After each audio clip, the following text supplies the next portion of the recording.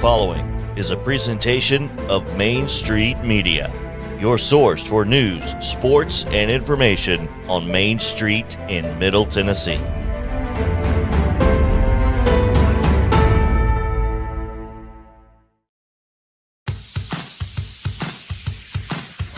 Broadcasting from the Main Street Media television studios in Nashville, Tennessee, it's time for Friday Night Live, the best high school football coverage in Middle Tennessee, featuring Tennessee Radio Hall of Famer George Plaster, Zach Womble, and Billy Derrick, and also reporters from Main Street Media. Friday Night Live is presented by the Tennessee Highway Safety Office. Fans, don't let fans drive drunk.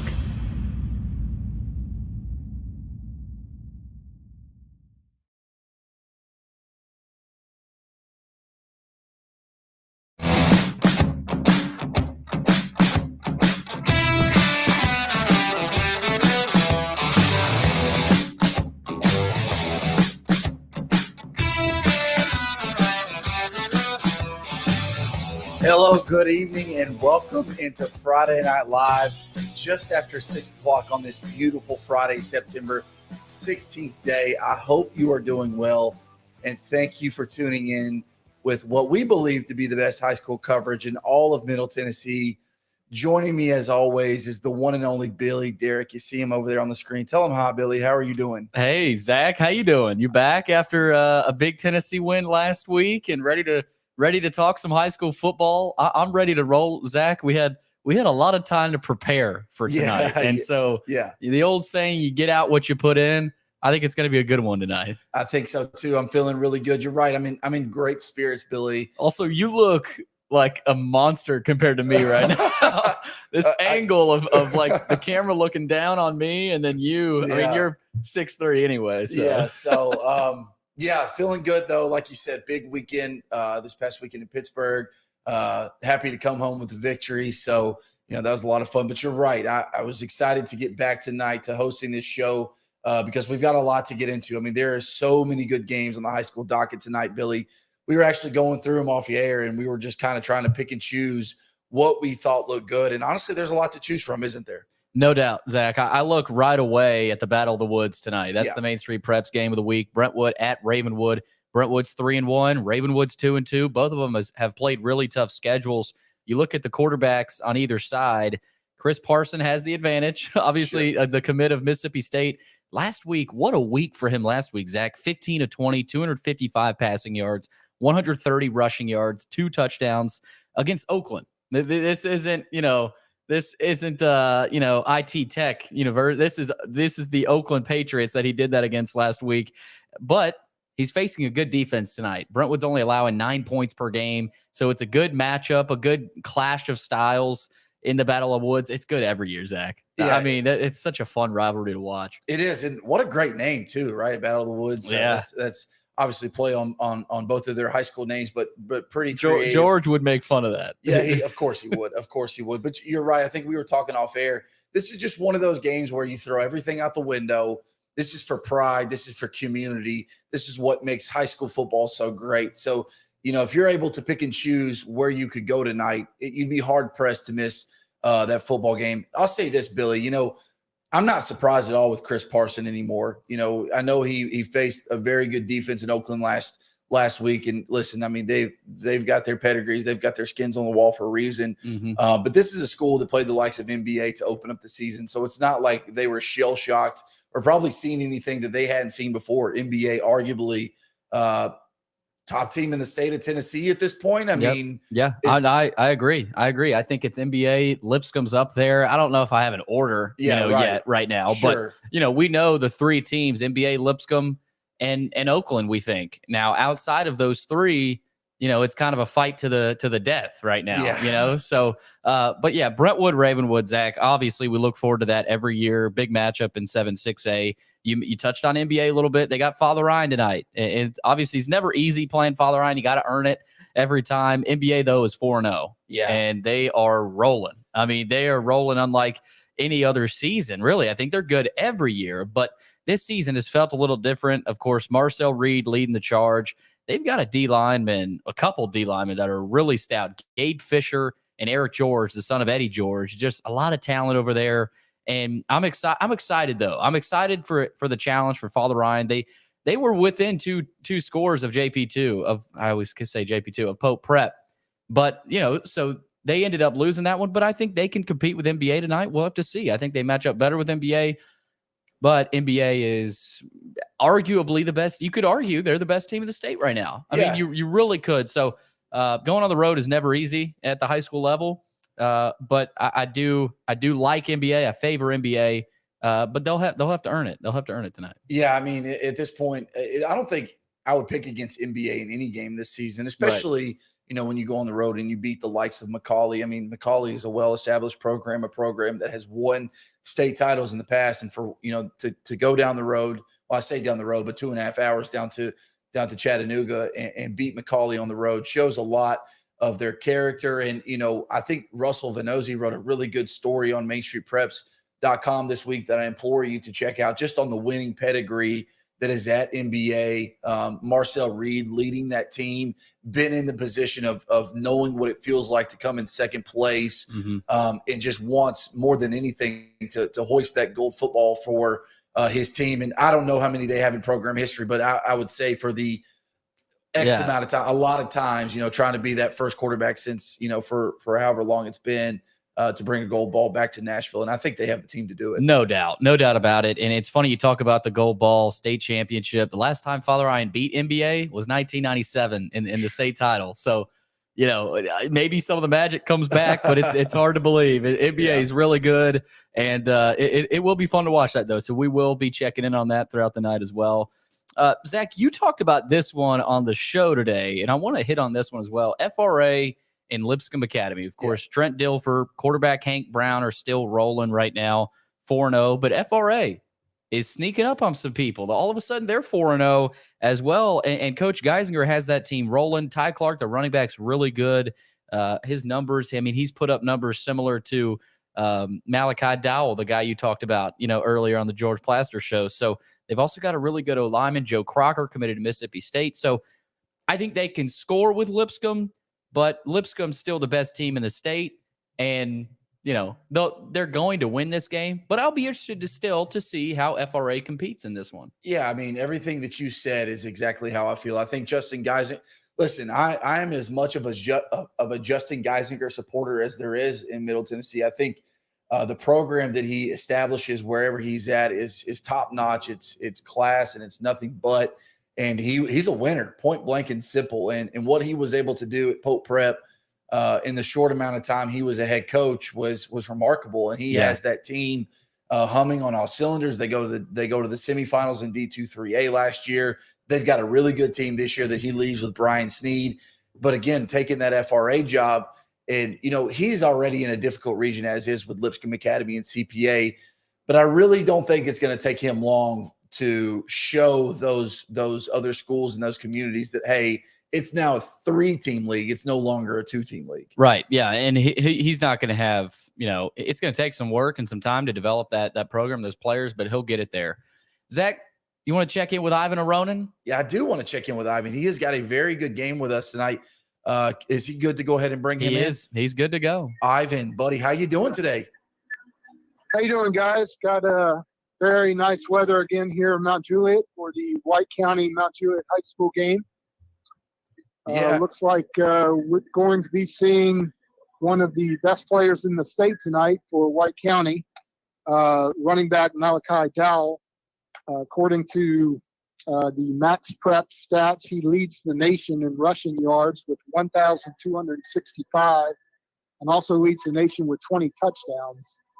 For those of you who don't do the math real quick, that's 316 yards per game in their 4 games this year. Ivan, we appreciate you doing the math for us, because I'll be honest with you, I'm not a math guy. That's not where I excelled, Ivan. That's why I'm where I'm at now, and I'm not a engineer or what have you. But you're right. You hit on Malachi Dowell. We talked about him earlier today on the George Plaster show.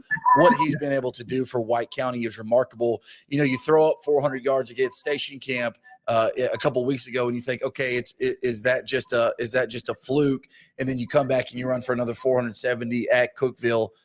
Just pregame, what does he look like? Is he a big back? Is he someone that we could see at the FCS level or maybe the FBS level? I think the only thing I was watching some huddle video of him earlier today, and on the film he doesn't look like a real big guy. He goes about 5'10", 180. But what I did notice, and I watched about 6-8 minutes of video, and of course that's highlights. That wasn't actual game film, but he never seemed to lose yardage or have no gain. Every time he touched the ball, it was 4 yards, 5 yards, 8 yards, and then he'd break one for 40, 50 yards. Even when he got hit in the backfield, he never seemed to be tackled for a loss of any point. Yeah, he looks to be a special player, Ivan. This is a Mount Juliet team that is 2-1 and, maybe still trying to search for its identity a little bit as a team. What have you noticed about this Mount Juliet team coming off their bye week, getting ready to try to slow down what has proven to be the country's best tailback? Yeah, Mount Juliet had a very unusual bye week. In the second game of the season, they lost their opener at Gallatin, then had a bye week, and then they've won the next 2 games in a row by shutout. So their defense is looking like it's got some momentum going on. They're a very quick defense. They also have some size that when they get to the ball carrier, they deliver some physical tackles as well.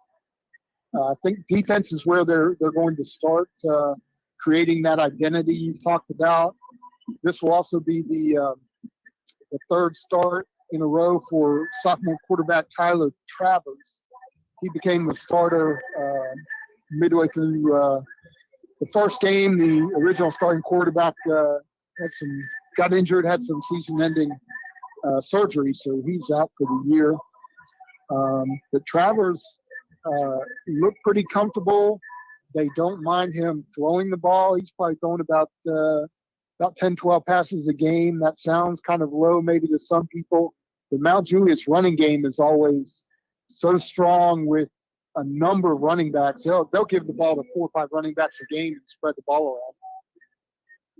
You mentioned Griffin Thornberry, the season starting quarterback for Mount Juliet going down. I wanted to ask about him, but you went ahead and brought that up. You mentioned the Travers kid. I believe he is a transfer from Pope John Paul II, now obviously at Mount Juliet, as you said. Ivan covering a very big Region 5, 5A game between White County and Mount Juliet. With that, we're going to let you go, Ivan, but make sure to check back with us later on this evening, okay? Yeah, we'll talk to y'all after the game. Have a good night. Thanks, Ivan. You as well. Yeah, that's a big game in Region 5, 5A. I mean, White County 4-0 at this point in the season. They were able to take care of Station Camp on the road. They get Cookeville as well, which was a non-region game. Got a chance to take a big leap in the region tonight. And when you've got one of the best backs in not only the state of Tennessee, but the country, it makes you firmly believe that you've got a real shot at this thing. Well, it's crazy. I didn't hear much about this guy until last week. Yeah. I mean, I don't know about you. I'm sure you did more well-versed in the state of high school in the state of Tennessee high school football, but it's a good matchup. Yeah. White County, solid team, got a decent running back from what we've heard. Yes. And Mount Juliet, I mean, they're Mount Juliet, you know, and they've got a good linebacker, Ethan Crisp. He's going to Vandy. Yep. Athletic kid. So another fun matchup. I talked about FRA, Ty Clark, and Joe Crocker, that power run scheme against some athletes on Lipscomb's defense. That'll be fun to watch. But also this one, White County, that Dowell kid, pretty solid against a good Mount Juliet defense led by Ethan Crisp. So there's some interesting games within the games this week. Yeah, I mean, if it's hard to fathom or hard to imagine Malachi Dowell continuing this record-setting performance. I mean, if he comes out and rushes for another 400 yards tonight and gets over 1,600 through 5 games, right? I mean, we're looking at some serious record-breaking potential at this point, not only in the state of Tennessee, but in the entire country. I don't know what the record is in the entire United States, but surely if this guy, is able to repeat what he's been able to do so far this season, you think he's going to make a real run at it. But Very interested to see. I first knew of Malachi Dow when he ran for over 400 on Station Camp, and it caught my eye because I thought, wait a minute, Station Camp has a pretty good defense. They have a pretty good front seven, and who is this kid running for 400 yards? And then he does it again the next week, and you're thinking, oh, okay, must be the real deal. You start to look, and as you said, over 1,200 yards through 4 games is crazy, is wild to think about. So, Mount Juliet is going to get put to the test tonight at home, but you know what? This is a team that could do it. You would think that Trey Perry's team could come out and get a region win, but you just never know. It looks like White County may be the team to beat this year in that classification. Yeah, we'll know who's for real tonight in that game. Zach, we've got more calls to take, but you want to go to a break real quick here? Yeah, it's hard to believe we're already 17 minutes past the hour here on Friday Night Live, this Friday, September 16th edition. We are sponsored by the Tennessee Highway Safety Office, where fans don't let fans drive drunk. Also want to give a shout out to Donnelly Timmons Custom Builder. You can check him out on DonnellyTimmons.com. After the break, we're going to get into more calls and into high school football kickoff that starts at 7 o'clock. Be sure to stay through Friday Night Live.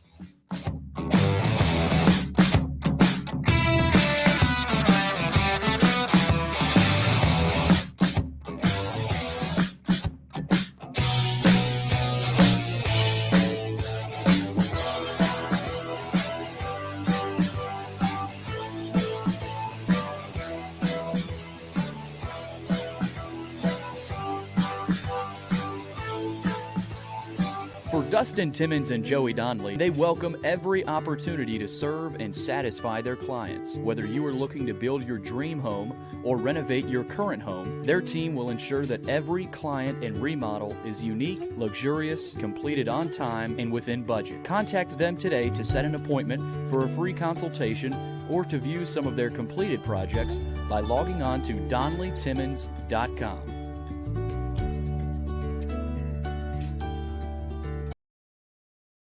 Jody Jones Dentistry can handle all your dental needs, from the basics to cosmetic procedures.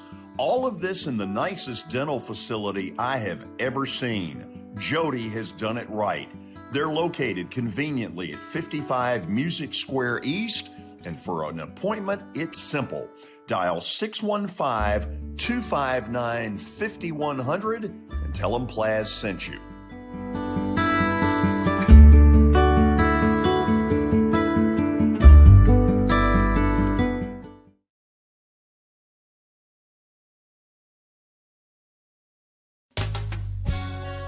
I'm Bart Durham. I was sworn in as a lawyer in 1963, and I've been working as a lawyer since then. We're a firm that does exclusively personal injury, a lot of tractor-trailer crashes. Insurance companies will open up their checkbooks when you force them to. We have systems that work. We get the most money for our clients in the shortest amount of time. I'm Blair Durham. My dad and I want to help. Give us a call at 615-242-9000. Hi, this is Melissa Hoisington, Regional Crisis Director from Volunteer Behavioral Health. Disasters can affect everything in your life, including your emotional health. Help is available during these uncertain times. The Tennessee Recovery Project is a free, supportive resource for adults and children who have experienced the effects of natural or human-caused disasters. Specialists are available for counseling by phone or in person. For free, confidential service, please call 833-954-2424. The hotline is open 7 days a week, 7 a.m. to 9 p.m. Move forward with the help from the Tennessee Recovery Project. It was just a few drinks. I'm good. I thought it was good. After every game, we always have a few. It's no big deal. It was no big deal. Hey, I can hold my liquor. I thought I could hold my liquor.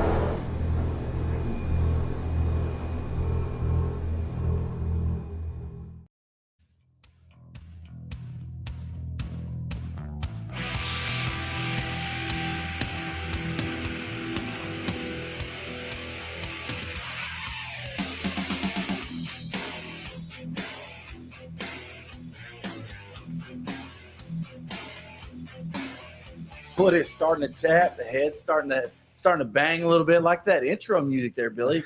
Welcome back to Friday Night Live. I am Zach Womble, of course, joining me, as always, Billy Derrick on Friday, September 16th, just after 6:20 here this evening. And as I told you before we went to the break, we were going to talk a little Blackman and Stewart's Creek, and we're going to do that now with our good buddy Jeff in the Borough. Jeff, how you doing, man? I'm doing all right. How you doing? I'm doing good, buddy. Listen, man, you've got what could be a really good football schedule or football game on the docket tonight. I know Stewart's Creek is just 1-3, Blackman 3-1, but tell us about this game that we've got in your backyard. Well, Blackman is, like I said, 3-1. They beat Summit. Hey, guys, the defense is there 11. This is bad. They beat Summit. You can't name nobody. They beat Summit. They beat Blackman. They beat Brentwood. They lost to Brentwood. But this is their last road game of the season. The next 5 weeks they'll be at home. They played 9 games on turf this year. The only game they played on grass was last week when they played Riverdale. So that they only had one out of county trip going to Brentwood the first week. They had 7 home games this year, which that's what Coach Tiger had been waiting for this year. They've got 25 seniors. Stewart's Creek has 23. So the same main players for Stewart's Creek. Number 7 is the quarterback, Gage Huber. He's a baseball player also. He's a senior. Javarian Ote is a running back. He's a junior, really good. Had about 260 against Franklin a couple weeks ago, last week. And then Blackman's got a kid, number 12, 14, Ben Marshall's committed to California. He's going after Pac-12, said he wanted something different. Justin Brown's a Mississippi State commit, which he's, along with Parson from Ravenwood, will be going to start one next year. So it should be a pretty good ball game. Blackman plays fast. They want to throw it around. They've got Peyton Thomas and the other quarterback, and not even think of him right now. They've got two quarterback system. If they play both, Jack Richards, the other one, they play both of them. Anthony Collier, receiver, Elijah Pitts, they're going to throw it around a lot. They're not going to run it a lot. But if they can stop the run, they got a chance to win. They rolled up 700 yards of offense last week against Riverdale in a 34-27 win. So. Yeah, they look good. Listen, talking about Blackman, they have won 3 in a row since their opening week loss against Brentwood, Jeff, and they've scored 42, 34, and 54 in those respective games. Have you talked to Coach Tigert, and what has he told you, like, what's been different for their offense in the last 3 games?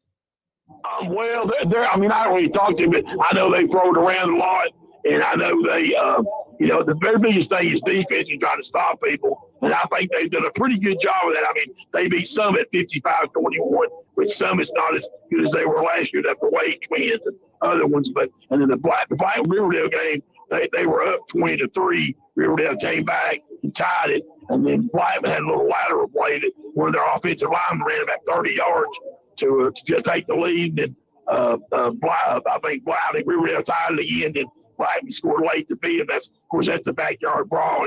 They hadn't won in a while against Riverdale, so that was a big win for them. And their biggest thing they're pointing for is if they can get the playoffs and get a home game, they'll be in Inferno.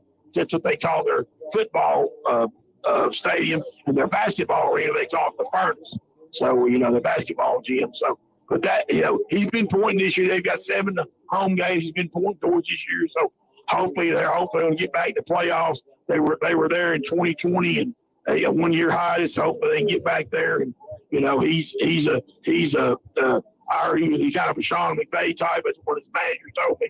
So he's a kind of a young guy, and he wants to play fast and speedy, and he recruits a lot of kids because of it. So Stewart's Creek's got a guy, Ben Cottle. He's more of a kind of a not laid back, but a more forceful guy. He's kind of an old school guy, I think. So it's going to be interesting to see what can happen with Otay running the ball, and if they can stop the run, Blackman's got a really good chance of winning.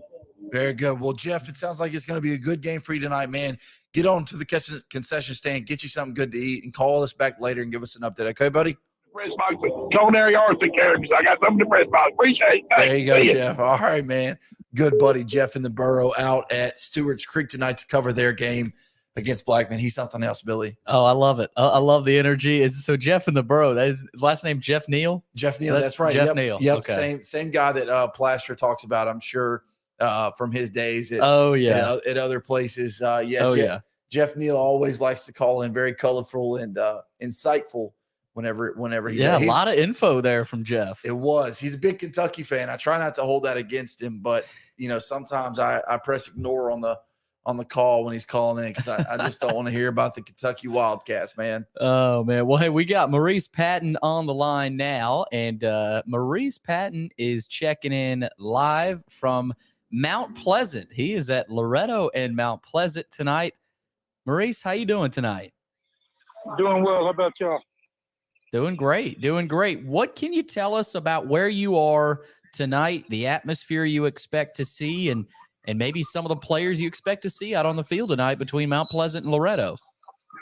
Well, it's it's a big Region 5 2A game, and so I'm expecting the atmosphere to be a pretty good one. It's Mount Pleasant's first region home game. So, and they're off to 3-0 start. They're ranked number 9 in the state in the Associated Press Class 2A statewide poll. So I'm expecting them to have a pretty good turnout. Loretto's 2-2. They've won their only region game to this point. So this is a big ball game. I mean, for region, for playoff possibilities and that kind of thing. And so I'm expecting both these fan bases to really come out and get behind these kids, and it should be a good matchup. Yeah, Mo, I'm looking at this Mount Pleasant team, and this is a team that has given up only 15 points through 3 games, including a shutout over Scotts Hill. They've got Loretto tonight. You mentioned the huge region game. I don't expect another shutout by this Mount Pleasant team, but it looks like defensively they may have found something. Do you expect this to be a game where maybe that side of the ball can dominate for Mount Pleasant and get them that critical region win?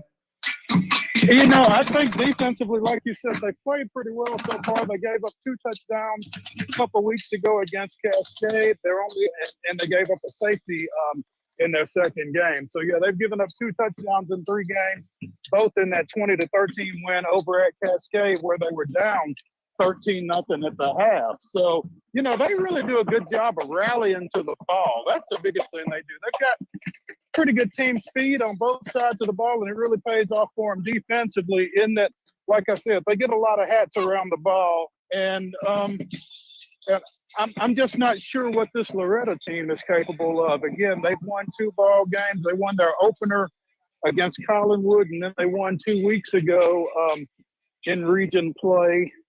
They beat a pretty good Forest team, a team that is traditionally your number 1 team in this region. So that was a little bit of an upset, I think, but maybe that just tells us how good Loretto is. Of course, they turned around last week and lost to a Wayne County team that a lot of folks kind of had some questions about. So they've been a little inconsistent, but I think defensively, Mount Pleasant, that's going to keep, like you said, their defense is going to keep them in this. And if they can hit on a couple of big plays like they've been able to do all year, I think the Tigers have a chance to get to 2-0 in region play. Oh, Mo, I have one more question for you just because I'm so curious. When you look at a school like Mount Pleasant, you think small town high school football, you think everything that you would anticipate and love about high school football. What's the scenery like there tonight with this big region game coming into town? Like I said, the fans are still kind of getting into the seats. We're about 30 minutes before game time here. They've got a pretty good row of folks behind I guess it's the south end zone. They've started doing some tailgating. This is something that they started up a couple of years ago. They did it last year for a few games. They switched end zones this time around. They've made some field improvements here, thrown down some concrete sidewalks and refenced some areas, but they have switched ends for the tailgating, and they've got a pretty good bunch. I'd say 8 to 10 tents maybe of folks tailgating out here, and that's it's right up against the field, so these folks will be able to pretty much stay in their tailgating areas and watch the game. Now, they'll be watching from the end zone, so I'm not sure exactly how much they're going to see. And apparently it's homecoming, which is news to me. But it should be, again, a pretty good atmosphere, small town football, like you said, and that's always fun. These folks really get behind it. I love that. Apparently it's homecoming. Apparently it's homecoming. Apparently, yeah. Who knew? Yeah. I don't think they drive convertibles out onto the field for every game, but I see them pulling up. So it kind of throws me off. I mean, it's week 5, man, and you don't think about that. Somebody had senior night last week, but yeah, it's homecoming, so go figure. Very good. Should be a good one. Very good. Well, Mo, get you something good to eat. I've got a good feeling that somewhere over there at the concession stand you could find something good to munch on. But we appreciate your time, Mo, and check back with us later on to give us an update. Okay. Sounds good, guys. Y'all have a good night. All right, thanks, Mo. That was our very own Hall of Famer, Mo Patton, who was at Mount Pleasant and Loretto. I've never been to a game at Mount Pleasant, but it sounds exactly like what I would love. Small town, everybody's coming in. You've got good food. You've got a good tailgate. Mm-hmm. I guarantee you someone's revving up those diesel trucks somewhere in that Mount Pleasant parking lot to get those boys fired up to go running out on that field. The best call, we had a call in from Blaine Keller, I think it was last week, and he was talking about how at Joe Burns, they got all the diesel trucks fired up. I don't know if you were I think you were here for that show. I'm very familiar with that process. I was in Robertson County before I had moved to Sumner County, and I got to know the people at Joe Burns very well in Cedar Hill, Tennessee. They make a great pork chop sandwich, and they make a great fried bologna sandwich. So if you're ever up at the Devil Den in Salina, Tennessee, or not Salina, excuse me, Cedar Hill, Tennessee, make sure you stop by. But yeah, I got to get up there for a game, man. They it's one of a kind. The lights, they need work. I'll be honest with you. You can barely see across the field. But yeah, the seniors, they get in the side parking lot where they run out of the north end zone, and they get their big diesels beside the entrance, and they just rev them, and they got smoke going everywhere, and it's just, I mean, that's what makes high school football special. It's one of the best entrances I've ever seen in my life, and it was a sight to see. That's pretty cool. That's pretty cool. Well, Zach, I know we've got the report from Tommy Bryan coming up. He's going to talk about is it Wilson County? Yeah. So he's going to give us the Wilson County update, but I've got a couple more games I want to hit on before we get to that, and we can go to another break. I was going to say, do you want to take a break first, then come back, hit on a couple games, then jump into Tommy's thing? Let's do it. That's what we like to call a tease here. That's how we tease it. That's how we tease it here in this new media industry. This is Friday Night Live. I, of course, am Zach Womble. He's Billy Derrick. We're going to be with you all the way until 11 p.m., bringing you what we believe to be the best high school football coverage in all of Middle Tennessee. So stay through the break, and we're going to get more into this Friday Night Live.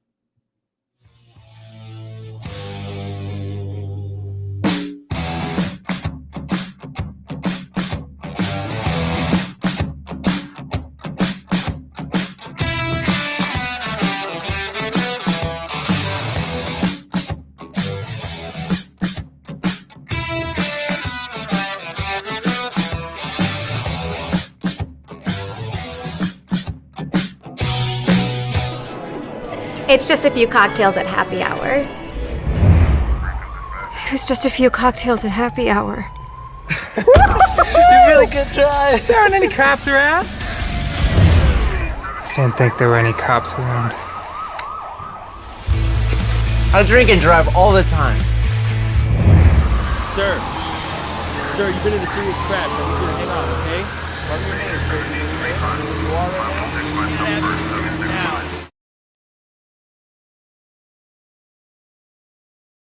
Hi, this is Melissa Hoisington, Regional Crisis Director from Volunteer Behavioral Health. Disasters can affect everything in your life, including your emotional health. Help is available during these uncertain times. The Tennessee Recovery Project is a free, supportive resource for adults and children who have experienced the effects of natural or human-caused disasters. Specialists are available for counseling by phone or in person. For free, confidential service, please call 833-954-2424. The hotline is open 7 days a week, 7 a.m. to 9 p.m. Move forward with the help from the Tennessee Recovery Project. This is attorney Bart Durham, and this is me. I'm Aaliyah. Keeping in good physical condition is really important to me. But when I had a wreck with a tractor-trailer truck that hurt my legs so bad I couldn't work for almost a year, I knew I needed a lawyer that understood tractor-trailer cases. So I called Bart. Bart gets millions of dollars for his clients every year. At Bart Durham Injury Law, we've handled hundreds of tractor-trailer cases. My dad and I want to help. Give us a call at 615-242-9000. For Dustin Timmons and Joey Donnelly, they welcome every opportunity to serve and satisfy their clients. Whether you are looking to build your dream home or renovate your current home, their team will ensure that every client and remodel is unique, luxurious, completed on time, and within budget. Contact them today to set an appointment for a free consultation or to view some of their completed projects by logging on to DonnellyTimmons.com.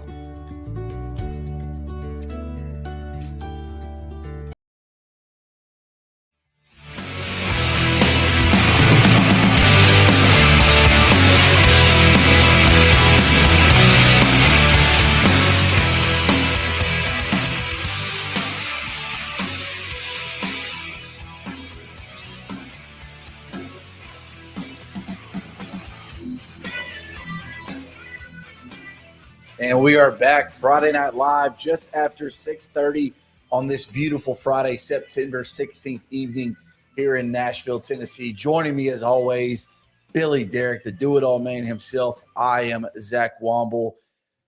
Man, it is already week 5 of the high school football season, Billy. We haven't even mentioned that throwaway. I mean, people have been talking about that all day as a talking point. We haven't even brought that up yet, but it's cliche to say, but it's hard to believe that we're going into the halfway point of the high school football regular season. It really is. It really is. Week 5, it always flies by. I don't know what it is about it. I mean, you know, you talk about hey, time flies when you're having fun, man. It's just so fun. I mean, high school football is so fun. You know, it starts earlier than college, so it kind of gets you in the football mode, in that mood before college and pro even starts. And so I think that's a lot of it, but also just bringing communities together. And so, yeah, a lot of it, you know, we get caught up in scores and reporters and all the numbers, but, you know, we do need to sometimes take some time to, you know, appreciate the sport of high school football and what it brings to all the people of the mid-state, because it's pretty damn cool. It's fun to cover. It's fun to watch. And I know we're not able to get out there, you know, and see these atmospheres, but it is cool getting to hear from people that are at so many different atmospheres and getting these scores in and you know, having some fun with it. So no doubt about it. Absolutely. It's the best. It's the best thing that high school sports, honestly, it might be the best thing we do as a sports society. I mean, I know that everybody's attention is on the NFL and the NBA and the college game, but this is where the true love, the true passion is, because not all of these kids, not every single kid is going to play at the next level. Not every single kid is thinking about that payday, how they're going to get mom or dad or whoever out of the struggle that they're going through. For the love of the game. It's for the love of the game. There's no ulterior motive. It's just pure Friday night fun, trying to show out in front of your girl who's in the stands or on the sidelines cheering you on. I mean, it's just everything that is so great, so pure about high school athletics, high school sport. Exactly. Great word, Billy. Great. It is. It's just pure. And we love it so much. But enough of that, Billy. You know, we kind of teased before the break that there were a lot of high school games to get into. We hit on a couple to start the show, but there is a lot more that we wanted to get into. We've actually got a list of about 7 to 10 games tonight. I know Billy wanted to go over a couple more. So, Billy, what do you have next on the docket? On the docket, Zach, Baylor and Pope Prep tonight. And both those teams are undefeated. Baylor 3-0. Pope Prep's already played 4 games. They're 4-0. Kenny Minchie's the best quarterback in the state. Looking forward to seeing, of course, how he keeps it rolling. Tough test, though, for Baylor going on the road. Of course, we know how good Pope is with Kenny and Colin Cook and Josh Maylander and those receivers. Coach, you know, of course, what is his name? I keep forgetting it at Pope. Brian Sneed. Brian Sneed, yeah. Replaced, of course, Geisinger. That's not easy either, you know, and so they've kind of put the pieces together and you know, they've still put together a really good team. So a tough test for Baylor. It'll be interesting to see which team rises above in that one. So I'm watching that one, Zach. Definitely Gallatin and Hendersonville. I know we touched on this a little bit earlier, but both of these teams, Zach, their season so far is not indicative of their records. Yep. Gallatin's 2-2. They've played a tough schedule, lost a tough one to Station Camp last week. Hendersonville's 1-2. They've had to play Oakland and Beach. Yeah. So good luck with that. I mean, anybody with that kind of schedule, I don't know if they're coming out of it. But Hendersonville, they're going to be ready to play tonight. Gallatin's going to be ready to play. Throw out the records. I mean, this dates back to what you said earlier in the Plaster Show, 1960s So, this is one of the best rivalries in all of the state of Tennessee. And if I'm not mistaken, I think Brian Stewart will be out there. So I think he'll be out there to cover that one with his Commandos hat on. So looking forward to that, Zach. And then we've also got Oakland and Siegel tonight. Siegel, all of a sudden, surprise team. They're coming off an upset over Lebanon last week. Yeah. Lebanon was a team that was in the Main Street Preps top 5. Yeah. So those are just a few more, Zach, and I know you've definitely got thoughts on those. Yeah, I mean, where do you start? I mean, so Pope Prep Baylor, might as well just go ahead and throw it out there. So word, and I haven't been able to confirm this, but word close to the program has told us that Kenny Minchie is out for the next 3 games with a shoulder injury. So first and foremost, thoughts and prayers to Kenny, his entire family. If that is true, I can't imagine why it wouldn't be true of what we were told. But if that is the case, missing this game obviously puts the Knights behind the 8 ball in a major way. It puts them behind the 8 ball moving forward. They've got at BGA the next week, and I know BGA is a step down in classification, but they're still going to be a formidable opponent for the Knights. And then you've got the game of the week with NBA the 3rd week. So, if Kenny can't play in any of those games, and again, at this point, it's pure speculation because I haven't spoken with Brian Sneed directly, the head coach at Pope Prep, just have inside sources to that program that have told me this. If he can't go, that's obviously a huge blow for that football program. And so you wonder the 3-week time frame, that is right when they are getting ready to host NBA. Could it be a situation where it could be a 1 to 2 week injury and they're just maybe playing it safe, playing it cautious? All I know is I really, really hope selfishly that we get to see Kenny Minchie and Marcel Reed for our own eyes. But more so than anything, Billy, we just hope that Kenny, if he is injured, is on a fast track to recovery. Yeah, no doubt. I mean, he is such a talent and, so fun to watch, and you just hate it for him. But it's also lucky for him that it's only 3 weeks, in quote, right. as opposed to it being, the rest of the season. That would be a massive blow. So definitely prayers up to him. And, we'll see how that team responds. We'll have to see. And, at some point tonight, we are going to check in. I do want to check in with them. I want to check into their WHIN stream and just kind of see how that game's going. See if, in fact, Kenny is not playing. Not that make sure it wasn't fake news. Yeah, not that my source would be wrong or would tell me misinformation, but you just never know unless you speak directly. But I do feel confident saying what I've been told just because I do know it's pretty concrete. But yeah, regardless, going to be a really good football game, especially if Kenny's able to play. But if not, probably looking at Baylor. And then again, you mentioned Gallatin and Hendersonville.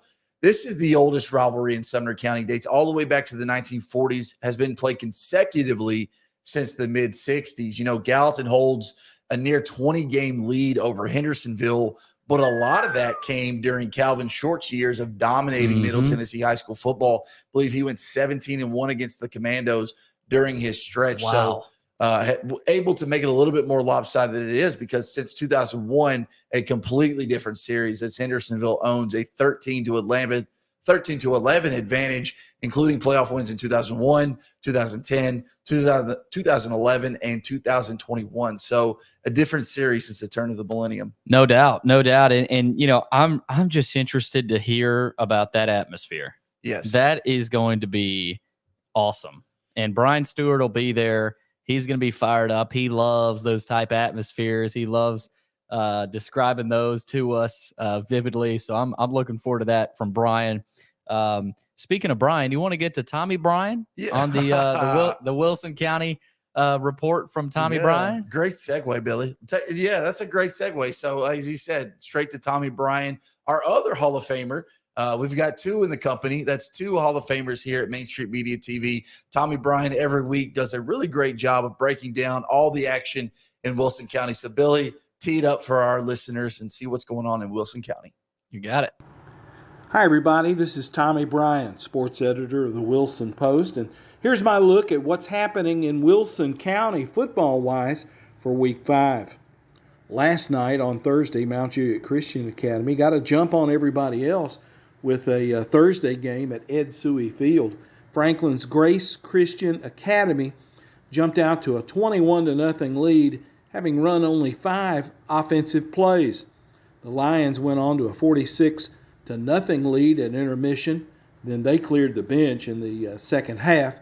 Mount Juliet Christian Academy managed a score in the fourth quarter for your final of 46-7, Grace Christian over Mount Juliet Christian Academy. Taking a look at Friday action, perhaps the headline game in my eyes is White County visits Mount Juliet for a Region 5 5A contest at Roger Perry Field. If you were a betting person, I'd say take the over, because White County has one of the top running backs in the nation, numbers-wise.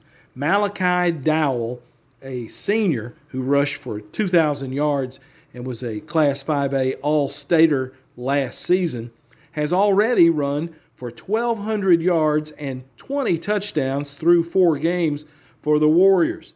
He's coming off an incredible 427-yard rushing effort and 7 touchdowns in last Friday's 59-54 victory at Cookeville as White County moved to 4-0 in the season.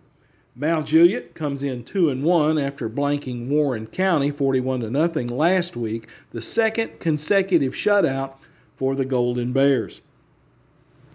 Elsewhere in Wilson County, Hillsboro plays at Green Hill High School, fresh from a 30-19 win at Columbia Central. Green Hill will celebrate homecoming tonight against Hillsboro. Winners of 3 straight games, the Hawks face a talented Hillsboro squad that dropped a tough 14-0 decision at East Nashville last week. In a game that's probably already underway as this recording airs, a perfect 4-0 start to the season, Friendship Christian plays in Seymour tonight at the Kings Academy. Friendship handled Grace Christian 28-7 a week ago as quarterback Garrett Weekly completed 14 of 19 passes for 256 yards and a couple of touchdown passes. The Kings Academy 1-3 on the season, losers of 2 in a row. Special night at Watertown tonight in Class AA football as Whites Creek visits Robinson Stadium to take on the Purple Tigers. Perhaps as a sidebar to this game, the Watertown baseball team will be recognized at halftime with the presentation of their state championship rings, as the Purple Tigers won the state championship this past spring in Murfreesboro. The game I'll be covering, Lebanon visits Coffee County, and after having tasted defeat for the first time this season, the Blue Devils travel to Manchester to take on Region 3 6A foe Coffee County. Pre-game radio coverage starts at 6:30 on WANT FM 98.9 with kickoff at the top of the hour. The 3-1 Blue Devils took one on the chin last Friday, dropping a 31-28 overtime decision to Siegel. Coffee County is 2-2, having lost 28-14 last week at Page High in Franklin. This game will be for the lead in Region 3 6A. And finally tonight, Wilson Central has traveled to Nashville, still on the hunt for their first win of the season as the Wildcats take on Hunters Lane. Wilson Central lost 35-10 to Springfield last week, and Hunters Lane dropped a 39-6 decision to Davidson Academy. Stay tuned to this show for updates throughout the evening on high school football in Week 5. I'm Tommy Bryan with the Wilson Post for Main Street Preps. I will talk to you later. Tommy, thank you, Tommy Bryan. Always the best getting us information out of Wilson County. Before the hour comes up, we are going to take our final break. We, of course, are presented by the Tennessee Highway Safety Office, where fans don't let fans drive drunk. We are also, our scoreboard sponsor, also Donnelly Timmons, CustomBuild.com. You can check out Donnelly Timmons for all your home building needs. After the break, we're going to bring in Chris Yao. He's going to talk about Summit and Centennial. And, of course, it's going to be get to the 7 o'clock kickoff. So stay tuned through the break. You don't want to miss Friday Night Live with Zach Womble and Billy Derrick.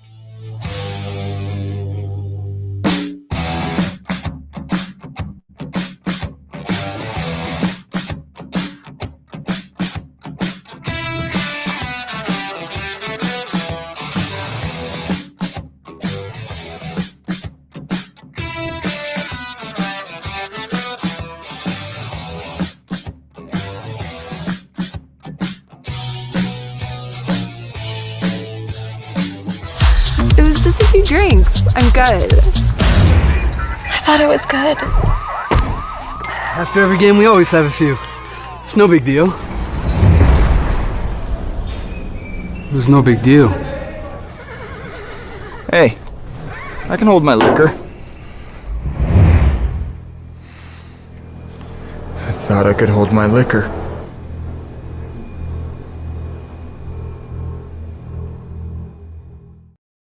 This is attorney Bart Durham, and this is me. I'm Aaliyah. Keeping in good physical condition is really important to me. But when I had a wreck with a tractor-trailer truck that hurt my legs so bad I couldn't work for almost a year, I knew I needed a lawyer that understood tractor-trailer cases. So I called Bart. Bart gets millions of dollars for his clients every year. At Bart Durham Injury Law, we've handled hundreds of tractor-trailer cases. My dad and I want to help. Give us a call at 615-242-9000. Jody Jones Dentistry can handle all your dental needs, from the basics to cosmetic procedures. All of this in the nicest dental facility I have ever seen. Jody has done it right. They're located conveniently at 55 Music Square East, and for an appointment, it's simple. Dial 615-259-5100 and tell them Plaz sent you.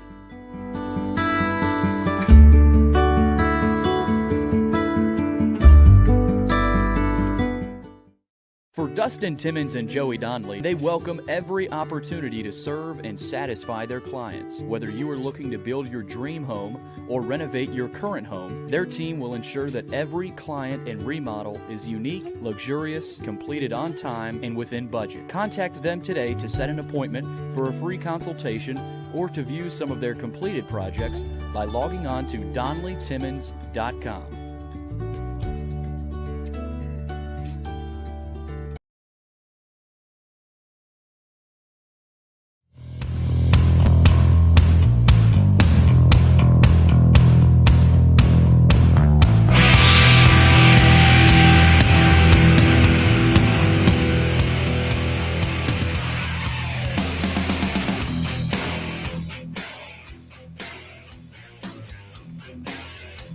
And we are back Friday Night Live, presented by the Tennessee Highway Safety Office, where fans don't let fans drive drunk. We also want to give a thanks to Donnelly Timmons, CustomBuild.com, for being our scoreboard sponsor. We could not do it without those great businesses, so we just want to say thank you to them. We told you before we would go to the break that we would have Chris Yao on to talk about Summit at Centennial. Centennial has been a nice surprise so far this season. They're 3-1. Summit having a little bit of trouble in the Region 7 6A area, but has a great chance to go on the road and get a big victory tonight. Chris, what can you tell me about this game tonight? Just, does Summit have any chance of staying in this game and getting a region victory tonight?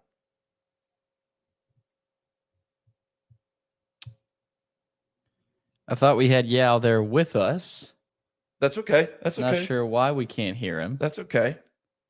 But that's what happens. Hey, it happens. No problem. What I was saying was, Centennial having a really good start through 4 games, 3-1 on the. Is that? Sounds like we got him back. Chris, can you hear me?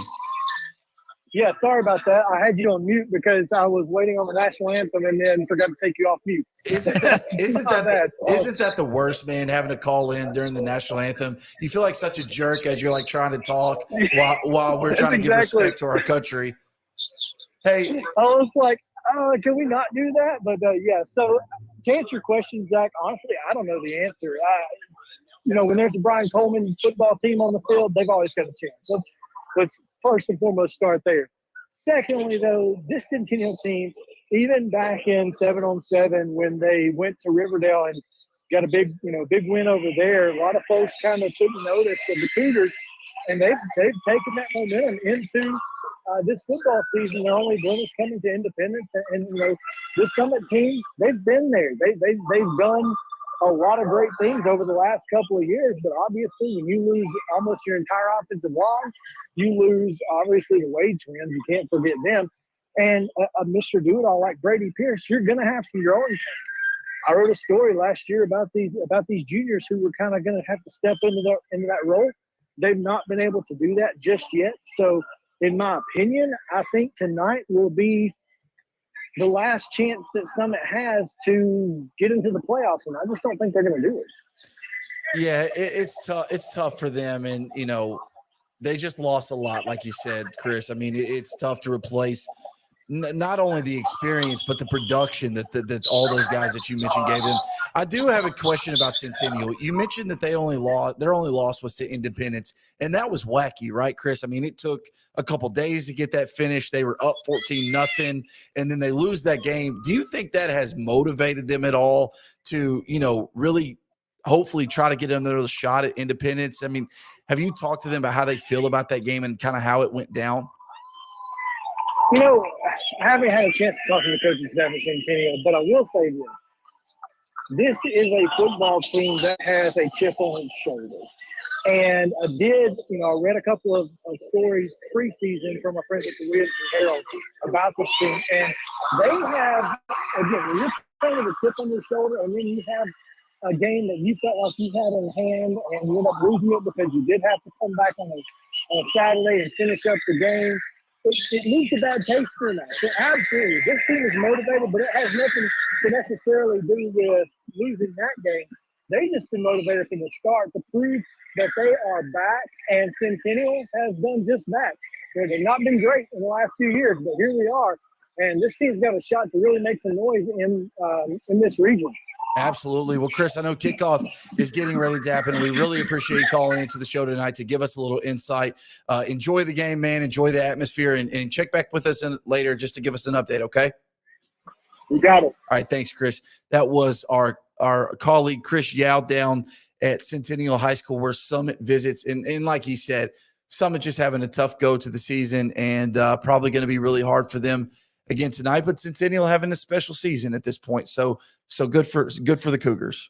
Yeah, no doubt about it. I mean, you look at the Cougars and what they've done this season. It's been up and down, at best. But that's a game I'm looking forward to watching. I totally forgot about that game tonight. Absolutely, yeah, and that is going to actually be one of several games that we're gonna tap into later tonight with our play-by-play calls, whether it be Summit Centennial, we've got Hendersonville Gallatin, we've got Lipscomb Academy Franklin Road, we've got Stewart's Creek Blackman, Columbia Academy at Donaldson Christian, Father Ryan NBA. So there are a lot of games that we are going to tap into over the next 4 hours as we stay with you until 11 o'clock. It's just now 7 o'clock on Friday, September 16th. This is Friday Night Live with Zach Womble and Billy Derrick. We are powered by the Tennessee Highway Safety Office, where fans don't let fans drive drunk. We also want to give a thank you to Donnelly Timmons, custom builder, DonnellyTimmons.com for anything and everything your home building needs. Be sure to check them out and tell them that you were sent by Friday Night Live, as well as George Plaster and Main Street Media TV. It's just now, like I said, 7 o'clock. So we're just now kicking off with I say every game, but teams in East Tennessee have already kicked off. Most of the games in Middle Tennessee are getting ready to kick off right now as we speak. And coming up in about 15 minutes, we're going to hear from our very own Blaine Keller as he's going to talk about Harpeth East Robertson. We've got updates on Gallatin, Hendersonville, Franklin Road Academy, Lipscomb Academy, and so much more. Billy, some fun show. You ready? I'm ready, man. Absolutely. Let's do it. So let's go ahead and take a quick break, though, as our hour starts. Okay? We're going to take a quick break, get that out of the way, because I'll be honest with you, I don't like taking breaks. I just don't, but we got to do them. They pay the bills here. I know the hour just started, but I promise you we're going to come right back really quickly. And when we do, we're going to get into everything that we've got and more on the docket. This is Friday Night Live with Zach Womble and Billy Derrick.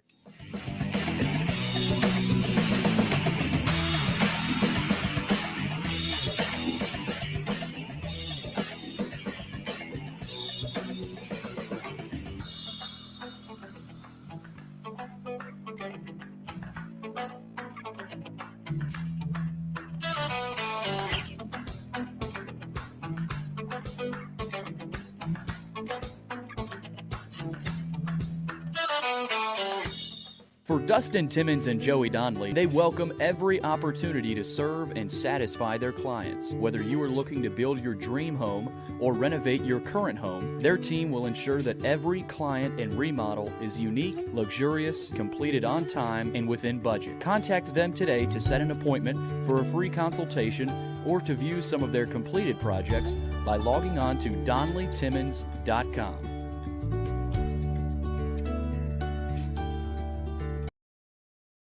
Hi, this is Melissa Hoisington, Regional Crisis Director from Volunteer Behavioral Health. Disasters can affect everything in your life, including your emotional health. Help is available during these uncertain times. The Tennessee Recovery Project is a free, supportive resource for adults and children who have experienced the effects of natural or human-caused disasters. Specialists are available for counseling by phone or in person. For free, confidential service, please call 833-954-2424. The hotline is open 7 days a week, 7 a.m. to 9 p.m. Move forward with the help from the Tennessee Recovery Project. I'm Bart Durham. I was sworn in as a lawyer in 1963, and I've been working as a lawyer since then. We're a firm that does exclusively personal injury, a lot of tractor-trailer crashes. Insurance companies will open up their checkbooks when you force them to. We have systems that work. We get the most money for our clients in the shortest amount of time. I'm Blair Durham. My dad and I want to help. Give us a call at 615-242-9000. It's just a few cocktails at happy hour. It's just a few cocktails at happy hour. You really good try. There aren't any cops around. I didn't think there were any cops around. I drink and drive all the time. Sir, you've been in a serious crash. I need you to hang on, okay? Cover your name, sir. You are right now? When you're thinking about golf, consider Riverside Golf Links. Under new ownership, the course has improved dramatically. It's now 27 holes, complemented by a 9-hole executive course. Book a tee time now at 615-847-5074 and get ready to enjoy the beauty of golf in the Old Hickory area at Riverside Golf Links.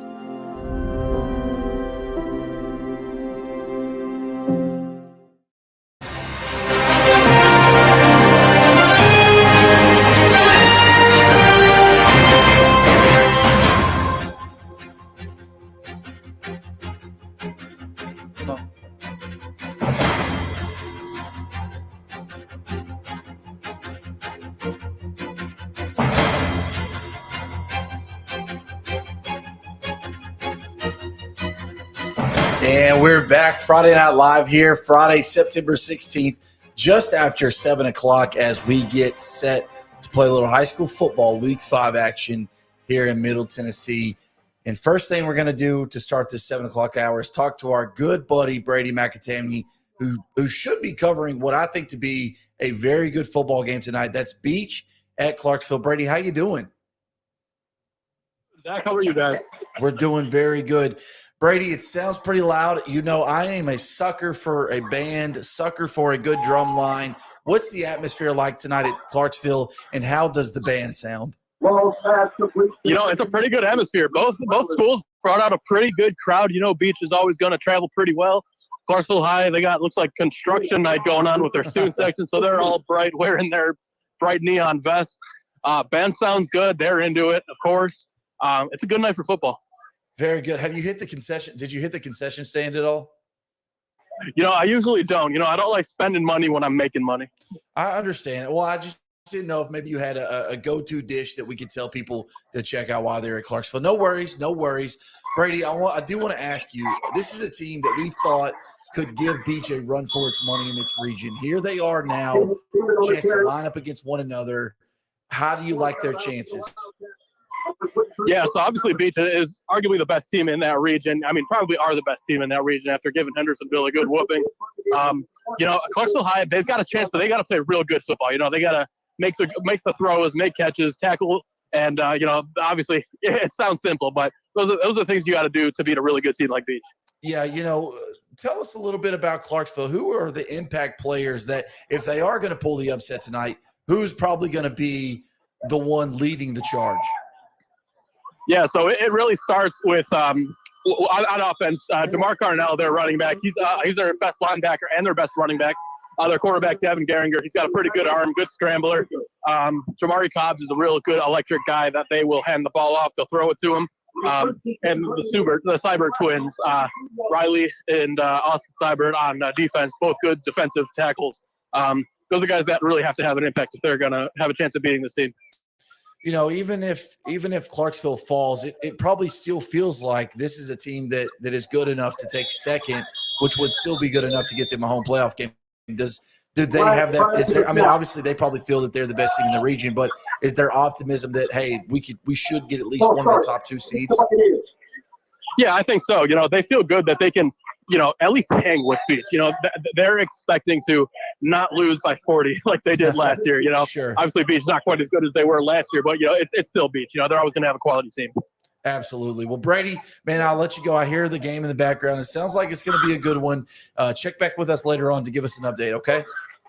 You bet. Thanks, Zach. All right, thanks. That was Brady McAtamney, who up in Clarksville to see their game against Beach. Huge region game going on in Region 5, 6A. Excuse me, I almost said 6, 5A, but Region 5, 6A. Huge game, huge implications. And, I expect one of those 2 teams to win the region this year.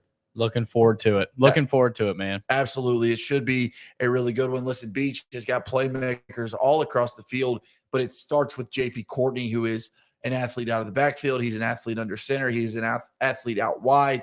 Defensively, he's a safety. He's a strong safety. He's your rover linebacker type. I mean, it really starts with him. Tyler Nix as well on the defensive end as well. So just a really good football team. I feel like Beach is starting to find their stride. I know they lost a tough game on the road in week 1 at Farragut, but if you win that, you're 4-0.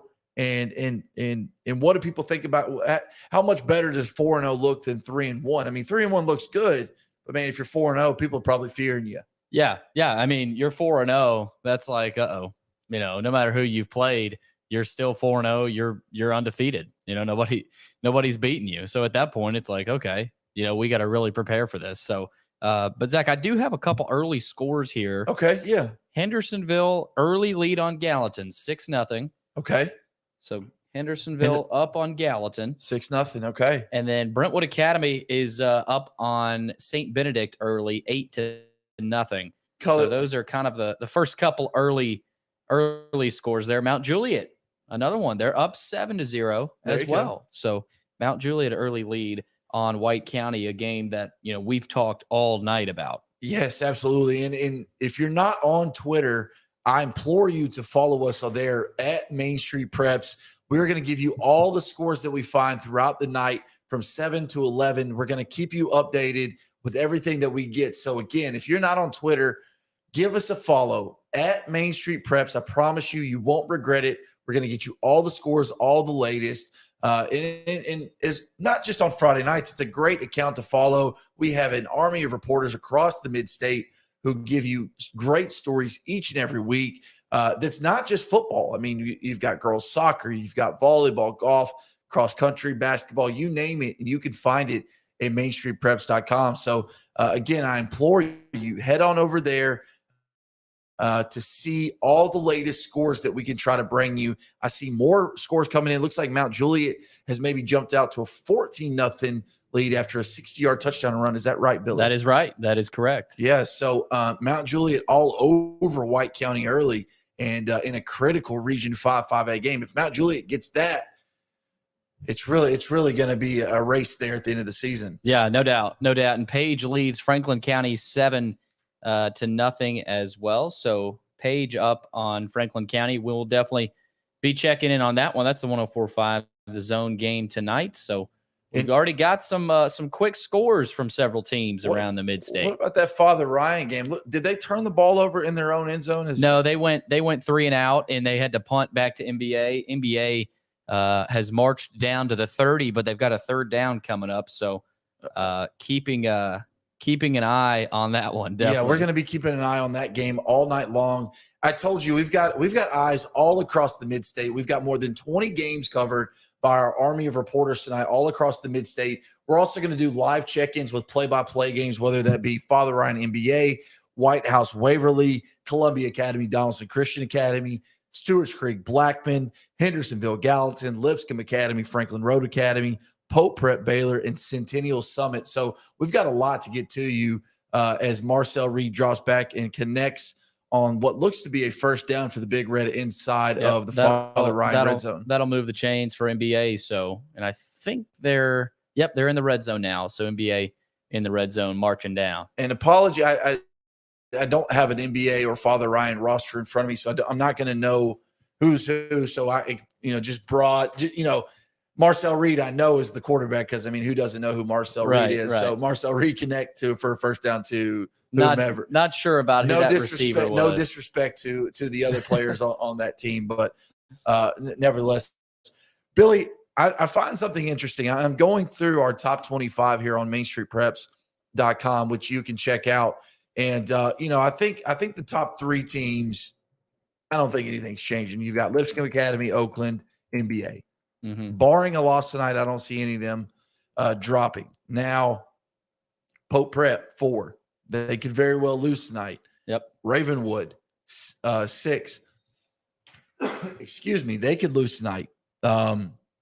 And so you wonder how much shakeup is going to happen in the top 10. If Beach is able to get a win on the road at Clarksville, will they jump into the top 10?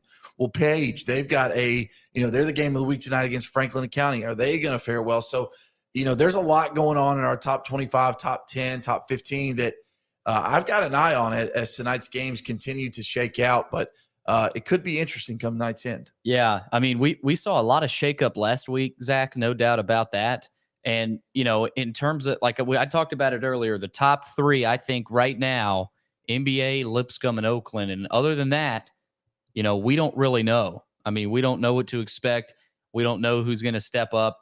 So it's definitely going to be interesting. But, Zach, we're checking it with another caller. Awesome. The Army continues. We are going to now check in with Blaine Keller from East Robertson High School. He is there at the Harpeth East Robertson game. Blaine, how you doing tonight? Billy, the weather couldn't be any better in Cross Plains right now. I need to knock on some wood to make sure I don't jinx it, but pretty interesting and exciting football game on tap in Region 4-2A here. Love it. Zach?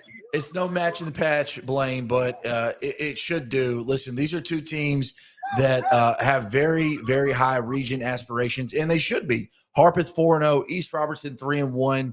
It feels like East Robertson's got a lot of athletes, and maybe they could run around this Harpeth team.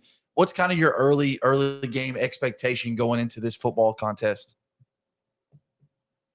How East Robertson has run its first couple of plays, you've got 8, 9, 10 here, and 8 of them have gone to East Robertson running back Zach Prince. So it seems like they're really trying to get their running backs on the outside and take advantage of the talent that they have. Now, normally, when you hear East Robertson and Harpeth, you kind of think that it's a game to skip. But as you mentioned, Zach, these are 2 teams that may be fighting for one of the playoff spots, maybe the top 2 spots in Region 4-2A so far. Absolutely. It's kind of, like you said, when you see this game in the past, you think, okay, let's skip it. But Harpeth, kind of a little bit of a surprise being 4-0. I think East Robertson has the tools to be 3-1. I guess I just don't know as much about Harpeth. But I guess for Chase Brooks in his first season, obviously you're 3-1. You want to be 4-1, 4-0. But how is he feeling? How does he feel the program is kind of coming along under him? Well, I talked with him at the preseason, and some people had the early ideas that maybe this team could compete in the region, and I brought that up to him, and he remained humble. Seems like a pretty humble guy who wasn't too focused on trying to, have his team set their sights on that. You've got a program that hasn't had a winning season since 2009, I believe. So you're really just trying to set that laying foundation. And if you get some wins along the way, and hey, if you surprise some people, go ahead and do it. It's very well documented that East Robertson produced one of the better football players, athletes in the country in Taylor Groves last year. Now at the Grove at Ole Miss University, who has East Robertson turned to this year to kind of try to pick up the slack in what he left behind? Well, his little brother Sean's not too bad either. Holds offers from Eastern Kentucky and Tennessee Tech. He actually just caught a 19-yard touchdown pass. Zach Prince, as I mentioned, he has an offer from Tennessee Tech. He's already scored a touchdown in this one. Colin Cook's a pretty experienced quarterback. And, they're really high on their offensive and defensive line, too. I know it's easy to look at the skill position players that this team has and kind of brag about that, but this team's line is experienced as well and has really made its mark on a couple of teams so far. Yeah, Blaine. So as you know, the battle of the trenches is going to determine a lot of games, but it sounds like they like where they're at right now. I know you got a lot going on right now. You just mentioned a touchdown, so I'm going to let you get to your game. Blaine, thanks so much for calling in, and check back with us later to give us an update, okay? Appreciate it, guys. Talk to you. All right, thank you. That was Blaine Keller, our Robertson County reporter over at East Robertson High School as they take on Harpeth in what is obviously a critical Region 4-2A contest. Yeah, sorry, I always have my mic muted. Zach, I love that game tonight. Harpeth and East Robertson. Harpeth is a team that's 4-0 this season. They've played really well. I mean that they have found some rhythm right now here in the last couple weeks. So I'll be really interested to see how that one shakes out tonight. Yeah, you and me both, and we kind of hit on it there a little bit. The other team in that Region 4-2A standings would be Westmoreland out of Sumner County. So those three teams and how they battle is going to be interesting to watch as Florida State catches a touchdown to try to tie this football game between Louisville up at 14 here. I believe in the second quarter. All right, now 15 seconds left to go in the first quarter. Looks like the over is gonna. Was George lock of the day the over of this football game? No, he didn't touch. He didn't touch this game. He knows better. Well, he should have because it looks like the over is well in hand. But regardless, back to what we were talking about, high school football. You're right. Harpeth and East Robertson. Blaine said it so well. Usually, when you see this game, you don't even think twice about it. You move forward, you move past it, but. These are two teams, two programs that are having really good years. And Chase Brooks, first year at East Robertson, Portland guy, spent a lot of time at Beach High School under Anthony Crabtree learning and has now obviously created a nice program up in Cross Plains. No doubt. And, I've been around that Harpeth program before. Dad was an assistant there. And, so they obviously don't have much to say about them this year, but that's a game I'll definitely be keeping an eye on. East Robertson leads 14-0. But Zach, you got some other scores. Brentwood early lead on Ravenwood 3-0. Mount Juliet leads White County right now 14-0. Gallatin and Hendersonville tied at 6 right now. Brentwood Academy leads St. Benedict 8-0. CPA leads Good Pastures 7-0. Hillsboro up early on Green Hill 7-0. Page up early on Franklin County 7-0, and Rockvale leads Riverdale 3-0. So early scores, not a little bit of a scoreboard update there, but yeah. Donley Timmons Custom Builders always bringing you the scoreboard update. DonleyTimmons.com. That's the website. Absolutely, and yeah, some scores rolling in. I saw that the Gallatin was able to tie the Hendersonville game.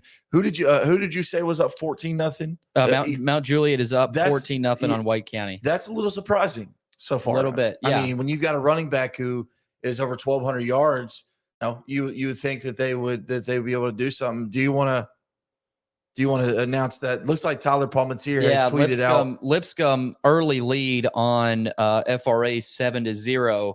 Looks like what is his name? His name is Junior Sherrill. Yep. Looks like he's got a touchdown reception from Hank Brown. So Lipscomb with an early 7-0 lead, and Brentwood Academy extends their lead to 16-0 as well. So just a few updates out there right now, Zach. It's been quickly here. You've already got some 2 touchdown ball games, 21-point touchdown ball games. NBA jumped up on Father Ryan 7-0. So definitely keeping track of that one as well. Looks like Pope Prep trails Baylor 7-0. You went to a different screen, so I missed what it was, but I did see that they were trailing. Looked like Jaheim Merriweather got Gallatin's touchdown for the Green Wave to tie that game. So again, like you said, some scores starting to roll in. Make sure you're staying with us through the next 4.5 hours as we bring you all the latest through Middle Tennessee high school football.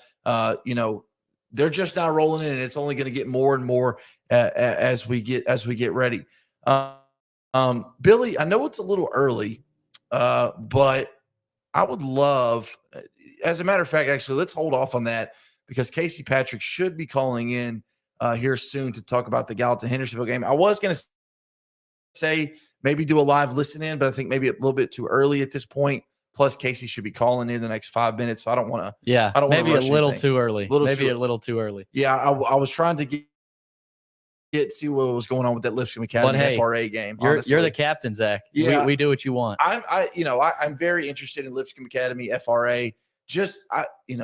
Really, you can listen to the game and hear what you want, but I would love to see the game and just kind of see how it was being played out and see just how quickly, because I think I really do. I think what Geisinger is going to be able to do in Nashville is going to be remarkable. No doubt. And I'm interested to see what the talent gap looks like right now, between Lipscomb and FRA, because Lipscomb, we've seen them go down to Alabama and beat one of the better teams in the state of Alabama. We've seen them dominate so far. Where does FRA stand? And, that's what I'm looking forward to in that one. So, like you said, Zach, we got scores rolling through and, definitely looking forward to seeing what goes on in that one. FRA and Lipscomb Academy. Lipscomb Academy already up 7-0. Yeah, I don't want to beat a dead horse here, but I'm just excited to see how FRA competes and just what they can do, because I think they're in good shape. But excited to see kind of Gallatin Hendersonville. I think always is going to be a game that I fall back on as one that I look forward to, Billy. I mean, this is a series. I said it before. I'll say it again. It dates all the way back to the 1940s. It's been played consecutively since the mid 60s. This is the 67th meeting tonight between the two schools. Gallatin, of course, holds a huge 20-game lead over Hendersonville in the standings. But again, much of that was because of the dominance that was Calvin Short at Gallatin High School and the entire Middle Tennessee area, not just Hendersonville High School.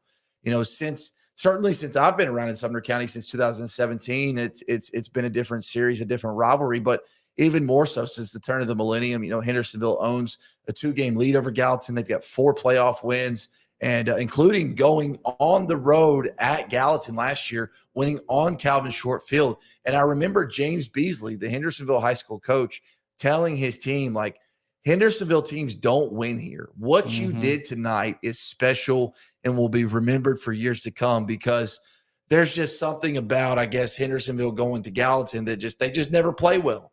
They never play well. And for them, to go on the road last year, beat them the way that they did, 41-7, I believe, at their place, dominate Gallatin, and then obviously again get the win at home in the playoffs. It's been a different series, but one that I think Gallatin can kind of win tonight, reclaim. I've said all week long, I think Gallatin is going to win this game, and people have looked at me like I was crazy because Gallatin lost to Station Camp last week. Yeah, Hendersonville's coming off a bye, this, that, and the other. I guess I still don't know about Gallatin. I don't know about Hendersonville, but I feel like this was a game that Gallatin could win. Yeah, I mean, I look at that rivalry, and I talked about it earlier, Zach. The schedules, I mean, both those teams' schedules are just impossible right now. Yep. I mean, Hendersonville's a little bit more challenging than Gallatin's. I mean, they had to play Beach in Oakland, but both of them, man, they've kind of ran through the gauntlet a little bit right now. Yeah, I mean, and listen, you're right. Both schedules are really tough at this point. It's hard. You look at Oakland and you look at Beach, you're like, dang, that's tough. But South Warren as well, out of Kentucky. This was a 15-1 team last year that won a state championship in Class 5A in Kentucky, and Hendersonville's beat them 2 years in a row. They beat them last year on the road. They bring back a very experienced team this year. What do? They beat them again, and that is a tough test as well. But just as tough, you've got Mount Juliet if you're Gallatin in week 1, and then you've got Blackman. And then West Creek is a much improved team. Station Camp, a much improved team. But you're right. If you're looking at one schedule being tougher than the other, it's hard to ignore that Hendersonville schedule. Yeah, no doubt about it. Ainsworth leads MUS early 7-0. Sycamore is up early on White House Heritage 3-0 as well. And Casey Patrick will have a report from that game here in just a second. But yeah, Zach, we've got, I think, a big thing tonight, another big game rather tonight, CPA and Good Pasture, just to see if Good Pasture could compete with CPA in that one. So far, they have not. CPA is up on Good Pasture early 14-0. Yeah, no disrespect to but CPA is one of those teams that, you really expect to make a run at it come the end of the year. And so, to see them kind of handle business is not really all that surprising. Green Hill does trail Hillsboro in their critical region 5-5A contest 7-0 at the moment as more scores roll in. Beach leads Clarksville 10-0 at the end of the first quarter. I believe we said Friendship Christian leads at Kings Academy 21-0. Did you mention that as well? I did not.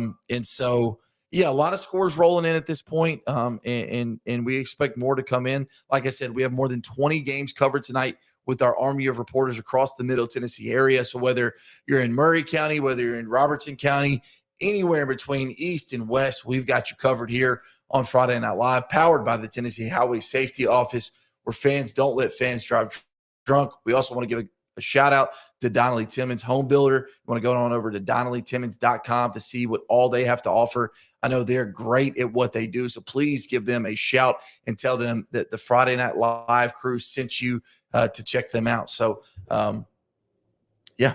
You want to go to the break before we get to Casey about in a few minutes? We do, yes.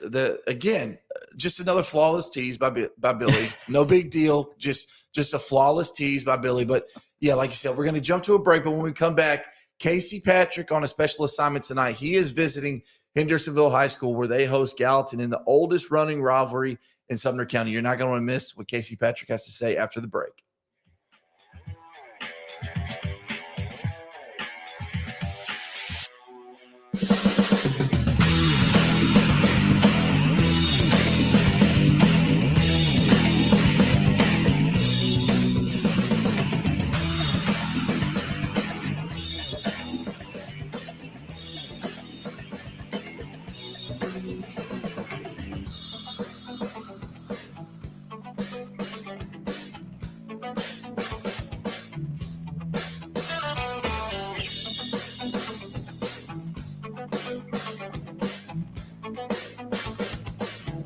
For Dustin Timmons and Joey Donnelly, they welcome every opportunity to serve and satisfy their clients. Whether you are looking to build your dream home or renovate your current home, their team will ensure that every client and remodel is unique, luxurious, completed on time, and within budget. Contact them today to set an appointment for a free consultation or to view some of their completed projects by logging on to DonnellyTimmons.com.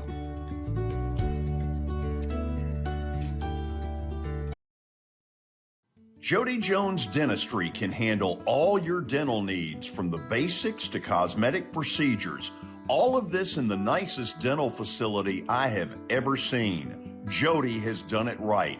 They're located conveniently at 55 Music Square East, and for an appointment, it's simple. Dial 615-259-5100 and tell them Plaz sent you.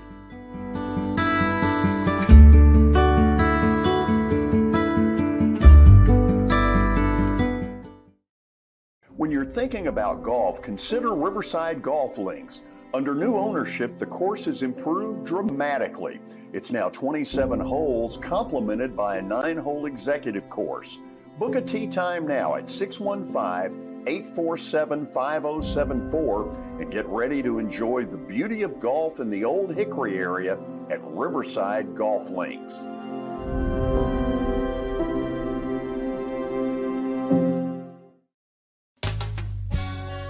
I'm Bart Durham.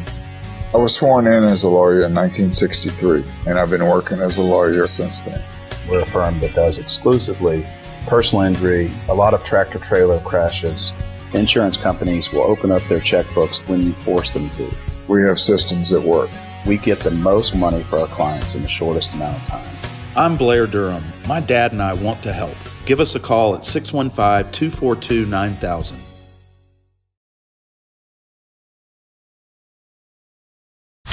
It was just a few drinks. I'm good. I thought it was good. After every game, we always have a few. It's no big deal. It was no big deal. Hey, I can hold my liquor. I thought I could hold my liquor.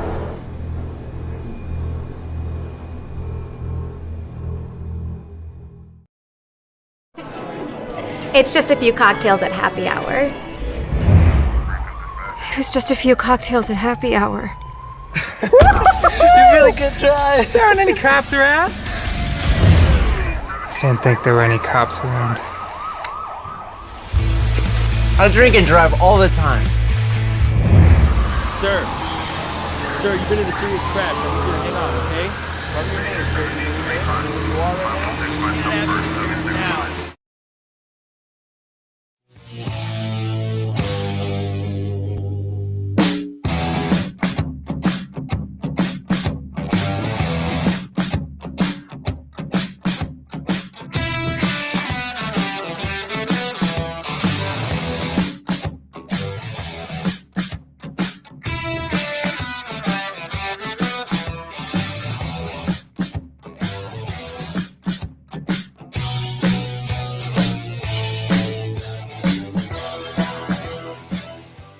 Foot is tapping, head is bobbing. Welcome back. Friday Night Live on September 16th, just after 7:30 here in the mid-state, as we try to bring you the most comprehensive high school coverage in all of Middle Tennessee. We told you guys before the break we were going to talk to our good buddy Casey Patrick, who was in Hendersonville, in my neck of the woods, to cover Sumner County's oldest rivalry between the Commandos and the Green Wave. Casey, how you doing tonight? What can you tell us? I'm doing all right, Zach. What I can tell you is it's loud and it's packed out here. I've got about the only open seats I see around me are about two that are in front of me, but everybody else, even the away, the Gallatin folks, they got their stands are packed. We got a tie ball game, 6-6, and drop touchdown for Hendersonville. But the Commandos are trying to score. They're around the 15-yard line. You know, Casey is our Dixon and Cheatham County reporter. Has a chance to come out and see what I think to be one of the best high school games in all of Middle Tennessee. What's kind of your initial impressions of this rivalry, Casey? I mean, like you said, I'm from the Dixon and Cheatham area, and nothing against those schools, but this is the most people I've seen at a football game all year that I've been covering. So, the Creekwood Dixon game is at the first of the year. They've got quite a few people, but this is a really great environment. The only problem I have is I keep smelling nachos somewhere and it's making me hungry. But it's a really great environment. Two football teams that are playing really. I mean, I think Hendersonville's kind of dominating. They're a little bit better at the line of scrimmage right now, but Gallatin's really holding their own on defense, especially down here in the red zone. Absolutely. You know, Casey, you may not be aware of this, but number 7 for Gallatin, Jaheim Merriweather, has a laundry list of Power 5 offers, I believe, closing close to 30, including some SEC teams. What have you seen anything out of him tonight that has kind of impressed you? Well, he scored Gallatin's touchdown. I want to say he took a jet sweep about 17 or 18 yards. I think one of the Hendersonville players got a hand on him in the backfield, but it didn't matter. He broke that tackle pretty easily and just kind of just scooted into the end zone. You can tell there are a few athletes out here that they got it. They can ball and they can ball wherever they want, whether it's D1 or D2 or whatever. And he's definitely one of those guys out there right now. Well, Casey, I won't keep you too long, man. I know you're enjoying a good high school football game. Head on over to that concession stand. Get you something. You can't go wrong. Casey, check back with us later on and give us an update, okay? I will do. Hendersonville just kicked the field goal. They're up 9-6 with 5 minutes to go. There we go. Casey Patrick, you heard it here first. All right, have a good one, man. That was you too, brother.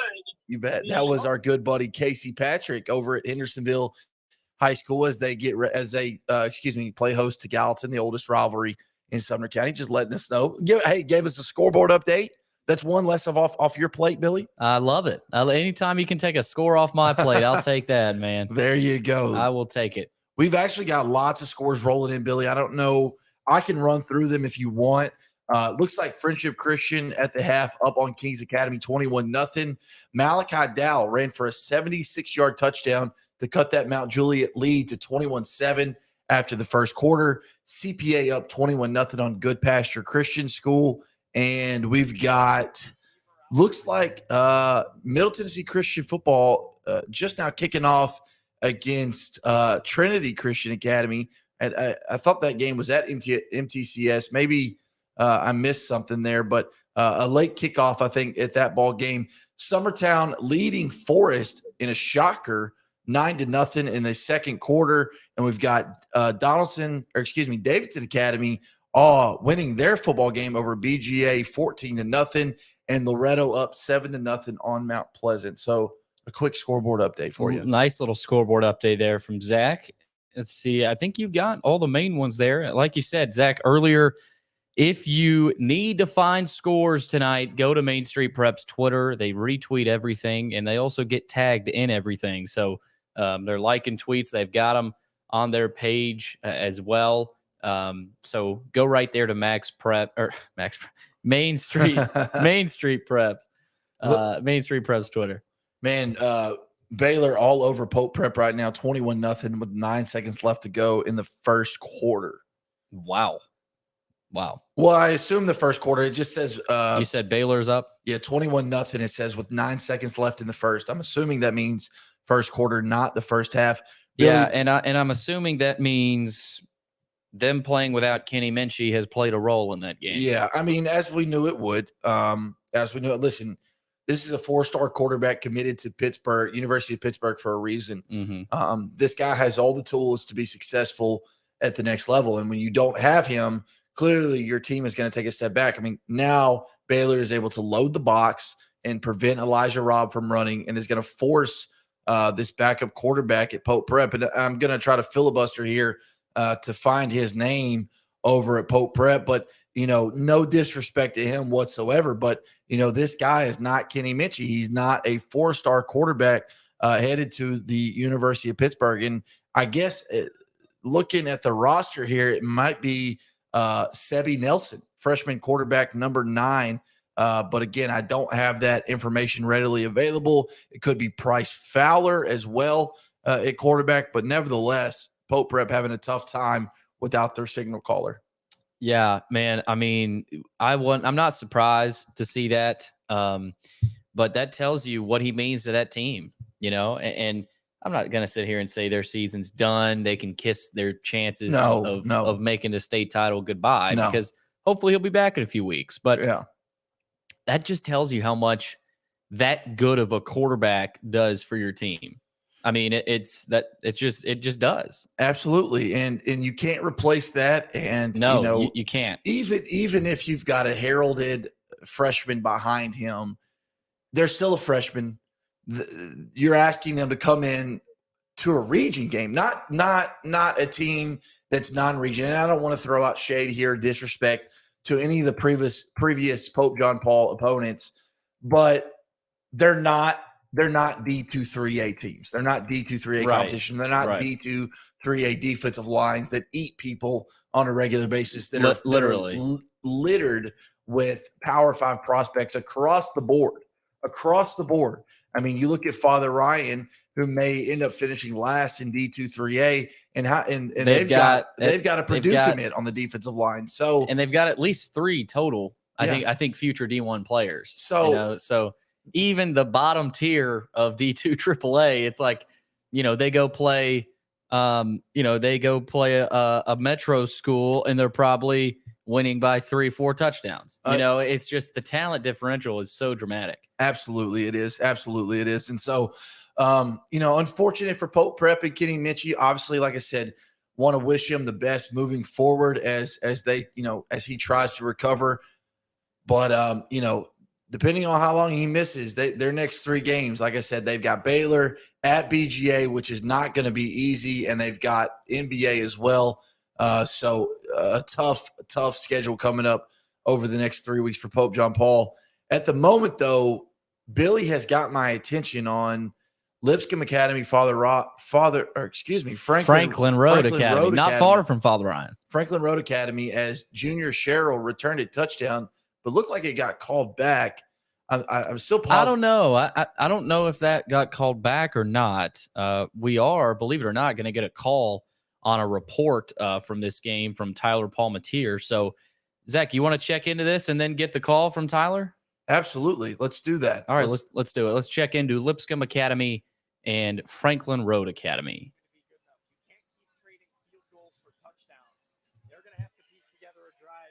one off and find some pay dirt here.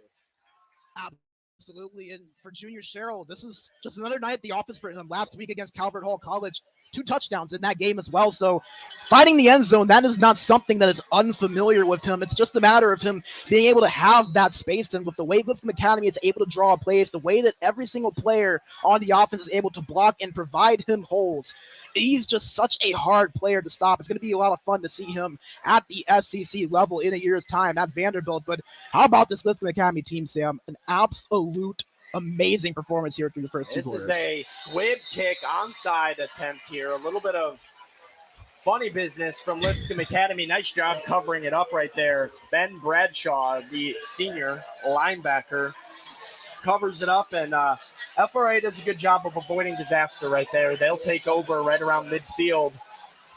53 yards is what it will take for them to find the end zone right here.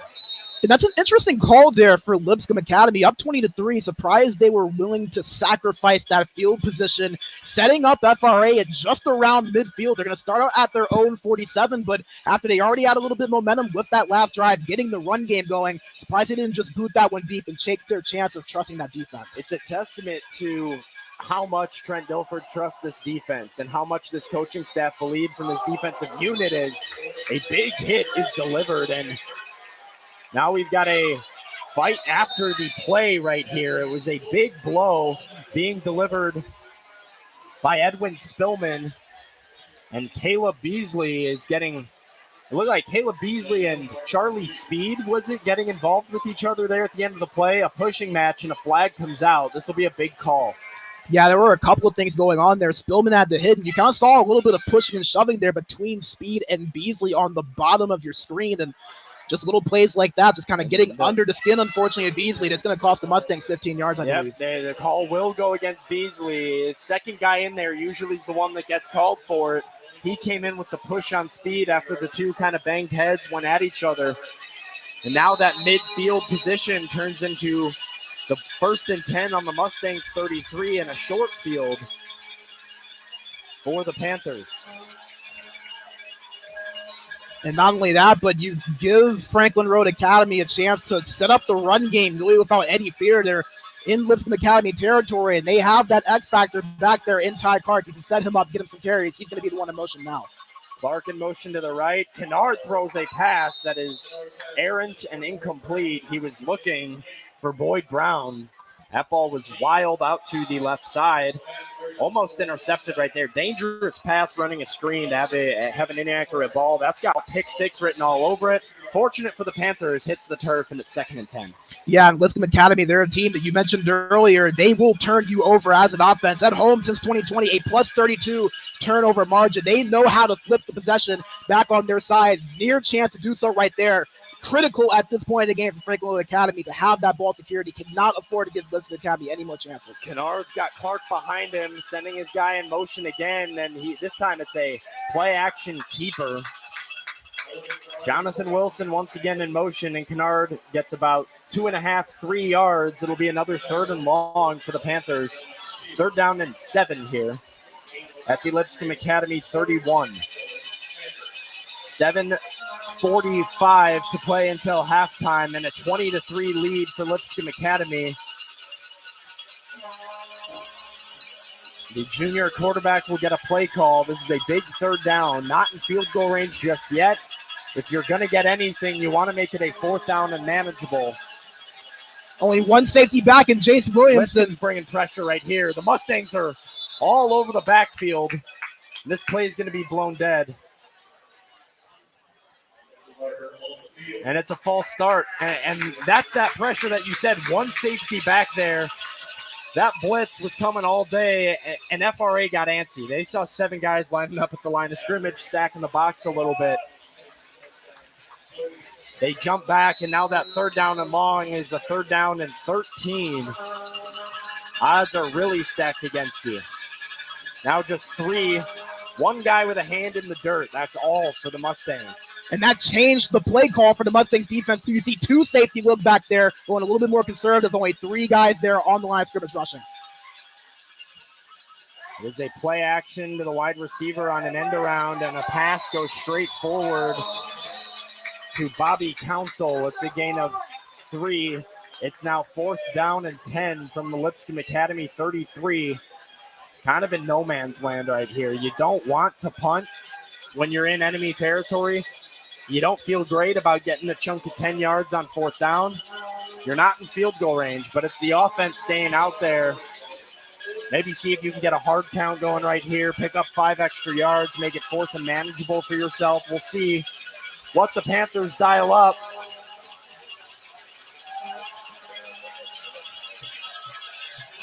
Snap, Kennard rolling right, looking for a man. He has one. It's Charlie Speed coming back to the football and a 1st down. He's letting the Mustangs secondary know it. It's a gain of 12. Big play. Kennard to Speed, 12 yards, 1st down, Panthers, and they're knocking on the red zone. And Charlie Speed, he was the same one that got into it with Caleb Beasley. What a better way to respond than to make a big play for your team on 4th down. A great play from Logan Kennard, the quarterback, to extend that play, find his man open, and put the ball right where he needed to. That is a huge play for Franklin Road Academy. Needed that to stay into this ball game. Kennard out of the gun. Clark in the backfield. Got his fullback in motion now to the left side. It's a handoff straight up the gut. Clark is going to have a hole. And dive into it for a gain of 3. 2nd down and 7 coming now inside the 20. First time you've really seen any of Ty Clark so far on this drive, but it's been a drive that's been rather successful for FRA. And now this is 2 possessions where FRA has gotten themselves in the red zone. They only were able to get 3 on their last possession. Can they capitalize and put a touchdown on the board? It's critical to take advantage of these red zone situations against any team, but especially a team that is so good on both sides of the ball like Lipscomb Academy are. Interested to see how this one turns out for them. Man in motion right to left. Kennard out of the gun, takes a snap, looks to throw. He's looking left side, has his tight end. Or rather, that's Bobby Council, the running back, and he has a 1st down inside the 10-yard line. And a nice job by the Panthers. You have to give them credit now. This is 2 times down the field. Getting a goal-to-go scenario. This time hoping to capitalize.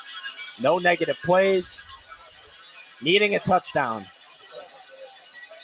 And like we said, a high-powered offense in FRA, averaging a little bit over 36 points per game. A little bit different, though, against a team like Lipscomb Academy, known for their stout defense. 5 minutes to play, and a handoff goes to Clark. He shakes a tackle, gets back to the line of scrimmage, and a really nice run. Not going to show up in the box score, but Brian Longwell had him wrapped up about 3 yards deep, and just a good job fighting for a net gain of 0 right there by the FRA back. Yeah, the first time we've called Brian Longwell's name tonight, one of the star linebackers in this amazing defense. And he's a guy that's a little bit underrated potentially in terms of the recruitment.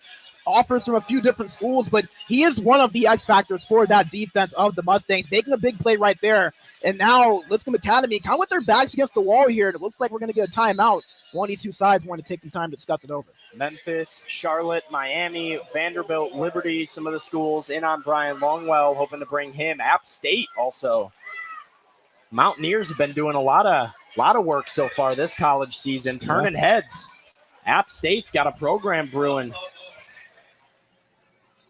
And that was, you were listening to Lipscomb Academy football versus Franklin Road Academy, courtesy of the Lipscomb Academy football team via their YouTube page, as both teams want to try to talk about it as Franklin Road Academy gets set to maybe try to punch it in the end zone and trim that Lipscomb Academy deficit. Yeah, Zach, I mean, we talked about it. We both said we think they can compete in this game and hang in there because of their running back, because of their quarterback who's played pretty well tonight so far. And they've got some bigger skill players, and I know they're not big up front, and that will probably eventually be a problem, but kind of a future test for Lipscomb Academy to look down the stretch of the season and say, ask themselves, where do we need to improve? And maybe defending the run, whatever it is. Whatever it is, yeah. I mean, Frank, I keep wanting to call them Father Ryan. Well, they are literally like 2 minutes down the road from each other. But Franklin Road, again, showing their fans what they can expect from their favorite football team under Justin Geisinger. That's such a good sign, too, for them. Absolutely. I mean, you're probably not going to win this game tonight, but the way they're competing so far, I mean, they're about to score. We're watching it right now. Not only were they I didn't see them on defense, but I mean, they're inside the 10-yard line right now, about to make it a 2-score game. They're trying to. They're certainly trying, and I wish I had their athlete's name so I could tell you what exactly was happening. He's a good quarterback. He's a good quarterback. Listen, that's what it all comes down to. Yes, it does. When you've got a guy that is smart, that is mobile, and can make the throws and doesn't turn the ball over, you're good. You're fine. Look at him. What a play. Oh, my What gosh. a play. Number 11. Wow. That was an incredible play. I really wish I knew his name off the top of my head, but the Franklin Road Academy quarterback, number 11, just faked the option pitch. Zach, I'm falling in love with this FRA team. Yeah, are you? I don't know what it is. Yeah. I love what Geisinger's doing. They're playing with emotion right now, and we might just have to show this game, share my screen, and show it to everybody. I mean, this is fun, man. This is fun to watch. So are you? We need a breaking news like bah, bah, bah, bah. Are you telling us that you're getting rid of Father Ryan as your team and adopting Franklin Road Academy as your new team? You've called him Father Ryan. There's something to that, something Zach. to it, yeah. I don't know. I like FRA, man, and Father Ryan's losing the NBA 21-0 right now. And now that and now that Geisinger is away from Pope Prep, you can really cheer for him. Right. Yeah. I can cheer. I can actually root for Geisinger. And listen, we got another game on our other screen. We've got White House hosting Waverly Central in the Friday Night Rivals game of the week. But before we get into that, we have to take our final break. They're in my ear letting me know we have to take our final break. We are presented by the Tennessee Highway Safety Office, where fans don't let fans drive drunk. We also want to give you thanks to Donnelly Timmon Custom Home Builders. This is Friday Night Live with Zach Womble and Billy Derrick. Stay through the break.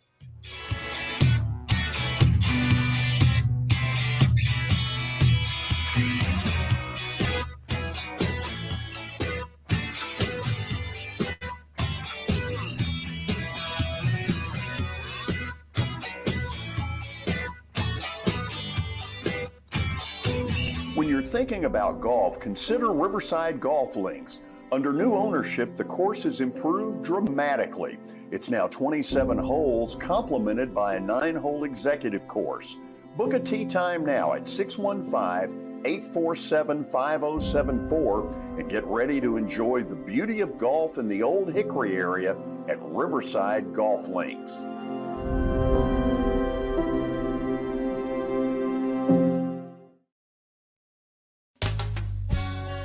I'm Bart Durham. I was sworn in as a lawyer in 1963, and I've been working as a lawyer since then. We're a firm that does exclusively personal injury, a lot of tractor-trailer crashes. Insurance companies will open up their checkbooks when you force them to. We have systems that work. We get the most money for our clients in the shortest amount of time. I'm Blair Durham. My dad and I want to help. Give us a call at 615-242-9000. It was just a few drinks. I'm good. I thought it was good. After every game, we always have a few. It's no big deal. It was no big deal. Hey, I can hold my liquor. I thought I could hold my liquor.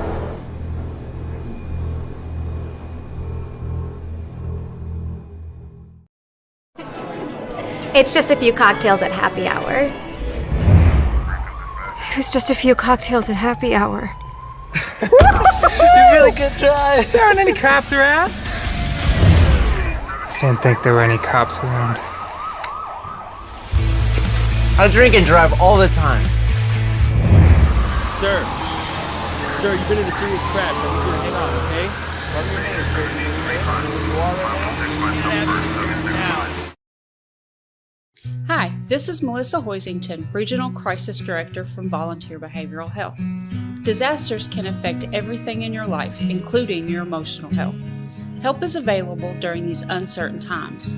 The Tennessee Recovery Project is a free, supportive resource for adults and children who have experienced the effects of natural or human-caused disasters. Specialists are available for counseling by phone or in person.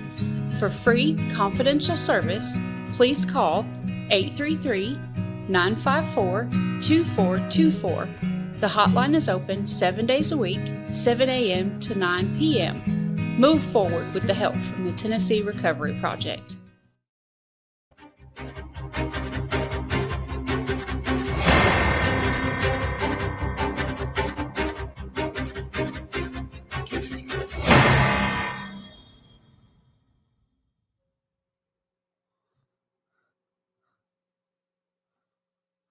Hey, welcome back into Friday Night Live. Caught us a little behind the scenes there talking about what we were trying to play next. Coming up on the 8 o'clock hour here on this Friday, September 16th show. Billy, 2 hours in, I feel like it's kind of flown by. Yeah, man. I mean, we've had some fun. It's already 8 o'clock almost. Yeah. And we've got 3 more hours to go. Let's do it. We do. And a lot to get into. Interesting development in this White House Waverly game. Waverly initially had the football and turned it over on downs inside the red zone. Then White House on the next play fumbles the ball away, gives the ball back to Waverly Central, who now has the ball on the 3-yard line. As White House head coach Ryan Hamilton calls a timeout, wants to talk about it with 3:32 left to go in the second quarter. But we're actually going to jump into a different game. We've got Blackman on the road at Stewart's Creek. This game courtesy of WGNS Radio. Let's check in with them to hear what's going on down in Murfreesboro. And we've got a whistle from the sideline here.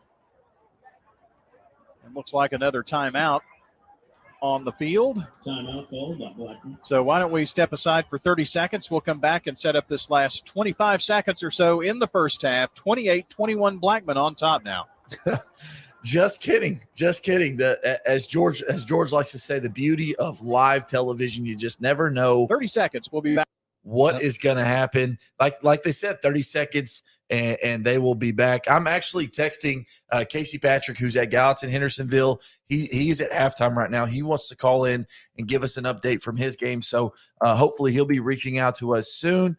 I know that Beach and Clarksville are at halftime as well, where the Buccaneers lead the Wildcats 24-0 in that critical region contest that they have going on in 5-6A up in Montgomery County. So a lot of games going on as Waverly Central comes up to the 3-yard line, looking to get on the board for the first time tonight against White House. As they take the snap, hand it off to the running back. It's going to be stonewalled at the 3-yard line. And I see Casey Patrick's photo. So does that mean he's ready to go? Casey, it's halftime at your game. What can you tell us in the short amount of time since we've talked last? Well, Hendersonville had a chance to add on to their lead. Of course, as I was getting off the phone with y'all earlier, I told them that they took a 3-point lead with the field goal. They had another chance. I believe it was about a 42-yard field goal right before half, about 20 seconds left, and it was just a hair short, but it was online.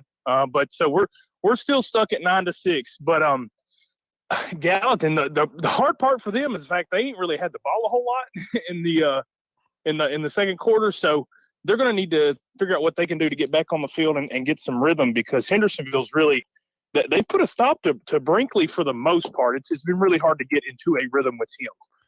Yeah, that's interesting you say that, because Gallatin is the team that wants to chew clock. So to have it done to them, you wonder how they're gonna fight back. But it's a 9-6 game, so it's anyone's game. And speaking of anyone's game, Casey, Waverly Central just scored their first touchdown as they trail White House 14-6, pending the extra point with 2:44 left to go in the second quarter. I know Waverly Central is not in your area of coverage, but they're close to where you're at, and so maybe you keep a close eye on them. Is there anything about this Waverly team that you know of that you can share? If not, I know I'm putting you on the spot. No worries, but figuring if I got you on, I can ask. Yeah, no, Waverly, they've got a few kids. They've got some Dooley brothers down there that actually played at Dixon a few years ago. So I know a few of the kids that are out there at Waverly, and of course they dealt with a lot of heartbreak and tragedy last year with the flood incident and everything. And of course, they played White House last year at Nissan Stadium, and ever since then, they've been a really resilient program. It seems like every week they go out there and they play really good teams really close. I don't know a whole lot about them, but I know they keep a lot of games close, and I think they beat Sycamore last week 50-28. So they've got an offense that can put up some points. Absolutely, they do. Well, Casey, I know you're having a lot of fun down there in Hendersonville. I know you brought some buddies with you, so I hope everybody's enjoying the game. Were you able to go over to the concession stand and get you any of that food? I walked out. I'm gonna go run by there on my way back to my seat. I'm gonna make sure I get some of those jalapenos because I've been smelling them all night. It's gonna kill me. There you go. Casey Patrick, thank you so much for checking in with us, man, at the half. Enjoy the rest of your football game. Yes, sir. Thank you. Have a good evening. You too.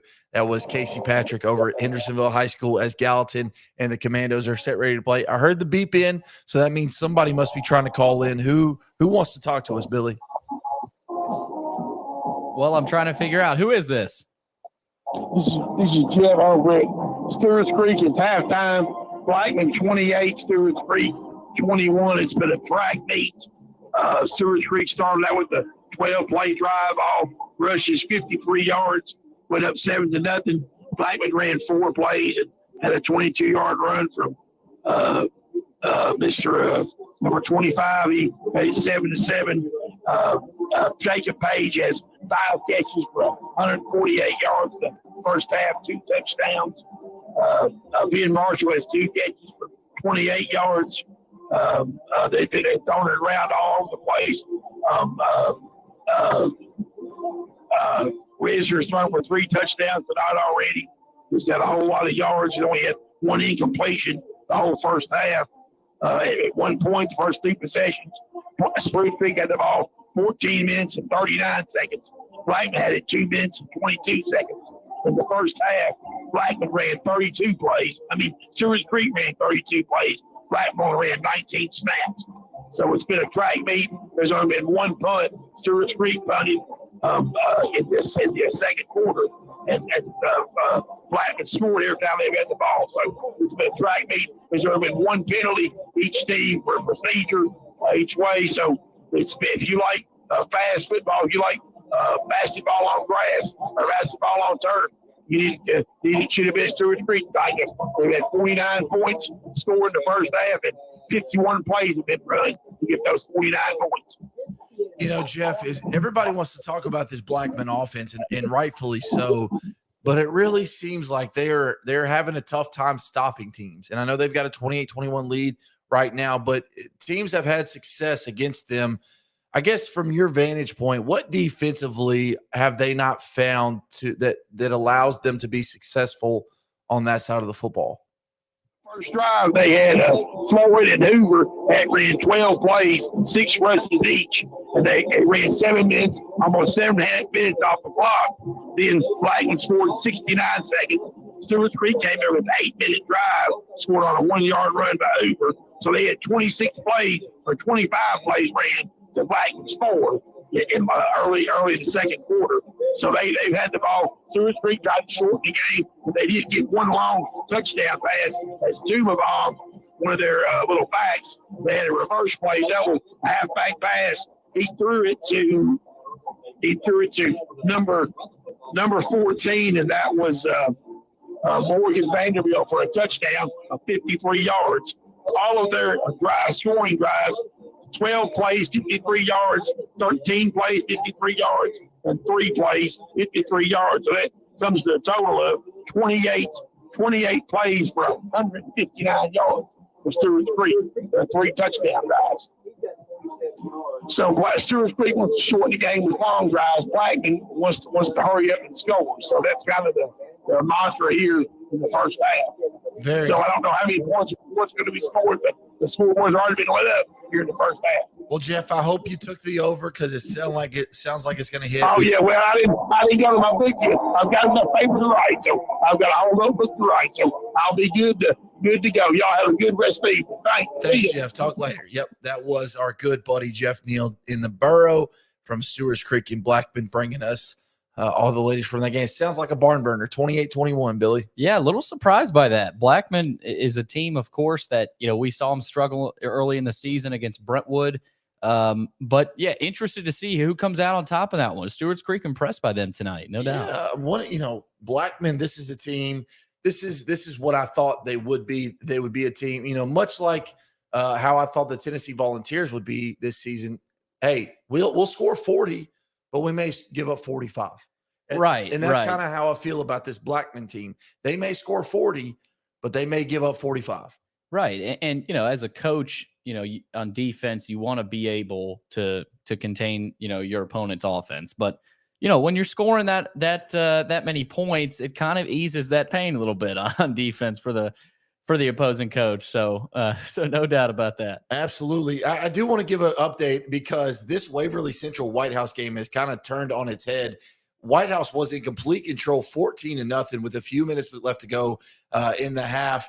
They turn the football over. Waverly Central gets a touchdown. Waverly Central then kicks an onside, recovers it, is not able to score. White House gets the ball back with 1:39, but just this last few minutes have not been crisp for either team. So anxious to see how this final minute and a half turns out. I know we want to get some live look-ins at other games. I know we've got Lipscomb Academy at FRA. We've got Pope and Baylor, Pope Prep Baylor. We've got Hendersonville Gallatin, Stewart's Creek Blackman, Columbia Academy at DCA, White House Waverly, Father Ryan NBA. So speaking of that Columbia Academy DCA game, we could check on that one. I know they are the WNSR game of the week. So our good buddy Joe Fisher and Greg Pogue do a wonderful job. Do you want to check in, see how they're doing? Let's try to do that. Okay. Because that was nothing but a pooch punt. Except it was off the tee. From their own 29-yard line. So from their own 29-yard line, Columbia Academy will start first down and 10, trailing 14-0. Nieves with a handoff. Baldwin running left, gets the corner, knocked out of bounds. Maybe a gain of about 5 or 6 yards on first down. And that's what Columbia Academy needs. They need good, positive yardage to get into short yardage situations. And I really like the way Baldwin runs the ball. He leans forward. He's got that speed, and he's always there's not a lot of herky-jerky to him. He gets to the edge and tries to turn. They list him at 5'9", 165. Gain of 4 on the play. Second down and 6. They'll try Baldwin again over the left side. He's going to be shy of the first down after a gain of about 3. And that'll bring up 3rd and 3. And it looks like Columbia Academy maybe wants to pick up the tempo just a little bit here.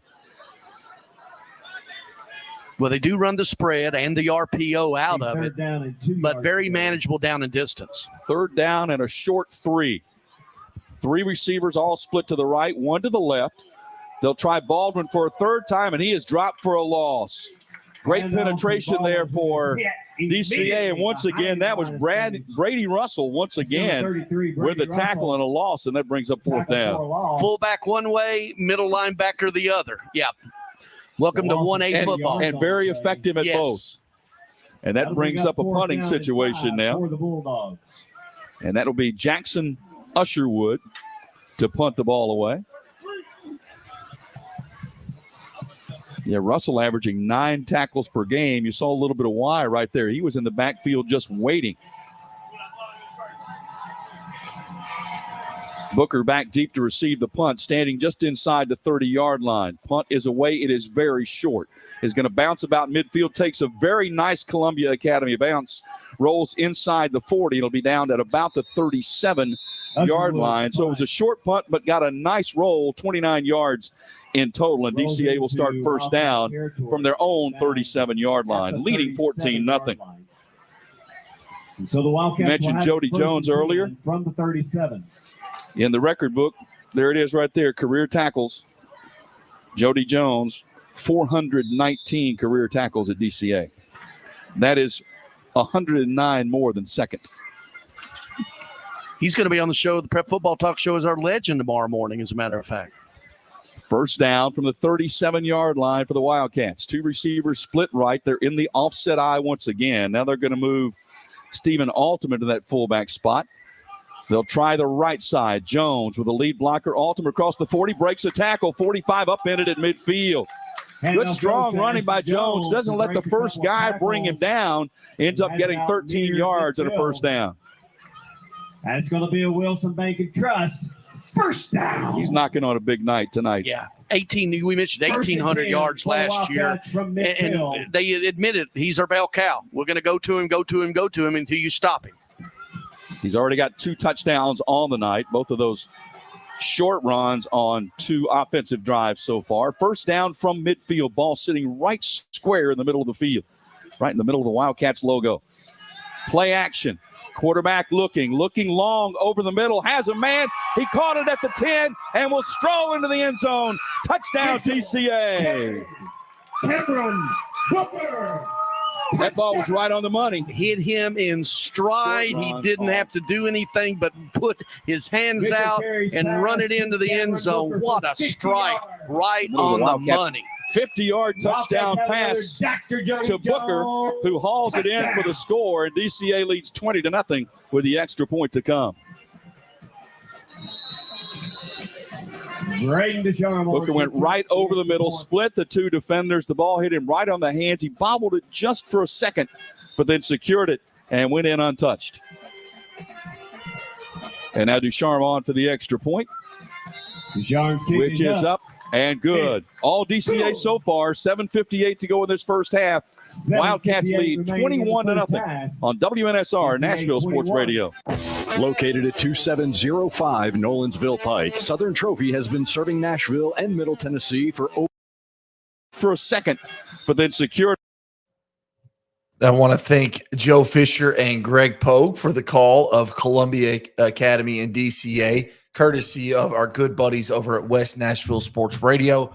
Joe Fisher, of course, a Nashville legend, voice of the Commodores for so long, and a guy that you grew up listening to. So hearing his voice is kind of soothing for a lot of people here in the Middle Tennessee area. No doubt about it. It's always fun tuning into him on the radio along with Greg Pogue.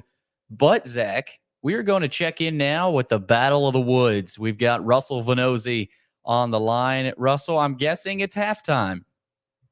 It sure is. Halftime's almost over, but we've got a good one so far. Ravenwood leads Brentwood 14-10. Russell, this is a game that, they always anticipate every year in Williamson County, no matter how good both of these teams are. What have you seen not only in this game tonight, but leading up to this game tonight, kind of the hype around it and, what both of these teams, have seen from both of their seasons? Yeah, I think all along everyone was expecting this one to be a pretty tight game, as it generally is. Sometimes there's discrepancies. Maybe Ravenwood's having a better year or Brentwood's having a better year. This year, it's about even. I mean, Ravenwood's 2-2. Of course, they played some tough competition with losses to NBA and Oakland, but they've got Chris Parson at quarterback, so that is a huge difference maker for them, and we've seen that already tonight with him scrambling around and keeping plays alive. But, Brentwood has really made some strides in their second year under Clint Finch, taking over for Ron Crawford, and they are 3-1 with their lone loss being earlier a couple weeks ago, I believe, to Father Ryan. So otherwise, Brentwood looked pretty good, and I've never seen this many people at a game, at least in the last few years. I had to park really far away, and the environment here is awesome. But yeah, so far we've got a good one. And Carter Pace has got both touchdowns for Ravenwood, and then right after Pace got his second touchdown, Matthew Manning returned a kickoff for 90 yards for a touchdown. So it's kind of been a back and forth, trading blows back and forth so far. You just hit on everything that surrounds this game, what makes it great. Russell, you're obviously there to cover this game, but I've got a feeling you're there for a different reason. You're there behind the scenes. And I'm curious, what have you been looking for tonight? What has your eye been kind of watching as you try to put together a really good story coming out of tonight? Yeah, I guess without spilling any secrets here on the air, Zach, I'm keeping an eye on that Brentwood defense. They've been really, really good this year. They're only allowing 9 points a game. Yeah. And so that matchup against Chris Parson, I've really keyed in on. Sure. And, Parson is they've kept him somewhat contained, but he's also had a couple of big plays. He had one big touchdown that was called back for a holding penalty. He got he ran around like forever in the backfield and was able to get a pass off, but holding was called. Another time he made kind of a boneheaded play and tried kind of a sidearm pitch to somebody when he was about to get tackled, and it was intercepted / recovered. I honestly don't know. Nobody knew whether it was an interception or a fumble because it was just a funky play. But anyways, the Brentwood defender caught it and got the ball. So anyways, I'm kind of interested in the second half to see who adjusts there, and maybe if Parson can get a little more loose and try to build up this lead a little more for Ravenwood. Russell, no disrespect to the Brentwood schedule, but when you look at the Ravenwood schedule, it's hard to overlook opponents like Oakland and NBA. Do you get the sense with Ravenwood that they're never going to panic because we've been there, we've been through this type of thing, we've seen the best of the best so far this season, through just a few games? Yeah, I think so. And, they've got a coach that has been there and done that, and a quarterback, too, that has. So I don't sense any panic here. And, at the same time, neither of those games that they lost to Oakland or NBA were region games. So it doesn't hurt them at all in the playoff picture. And I think in the long run, playing those types of games makes them a lot better off than if they just filled it with some cupcakes and run over teams instead of really getting a good challenge there. Absolutely. Well, they're getting a good challenge tonight. The Battle of the Woods, obviously a very entertaining game. Russell, I'll let you get back to it. I know the second half is getting ready to start, but thanks so much for checking in, and let's catch up later tonight. Sounds good. Thanks, guys. Yep, thanks. That was Russell Venozzi, sports editor for Main Street Preps down at Brentwood and Ravenwood, Battle of the Woods. I've never seen that game in person, but I hear that it's phenomenal, and one that if you're just a high school football fan, you want to be a part of, because it's two communities that know each other so well and want to win very desperately. I mean, I think initially you look at that game and you say Ravenwood's the team to beat, but here they are in a dogfight with their arch rival. Yeah, it's good every year. Battle of the Woods, maybe the best nickname. I know they're both end in wood, but I love that matchup every year. Speaking of matchups, we've got another good one to talk about now, Zach. Northeast and Portland. Let's go now to Jimmy Trojlan, who is there live. Jimmy, what's been going on in that one lately? We are at halftime with Portland leading 15-7, and honestly, this game feels like Portland has dominated almost from the beginning, even though we just have a one-possession game. Portland blocked a punt immediately. They went down 6 plays, fumbled right inside the 2-yard line. Their next 2 drives, 13 plays, 80 yards, 9 plays, 99 yards, and then turnover on end of the half, just taking a knee. 15-7, Portland will get the ball first to start the third quarter. Northeast, after recovering that fumble at the 1-yard line, went on the 99-yard drive themselves. But the Eagles have 2 interceptions. One was off of a fake field goal, and then another one interception in the end zone in the final minute of the half. But again, it just feels like Portland, even though this is a one-possession game, has really dominated this game. Their offensive line has been really physical, played really well. Portland has run the ball very effectively as well. Yeah, Portland has a 3-headed monster in the backfield in Jalen Perot, Braylon Dallin, and Freddie Paxton. But, Jimmy, I am curious just because I saw that Colin Box got most of the snaps at quarterback last week for Portland. Who is the quarterback tonight? Is it Braden Thornton or is it Colin Box taking snaps? Colin Box has taken every snap in this half for Portland. He's been very effective. I'm quite impressed with him. And this running game, as you mentioned, they are really strong. They're getting good blocking up front. And the thing is, Northeast, to me, they've gotten a little bit away from what they've done so well in the last few weeks. Cameron Athey, junior running back for Northeast, ran for more than 300 yards last week. He has had 1 or 2 nice runs, but he's not really touched the ball very often. And again, I think a lot of credit goes to Portland for ruling the time of possession.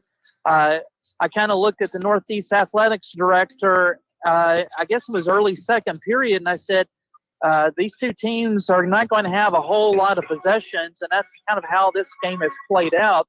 It's going to be a key drive to open up the third quarter with Portland getting the kickoff. If Northeast can maybe make a stop and then get the ball back, Northeast can move the ball effectively. They have so much speed and so many athletes. You kind of wonder how they're really just one touchdown the first half. But again, the way Portland has run the football, their offensive line, they've played really well. Yeah, Jimmy, and this is going to be a critical region game for these two opponents because, likely Springfield and Henry County are going to take the top 2 seeds. So, the difference between a 3 and a 4 seed could be very, very big. And so this game obviously means a lot. We are very interested in your game, Jimmy. So if you don't mind giving us a call back maybe at the end of the third quarter just to give us an update, we would love that. Absolutely. I'll give that to you. And I agree completely. we saw what Springfield did to Northeast a couple weeks ago, and of course Springfield has just dominated everybody they've played this season. The Henry County game is going to be big. Henry County losing last week, of course, to Brentwood High. You're right. This is a game for third and fourth place, in my opinion, in this region. Absolutely, Jimmy. We really appreciate your report. He's up in Clarksville at Northeast High School as they take on Portland in a critical Region 7-5A contest. Jimmy, let's talk soon, okay? All right. Talk to you at the end of the quarter. Thank you. That was Jimmy up at Trojlan. I hope I'm not butchering his last name, but up at Northeast High School where they take on Portland in like he was saying, a really critical, really good Region 7-5A football contest. But before we do anything else, we have to take our first break. We're 20 after the hour. They're in my ear. They're yelling at me. I may get fired for not taking this break. But this is Friday Night Live presented by the Tennessee Highway Safety Office, where fans don't let fans drive drunk. We also want to give a shout out to Donnelly Timmons Custom Home Builders. That's DonnellyTimmons.com for all your home building needs. He's Billy Derrick. I'm Zach Womble. This is Friday Night Live. We'll see you on the other side of the break. For Dustin Timmons and Joey Donnelly, they welcome every opportunity to serve and satisfy their clients. Whether you are looking to build your dream home or renovate your current home, their team will ensure that every client and remodel is unique, luxurious, completed on time, and within budget. Contact them today to set an appointment for a free consultation or to view some of their completed projects by logging on to DonnellyTimmons.com.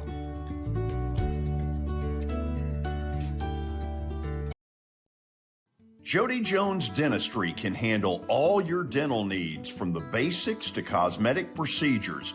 All of this in the nicest dental facility I have ever seen. Jody has done it right. They're located conveniently at 55 Music Square East, and for an appointment, it's simple. Dial 615-259-5100 and tell them Plaz sent you.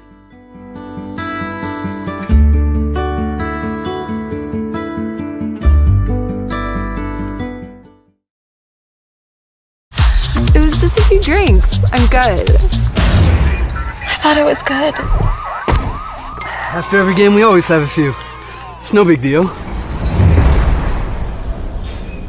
It was no big deal. Hey, I can hold my liquor. I thought I could hold my liquor.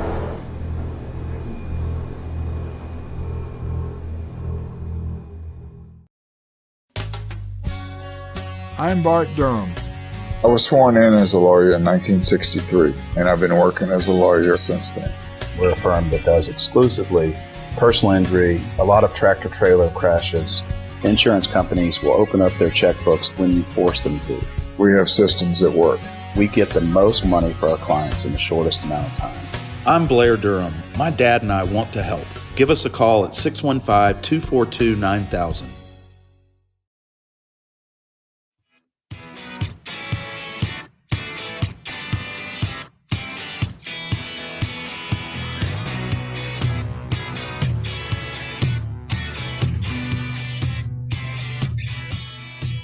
Friday Night Live here in Nashville, Tennessee, presented by the Tennessee Highway Safety Office, where fans don't let fans drive drunk. Also, a shout out to Donnelly Timmons Custom Home Builders at DonnellyTimmons.com for all your custom home building needs. We're going to bring in our good buddy Tyler Palmatier, who is at what I consider a sneaky good football game. It may not show it on the scoreboard, but he's got Franklin Road Academy and Lipscomb Academy tonight. Tyler, what can you tell us about this football game so far? Well, I was kind of with you for about 5 minutes. I thought, you know what, this could be a pretty good game. And then Lipscomb gets the ball in its last 3 possessions and runs 3 plays, and they're all touchdowns to Maurice Sherrill, and he totaled 184 yards between all 3 of them. And those are just backbreakers if you're FRA. So Lipscomb goes into half up 34-10. And a couple stops, you just think maybe they can get into halftime and down 20-10. But those 3 plays just ripped the game right open. And they're really going to pad Lipscomb quarterback Hank Brown's stats. He's up to 235 yards passing, guys, at the half, 5 touchdowns. Well, 3 of them have been pop passes for long gains to Maurice Sherrill. So he's been the player of the night. He's looked like the best player on the field. And it's just so impressive. Anytime you can just throw a ball out to a guy at the line of scrimmage or near it and watch him just go the distance. You know, I think we can all agree that Lipscomb Academy, not only the best team in Tennessee, maybe the best team in the entire Southeast at this point, with wins over schools in Alabama, Maryland as well. But I'm more interested, Tyler, in Franklin Road Academy. This is a team who brings in Justin Geisinger and all of a sudden is trying to make a name for themselves in that D2 AA region. Have you seen anything for them tonight that lends you to believe that, hey, this turnaround for FRA could be a lot sooner than maybe many anticipate? You know, that's going to have to it's probably more fair to FRA to wait and see what they can do and where they can go. I mean, you know, long term, you would think that that's a situation that sort of lends itself to FRA could really grow. I think they're trying to grow and enhance that athletic department. And they've got a good football team this year. You know, I think Justin Geisler's got them in a really good place. I think it's a super difficult league they play in. I mean, it's not like they're getting beat up here tonight, guys. They match up pretty well physically. They got a huge offensive line. It's just defensively, you've got to stop a couple big plays, and you're kind of in this. But really, to get back to your question, I mean, there's a propensity for that. You know, the FRA could end up being a challenger in this division one day. It's just hard to look at this and really kind of understand, because Lipscomb just looks kind of like a fish out of water in this division right now. I mean, they're just too good for it. I mean, if you look at their schedule, it's like who is going to challenge this team? So it's just sort of an interesting D2 AA middle region situation right now, I think, because you've just got one top dog, and then you've got some other really good football teams that are, you know, sort of the league's just a little bit upside down. Yeah, Tyler, the commissioner of D2 AAA is going to be calling Lipscomb Academy very soon. They need to be in that region. Yeah, maybe we need another round of realignment. But yeah, you know, that's really somebody else's decision, guys. And, you know, that's a TSSAA thing that goes through the Board of Control, of Right. which has plenty of athletic directors and representation to make those decisions. Right. A lot of travel and things that go into it. And, you know, they talked a lot about it in June when the Board of Control held its meeting that I was at, and just a lot of ins and outs. They got, you know, somewhere in there is certainly the power to make that change if they want, but it's got to work through some dynamics, I'm sure. And, you know, not all is perfect. I mean, you got heads up, Phil. Our own folks. Tyler, let me ask you about Eric pass. Tyler, we're all alive. We're all alive.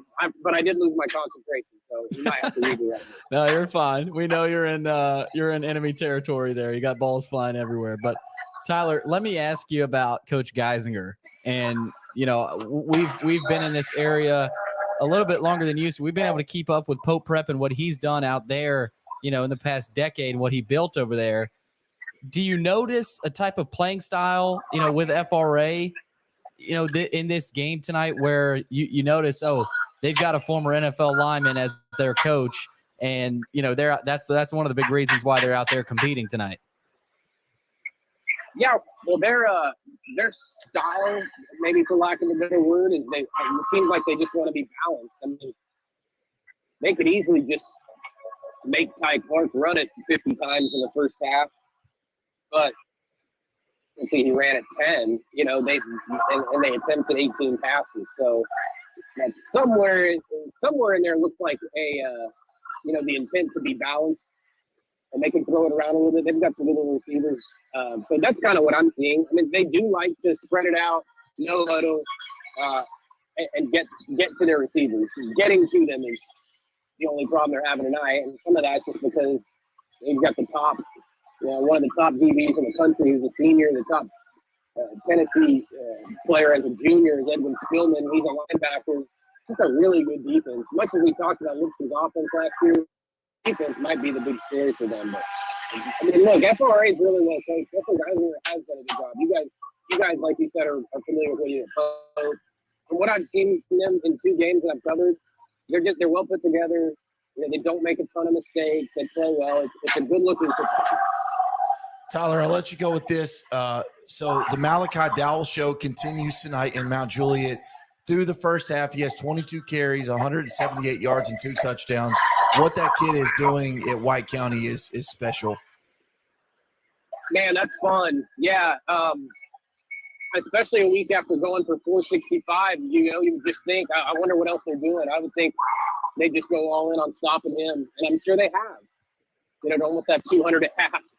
That is insane, man. What a fun story in Pullman, White County. Absolutely. Tyler Palmatier, thank you so much for the update from Lipscomb Academy. Enjoy the night, man, and we'll catch up soon. All right, thank you, guys. Yep, you bet. That was our very own Tyler Palmatier down at Lipscomb Academy as the Mustangs take on Franklin Road Academy. He mentioned Lipscomb Academy up 34-10 because of 3 splash plays there at the end of the second quarter. Franklin Road Academy goes down, scores, trims the deficit to only 2 scores, and then to give up 3 touchdowns in a row like that is so deflating. So now they go, from potentially down 20-10, it's now 34-10, and you're just looking at a third quarter deficit that is maybe just a little bit too much to get over. Maybe if it's 20-10, you have a little bit better chance, but 34-10, it's really tough to get over, especially that stout Lipscomb Academy defense. Yeah, I mean, Lipscomb Academy, they're strong everywhere, but that defense is swarming. I mean, that is a scary-looking defense, and I think if you're an offense, you just want to kind of try to stay healthy, especially when you're down 3, 4, 5 scores. I mean, you just want to get your kids out of there alive. I'm not even kidding. That defense is legit, and they've got a lot of D1 talent all over the place. Absolutely. And we just mentioned it with Tyler Palmatier, but I want to say it again in case anyone did not hear me. Malachi Dowell, the running back for White County, which is Sparta, Tennessee. If you haven't heard of him, I just need you to get on your computer. Remember the name. I need you to plug in Al Gore's internet. I need you to go to Google, and I need you to Google this guy. Malachi Dowell, White County, Sparta, Tennessee. Another 178 yards and 2 touchdowns in the first half against Mount Juliet. That already puts him over 1,400 yards through 4.5 games, Billy. 1,400 yards through 4.5 games. Remarkable. Not only the best in Tennessee, not the best in the middle Tennessee area, the state of Tennessee, the best in the country at what he's doing right now. Malachi Dowell, what a story unfolding out in Sparta, Tennessee. So super excited just to see how that shakes out. And in fact, Mount Juliet had a 21-point lead over White County at one point. Now White County has stormed all the way back to tie it at 28-28 before the half. So a lot of craziness going on over at Mount Juliet High School, but one to keep an eye on because that Region 5-5A matchup is critical and very important. Another score that I'm looking at in the third quarter, halfway through, you've got East Robertson all over Harpeth, 42-0.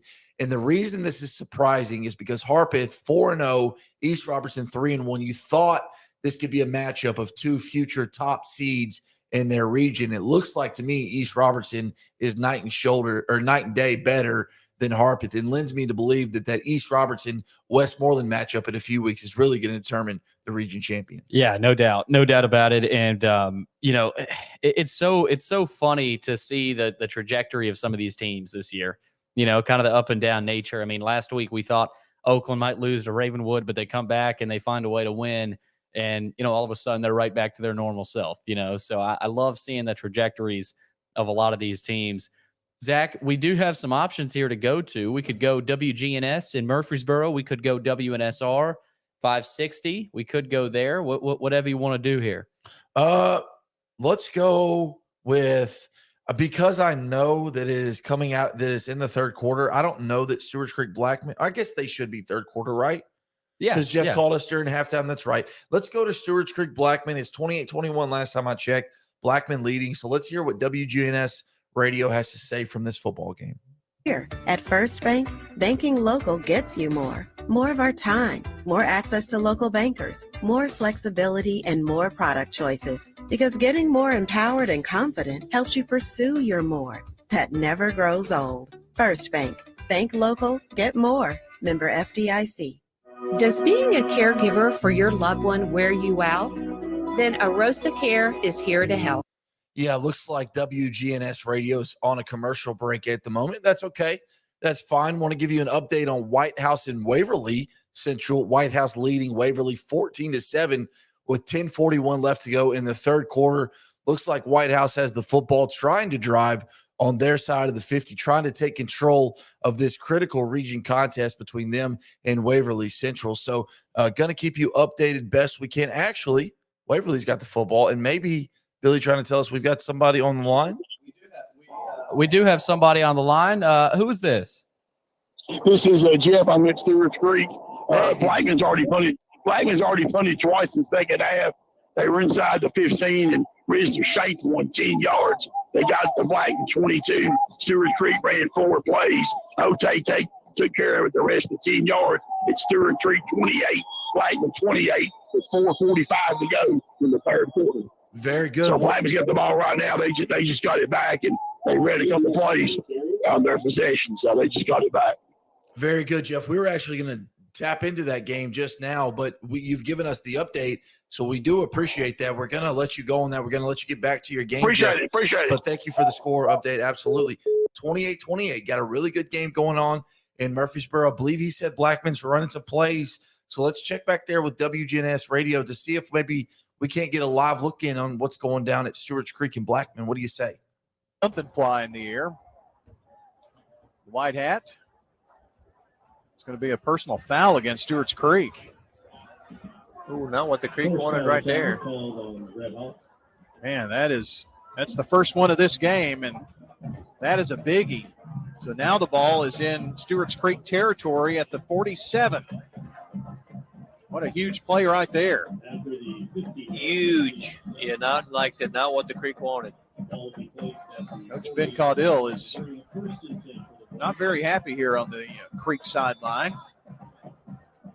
It's going to be offsides on the Creek. Yep. So much motion on Blackman right there. The offensive line is shifting all around, and I believe the Creek jumped offside, so I think it's going to be offsides, and it is offsides on the Creek. So Blackman hasn't snapped the football, and they've got 20 yards down to the 43 now at Stewart's Creek. Lots of deception. If you look, the offensive line is just a jumble of kids, and then they get there, and then they shift all around, and that caused the Creek to jump off sides last time. And now we've got an official timeout. They forgot their flag. Sure did. How can you throw it if you ain't got it, huh? Well, he wanted to make sure he had it so he could throw it. I think he maybe reached down and pull it out. 1st and 5 now at the Creek 43. Reisner with the hard count, and now and they did it again. Sure did. They did it again. The same play. The offensive line jumbles all around, and Creek jumped right off sides. Now 25 yards, and they haven't snapped the football. So that's enough for a first down as well. And the ball is at the 38-yard line. That's a brain teaser. That formation is definitely a brain teaser. And there they go again. But Creek didn't jump this time. 1st and 10 now. Marshall keeps, comes near side and takes it inside the 35. Going to be muscled down around the 32-yard line. And it's second down and about 5 with a 5-yard gain there for Marshall. That's just old-fashioned football right there. We're going to direct snap it, and we're coming with what we got. What you going to do? Pretty much the same formation. And now they switch at the line of scrimmage again. Line up a little heavy on the right side. Will reverse, and now going left side is Justin Brown trying to get the edge. 30, angles out of bounds at around the 27, 28-yard line. And pretty good speed on the edge, but Stewart's Creek with nice pursuit there. Creek sniffed it out. The kid that tried to string it out, he had an offensive lineman all over him, and he just couldn't get free enough to bring the Blackman carrier down. But they did a nice job, because that play could have gotten ugly for Creek in a hurry.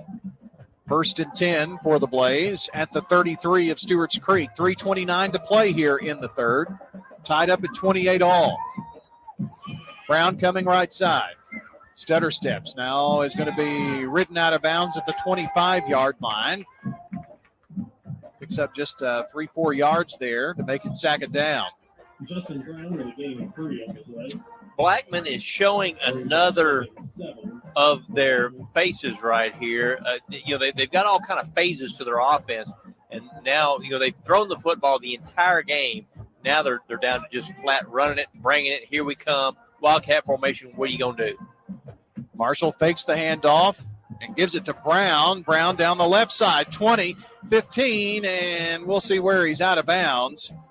Nice run there, angled right toward the sideline and just turned on the jet. That was WGNS Radio delivering Stewart's Creek and Blackman for us, tied at 28-28. We're jumping out of that play-by-play live look in because we need to take a break. But after the break, when we come back, we've got more to get into, including Stewart's Creek, Blackman. I want to get into Gallatin, Hendersonville as well. I know that's a really good game going on in the 37075 at the moment. So make sure to stay through the break. We've got more on Friday Night Live.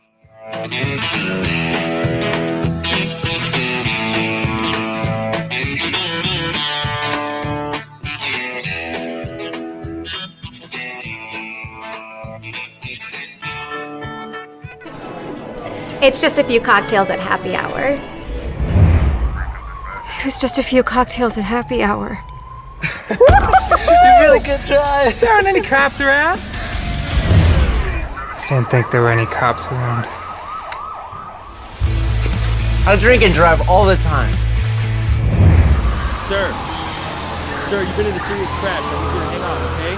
Run your hands, sir. Where you are right now? I'm Bart Durham.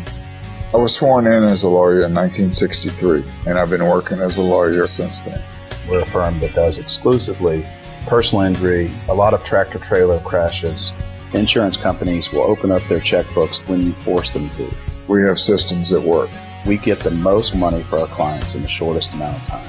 I'm Blair Durham. My dad and I want to help. Give us a call at 615-242-9000.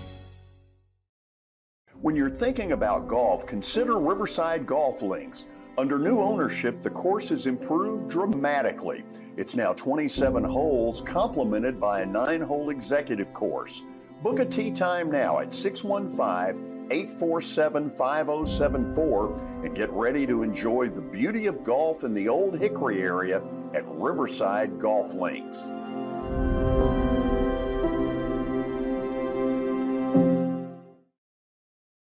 Jody Jones Dentistry can handle all your dental needs, from the basics to cosmetic procedures. All of this in the nicest dental facility I have ever seen. Jody has done it right. They're located conveniently at 55 Music Square East, and for an appointment, it's simple. Dial 615-259-5100 and tell them Plaz sent you.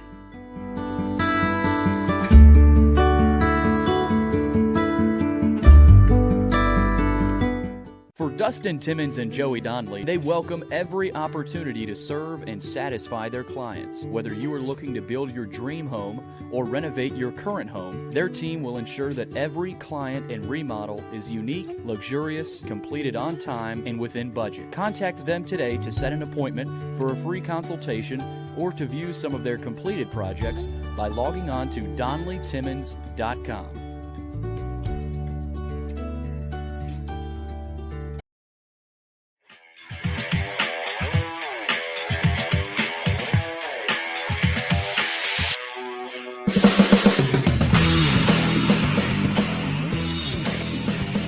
And we are back, Friday Night Live, presented by the Tennessee Highway Safety Office, where fans don't let fans drive drunk. We also want to give a shout out to Donnelly Timmons Custom Home Builders. That's DonnellyTimmons.com for all your custom home building needs. Before we get into the rest of this hour, I want to do a quick scoreboard update, Billy, if you don't mind. I'm just going to run through what I've got right now, which honestly is a lot. I've got a lot. I'll be honest with you. So I'm just going to run through it. Let's start right off. East Robertson leading Harpeth 42-0. Macon County all over Livingston Academy 28-6. McMinn 22, Howard 0.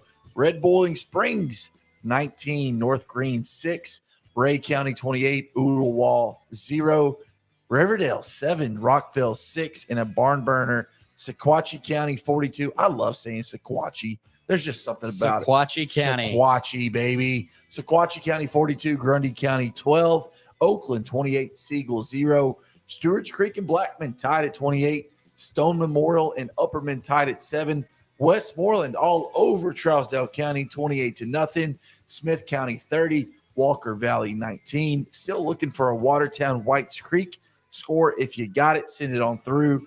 Richland 27, Cascade 14, Beach 35, Clarksville 7, Cornersville 20, Collinwood 0, Green Hill 10, Hillsboro 7, Hendersonville 16, Gallatin 6, Wayne County 27, Huntland 0, East Nashville all over Jackson County 35-0, Pearl Cone 14, Lawrence County 7, White County and Mount Juliet knotted up at 28. Mount Juliet had a 21-point lead at one point.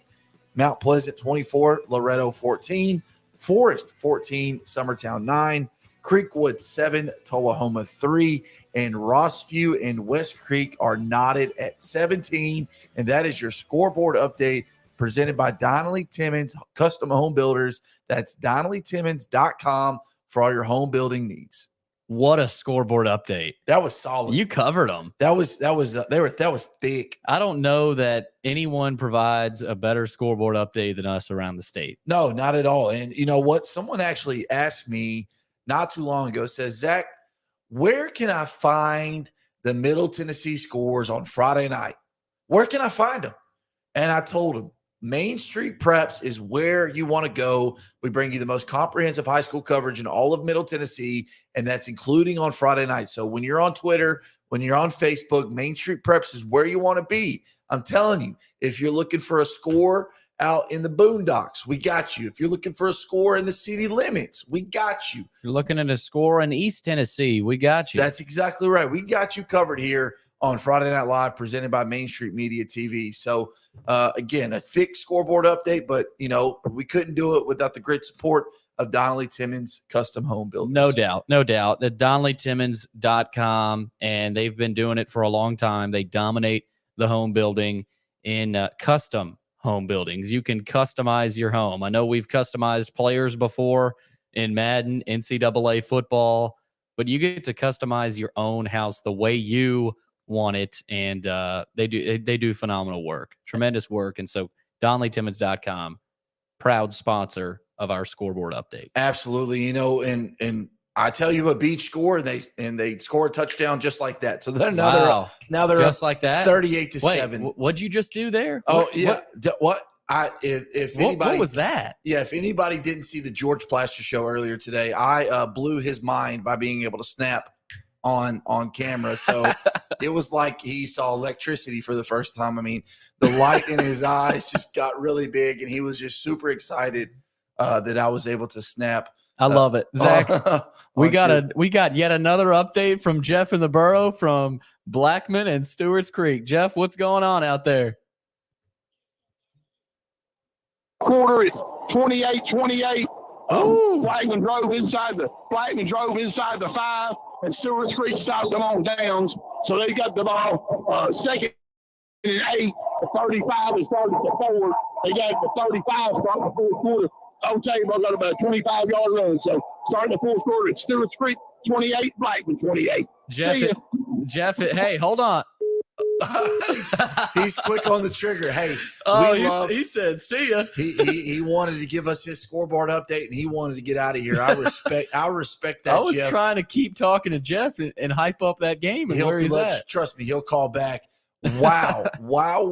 Waverly has just taken the lead over White House, 20-14. Wow. I did not see how Waverly scored, but they were down 14-0 at one point as White House looks to try to make some noise here and bring the kickoff back as he's all of a sudden big kickoff return from White House. What a game. All the way down inside the Waverly 40-yard line. But again, White House up 14-0.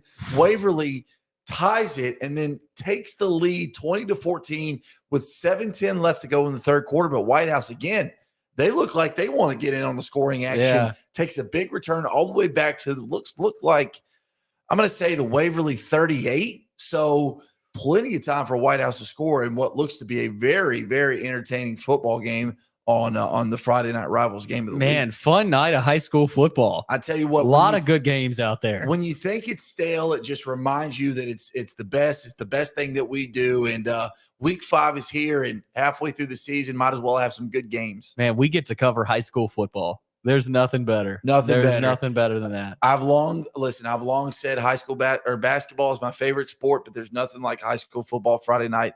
No. And I believe that to be true. Listen, I know we've got into a lot this hour. We're getting ready to come up on the 9 o'clock hour, but I really want to get into this Gallatin-Hendersonville game because I think it's going to be a good one.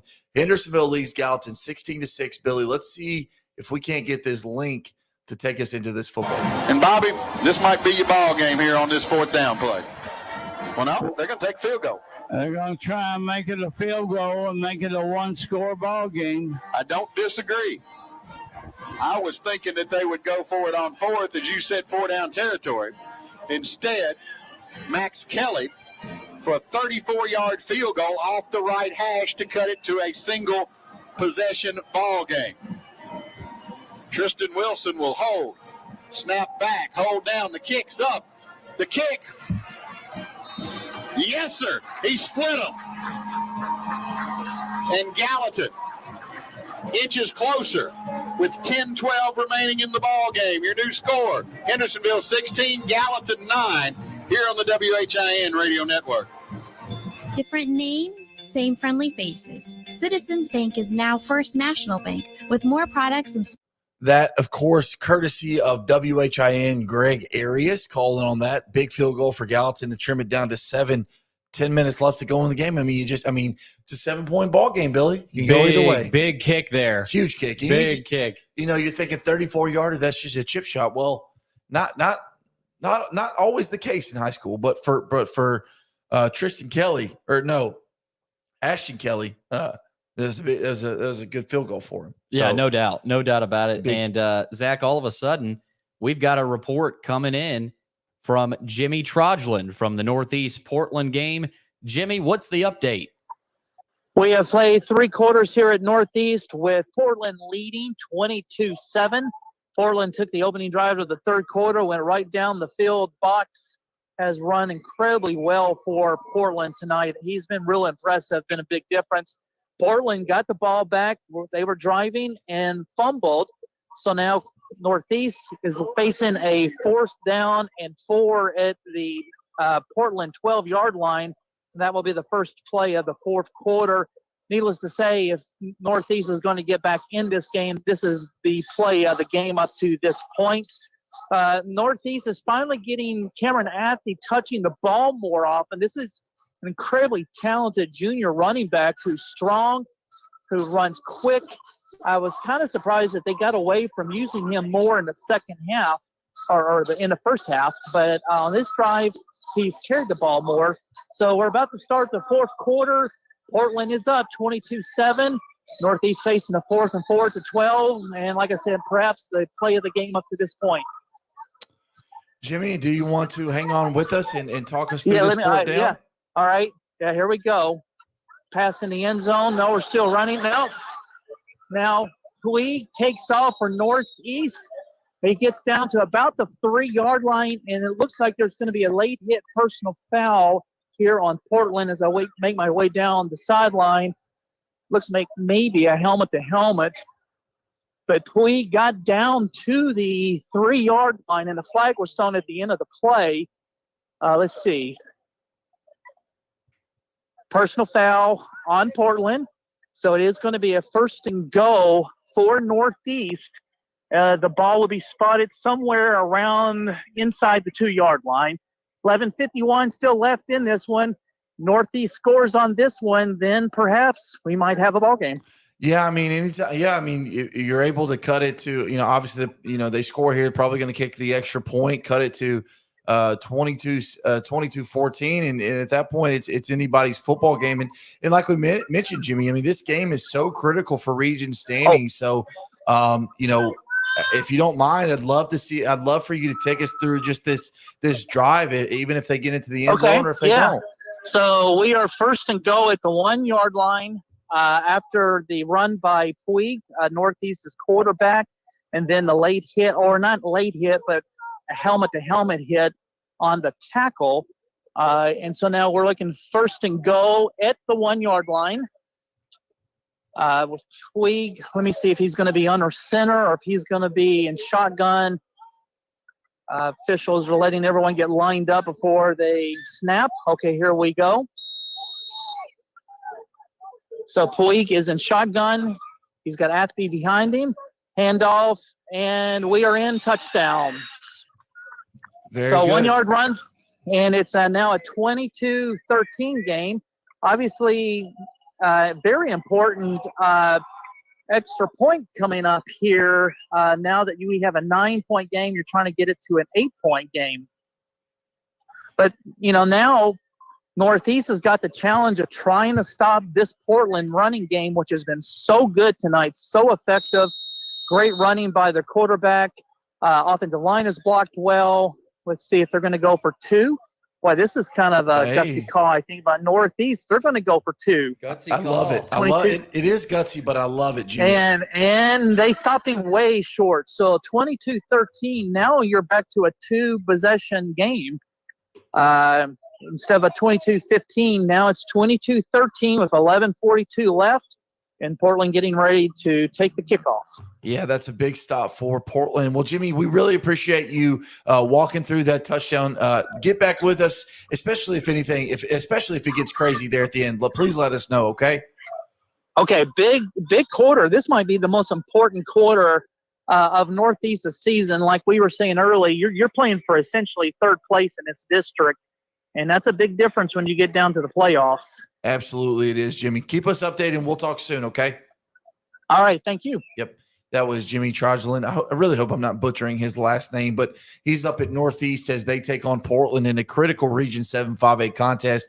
You just heard Northeast get into the end zone, but decided to go for 2. Are you a little surprised? I mean, little surprised. That was gutsy call. I like it though. Yeah. I mean, you got to go win the game. You got to stay in the ball game, and I like it. I said I like it initially, but I don't know that I like it, Billy. You kick the field goal, you go down. I mean, I guess you got to have the 2 anyway, right? You're going to have to have the 2 eventually. You're going to have to have the 2 eventually, so might as well go for it now with plenty of time in case you score, kick an onside kick or what have you. So right. You can tell I'm very secure in my own thoughts. You'd be a great offensive coordinator. Yeah, as I bounce back and forth on what I like. You know what? I love the call. Love it. Because you got to get 2. You got to get 2 eventually. Yeah. We're coming up on the 9:00 hour. I cannot believe it that we've only got 2 hours left of this Friday Night Live show. I, of course, am your host, Zach Womble. Joining me, as always, is the do-it-all man himself, Billy Derrick. We are presented by the Tennessee Highway Safety Office, where fans don't let fans drive drunk. We also want to give a shout out to Donnelly Timmons Custom Home Builders. That's DonnellyTimmons.com for all your custom home building needs. Billy's told you about it all night long. They're A1, top-notch, best of the best. You cannot go wrong, so make sure you're heading on over to DonnellyTimmons.com for all your custom home building needs. No doubt. No doubt about it. Can't say it enough. DonnellyTimmons.com for all of your custom home building needs. And Zach, that's the place to be. Let me just say, apparently, Good Pasture wanted no part of getting blown out tonight against CPA. But I told you. Because they decided to make this a football game. They just intercepted a CPA pass. They trailed 28-14 with 6:40 left to go in the fourth quarter. You score here, down 7 with over 6 minutes left. You just never know what can happen. Listen, they've scored 14 unanswered points, so really they can score with the best of them. As Waverly Central catches a big pass running down the sideline, trailing 21-20 against White House with 2:07 left to go in the third quarter. As you can tell, I'm in Buffalo Wild Wings right now. I've got a TV here. I've got a TV here. I've got a radio down here. I've got all the high school football content just feeding me right now as I try to regurgitate that back to you. I'm having so much fun, as you can tell, Billy. This is awesome. What an electric night of high school football. I mean, it's coming down to the wire. We've got games coming down to the wire. White House leads Waverly 21-20, but they're about to score late in the third quarter. We got so many good games right now. Blackman, Stewart's Creek, Galveston, Hendersonville, NBA Father Ryan. Wait, no, never mind. It's 44-0 out there. Yeah. So the Irish have struggled, but So many good games tonight, Zach. Absolutely. Beach final over Clarksville 38-7 as Waverly Central gets into the end Boom. zone for 6, 26-21 over White What House. a game. Pending the extra. They're going for 2, right? This is where you go for 2. I don't know. Do you? It's third quarter. You might as well go for it. You might as well. You might as well go for it now. This has turned into an absolute barn burner Thriller of a football game. I took the over, so I'm hammering that all night long. So that payoff is coming back tenfold right now. You're going to be a rich man tonight. Yeah, Waverly Central going for 2 here. Love the call. Love the guts. This is for the region. Not for the region, but this is a huge region contest right now. Guts, in that glory. region 5-3A. As they come out in a crazy formation. Guts, glory, Waverly Central football. Two down linemen as they're going to get a flag for illegal formation. I don't know what that was. Listen, if you're going to go for 2, Waverly Central, send your first team off. Come on, Waverly. And they're going to wave the flag off. They're going to call it. They said Waverly Central got a timeout before the flag, before they broke the huddle. That was a very strange looking formation. They had about 6 guys all the way over on the right hash going down into pass protection. They had 2 guys, their center, their right guard, down in a 3-point stance. And they had 3 backs on the back end. So a very strange looking formation. Waverly Central calls a timeout, leading 26-21 over White House in this Region 5-3A contest that is so critical to region standings. I know it's early and you hate to put so much pressure and emphasis on one football game, but I mean, it is what it is at this point. I mean, so just been a lot of fun, and Friday Night Rivals knew what they were doing by picking this game because it's turned out to be a great one as Waverly Central continues this drive of 5 plays, 60 yards as 2:35 continues to tick off the clock for the Tigers. Man, great night of football. Great night of football. We got Waverly still leading White House. It looks like they are going to try to go for 2 here. I want to see this 2-point conversion before we go to the net, before we look into the next game and just see kind of what happens. They're going back to this funky formation. They've got 3 backs along their quarterback, 2 down linemen, the rest out to the right hash. They send a man in motion, snaps the ball, going to run to the left, going to be a quarterback keeper, going to try to cut it up, but the White House defense is stout, keeps him out of the end zone, and Waverly Central clings to a 5-point advantage with 1:31 left to go in the third quarter. It's 26-21 Waverly Central. But you know what? We want to get to Gallatin, Hendersonville, and they are in a very good football game. Hendersonville leads Gallatin right now 16-9. I know we were checking in with WHIN's Greg Arias of Gallatin High School. Let's check back in with him to see if they can bring us the rest of this football game. Uphill climb for Gallatin now. As Asher Good to attempt the point after. Snap is low, but the hold down, the kick is up. No good, he missed it. So, with 4:31 left, Gallatin trailing by 13. 2 touchdowns, 2 extra points, Bobby, and we got a win. But it's a tough hill to climb when we return on the WHIN Radio Network. Mr. Good. That was a quick update from Greg Arias over at WHIN. I'm assuming Hendersonville just scored a touchdown. I guess they would be going up 22-9. I think you're right. Yeah, 22-9 it should be. So Gallatin in a tough spot right now. Not sure they can come back and win that football game with only a few minutes left to go. But nevertheless, a really good football game happening down in the 37075. We just mentioned how Waverly Central took a 26-21 lead over White House with 1:31 left to go in the third quarter of their game. I want to try to go over to our good buddies over at WNSR, that is West Nashville Sports Radio. They are at DCA and Columbia Academy. Thank you. As Joe Fisher and Greg Pogue are on the call. So, Billy, let's see if we can jump into that football game. The sniffer back with a catch. In your career, that's the first time I've ever said that. The catch by the sniffer back? I can honestly say that's never happened before. 3rd down and 4. Clock is running. 40 seconds left to go before halftime. 3rd down and 4 for Columbia Academy. Letting the clock run down. 30 seconds left in the half. No play clock to follow. There's the snap. Handoff. Bouncing it outside. That's going to be, I believe, enough for a first down across the 20 out to about the 22, and that's Baldwin. And that should move the chains, and that probably will be the final play of this first half. And want to thank Joe Fisher and Greg Pogue for that, WNSR over at DCA and Columbia Academy. They're going into halftime, but while we were listening to that game, I wanted to get a little bit of an update from our WGNS radio affiliate down in Murfreesboro. They are at Blackman Stewart's Creek. I want to check in on them. It was 28-28 at the start of the fourth quarter, so surely something has happened from there. Let's hear from WGNS radio now. It's to the 10-yard line in the Steve Martin Construction red zone of the Blackman Blaze. You know, I ask myself, how do you game plan for that if you're on the opposition side on the defense? How do you game plan for this Blackman offense? Because this is totally different from what we saw in the first half. And maybe something you didn't even see on film, you know? Absolutely. Didn't see this in their Riverdale game for sure. Here's Marshall. Now turns it up inside, going to be driven back. Did get a few yards on first and goal. See where they move the football down to, where they spot it. Looks like it's going to be at the 7. So picked up 3. Just tough running right there by Marshall. He's just getting up, trying to get up inside and getting what he can. He's a good-sized kid, and he's just trying to make the most of his size and athleticism. Second and goal from the 7-yard line for the Blaze. Looks like that's Brown in the Wildcat this time, and it is Justin Brown. And whistles. This may be against Blackman here. And it is. Going to back them up 5.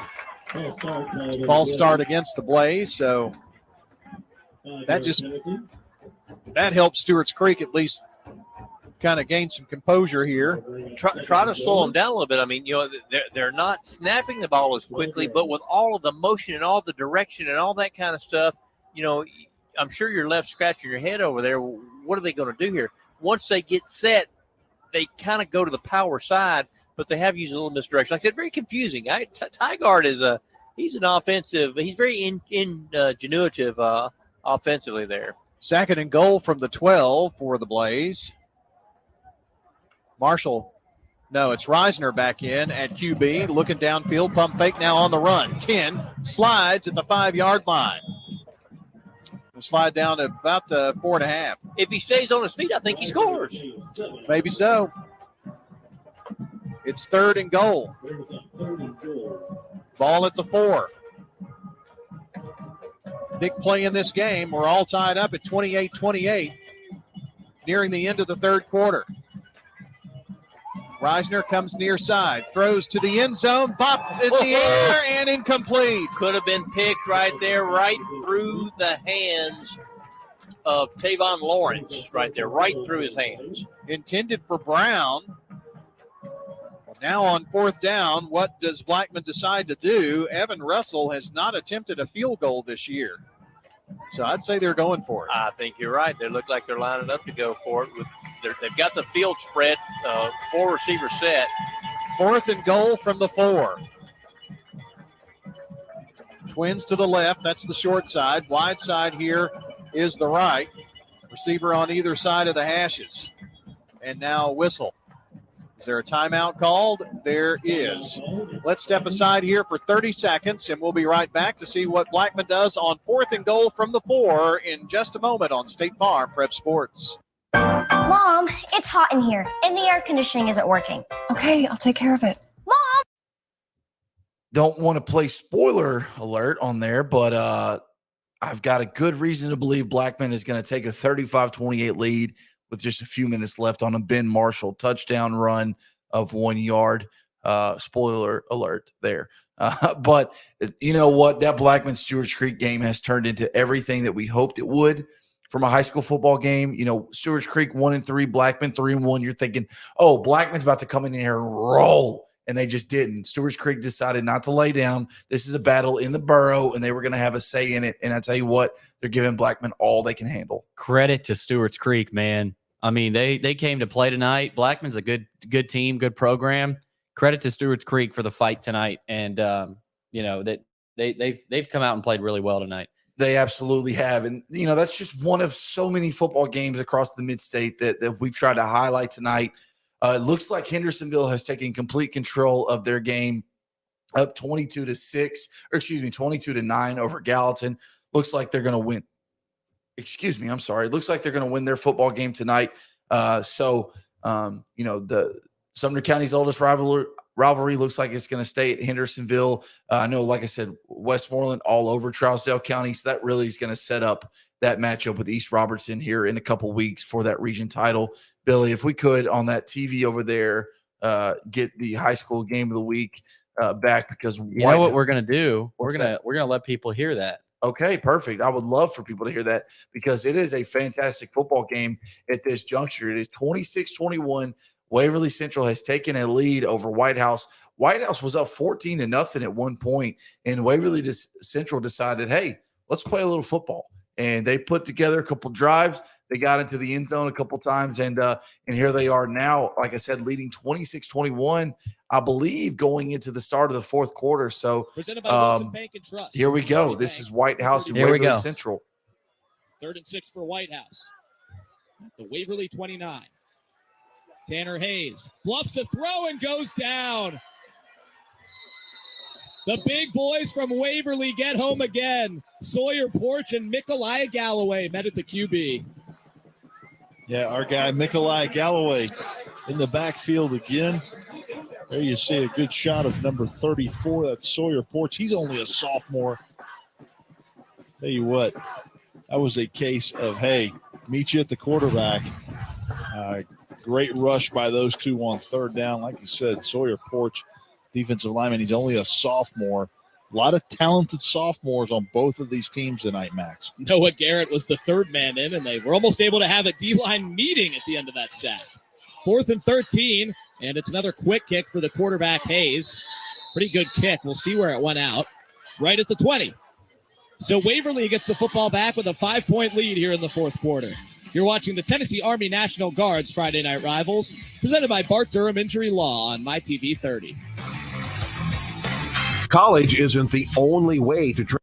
Yeah, so a quick update from the Friday Night Rivals game of the week as Waverly Central. We can't catch a break. We can't catch a break. Every time we go to a game, 30 seconds in, they're going to another break. Yeah, that's just part of it. It's part of it, Billy. No big deal. Looks like CPA has now got complete control of this football game between them and Good Pasture as they lead 35-14 with 2:40 left to go in the game.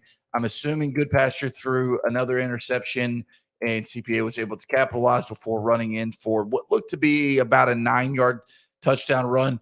Another score that is – Zach, we've got a really good game, Hillsboro and Green Hill right now. What's going on there? They're in the fourth quarter. We could go there live if you'd like to. I would like – let me get this real quick. 11-17 left to go in the fourth quarter. Rockville 13, Riverdale 7. But I would love to go to the game that you just mentioned. So if we can do that – I would love to go. We certainly can. Tell me that game again. Green Hill and Hillsboro. Critical Region 5A matchup. This is the same region with White County, Mount Juliet, and Station Camp. So this is a very big game. No doubt about it. We got a commercial, and then we will go right to that. Looks like Green Hill's leading 10-7. So yeah, looks like Hillsboro, I guess, took a 7-0 lead in the first quarter. Green Hill was then able to come back, score 10 unanswered. Before the halftime buzzer sounded, so the Hawks up 10-7. It's been kind of quiet out these meetings for these teams and these positionary meetings when they're on the sideline. They're really engaged on what's going on the field. Obviously, not the kind of game that we're necessarily used to with this Green Hill Hawks, especially this offense. Normally, you're seeing a lot more fireworks and more points out of this team.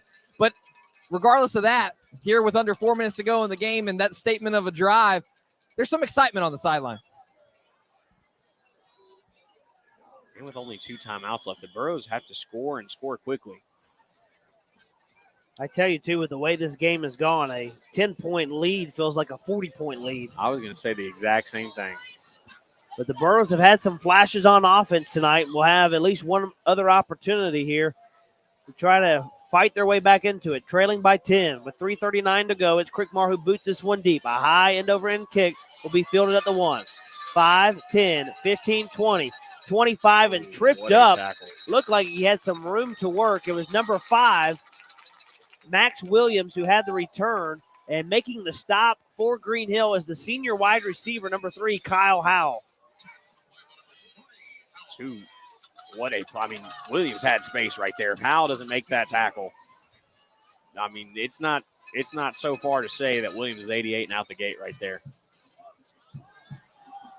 Burrows have it at their own 27, trailing by 10. 1st and 10 for Hillsboro.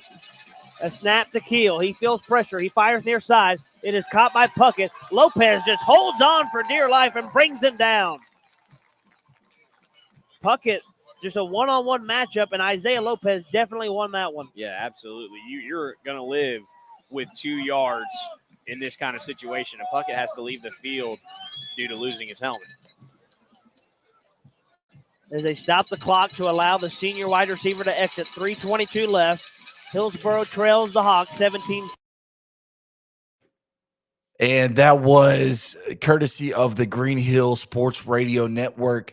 Green Hill High School leading Hillsboro 17-7 in a critical Region 5 5A contest.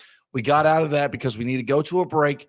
But when we return, we've got more of that game as well as many others. We're going to give you a scoreboard update. We're going to start hearing some final scores, some final calls from area reporters. So make sure you're staying through the other side of the break. This is Friday Night Live. He's Billy Derrick. I'm Zach Womble. We'll see you on the other side.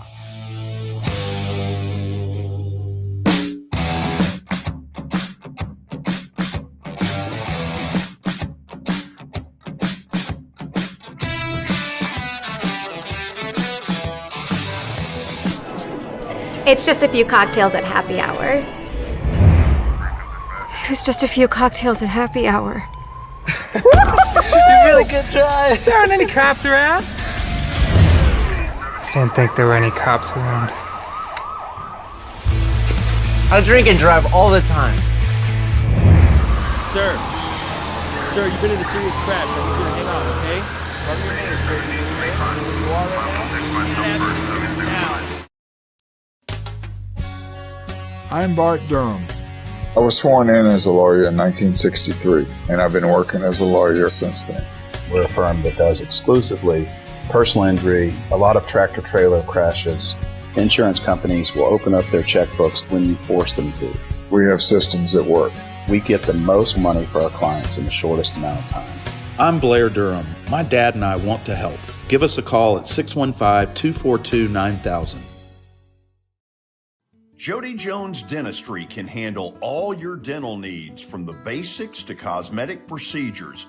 All of this in the nicest dental facility I have ever seen. Jody has done it right.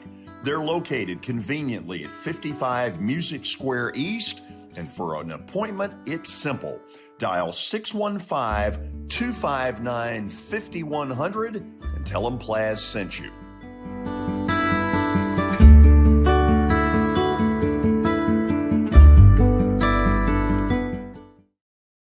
You love bacon. For Dustin Timmons and Joey Donnelly, they welcome every opportunity to serve and satisfy their clients. Whether you are looking to build your dream home or renovate your current home, their team will ensure that every client and remodel is unique, luxurious, completed on time, and within budget. Contact them today to set an appointment for a free consultation or to view some of their completed projects by logging on to DonnellyTimmons.com.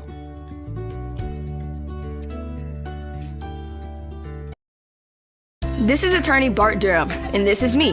I'm Aaliyah. Keeping in good physical condition is really important to me. But when I had a wreck with the tractor-trailer truck that hurt my legs so bad I couldn't work for almost a year, I knew I needed a lawyer that understood tractor-trailer cases. So I called Bart. Bart gets millions of dollars for his clients every year. At Bart Durham Injury Law, we've handled hundreds of tractor-trailer cases. My dad and I want to help. Give us a call at 615-242-9000.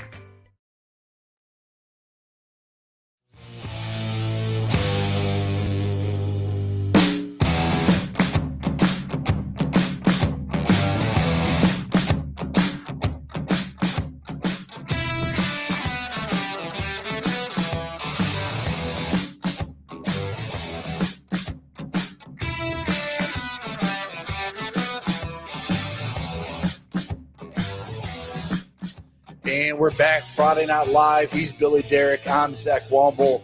9:21 here in the Mid-State, Friday, September 16th. This is Friday Night Live presented by the Tennessee Highway Safety Office, where fans don't let fans drive drunk. And, of course, we want to give a shout-out to Donnelly Timmons Custom Home Builders for all the best home builders you need. That's DonnellyTimmons.com. I know I've probably messed that up a couple times tonight, but just want to give a shout-out to him. But first and foremost, let's talk to Brady McAtamney, who was in Clarksville tonight to see the Wildcats take on the Buccaneers. It obviously did not go in favor of the Wildcats. What went wrong for the Clarksville faithful tonight, Brady? Yeah, so the execution really just wasn't there for CHS tonight. You know, they at times they struggled with tackling some of those quicker guys on Beach, especially J.P. Courtney. He had a pretty big night tonight. Obviously, a really good player for Beach. Clarksville struggled to get stops on third downs. They got Beach in a handful of third down situations, but honestly just struggled to get stops there to force them into a fourth down many times. They struggled to move the chains, really. You know, they are a team that really likes to run the ball, but Beach clearly knew that, and they stuffed them at the line quite often, you know, allowing them to get, you know, maybe 3 yards per carry. But, of course, that's not really going to do it against a good team, especially when their field position is struggling. And that was another thing. This is the field position. You know, when they're struggling to move the ball, that forces them to punt. Again, Beach has pretty good athletes, so Beach often was starting, you know, around their own 40-yard line. So that doesn't give them a lot of football field that they have to traverse to score. I'm sure when you talk to Clarksville, they're not going to say, yeah, Beach is 31 points better than us. They're probably going to look at this game and say there's a lot of areas where we can improve. I'm curious, you know, when you talk to those guys after the game, what stood out to them as the biggest bugaboo tonight? Yeah, so I think they would definitely point to that field position battle and the third downs. You know, because if you can get a stop on third down, you know, obviously that gives you a chance to get the ball back, get better field position. But instead, they were the ones punting often, and when they had to punt, it gave Beach pretty good field position because they often struggled to get, you know, past their own 30, 40-yard line. So I think those would definitely be the two things that they point at and say, you know, that's what we have to be better at. A score of interest for you, Brady. It looks like Portland leads Clarksville Northeast by only one, 22-21, with 5:16 left to go in the fourth quarter. Are you surprised at all by that score? Honestly, if you check out our staff picks from this week, I actually had Northeast winning that game. They're a really tough team to put away. They're slow starters. They often struggle in the first half, but once they get going, man, once they know what you're running, they can attack you in so many different ways. They just have so many weapons on offense, and they're starting to show that a little bit as they've, I believe, scored the last 14 points. So, you know, Northeast, that's just a really dangerous team, and Portland cannot afford to take them lightly, as we're seeing. And I would argue this is a 3-4 game in that region, Brady, because wouldn't you just assume that Henry County and Springfield 1A, 1B, well, probably Springfield's 1A and Henry County's 1B, but this game tonight between Portland and Northeast really feels like a third place game. Yeah, without question. You know, and getting that third seed, it could be critical, you know, depending on who they go out and play.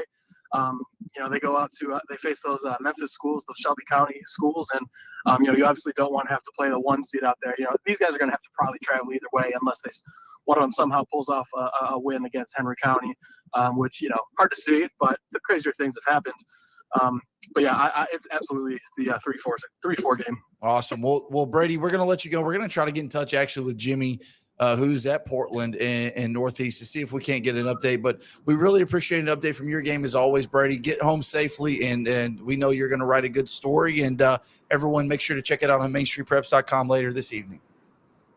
Thanks, Zach. Appreciate you guys. Yep, you bet. That was Brady McAtamney, who was in Clarksville tonight to see the Wildcats take on the Buccaneers in what turned out to be kind of a lackluster game. 38-7 in favor of the Bucs it went, but you know, maybe Clarksville will get another run at Beach. Another game that I mentioned, Portland and Northeast, 22-21.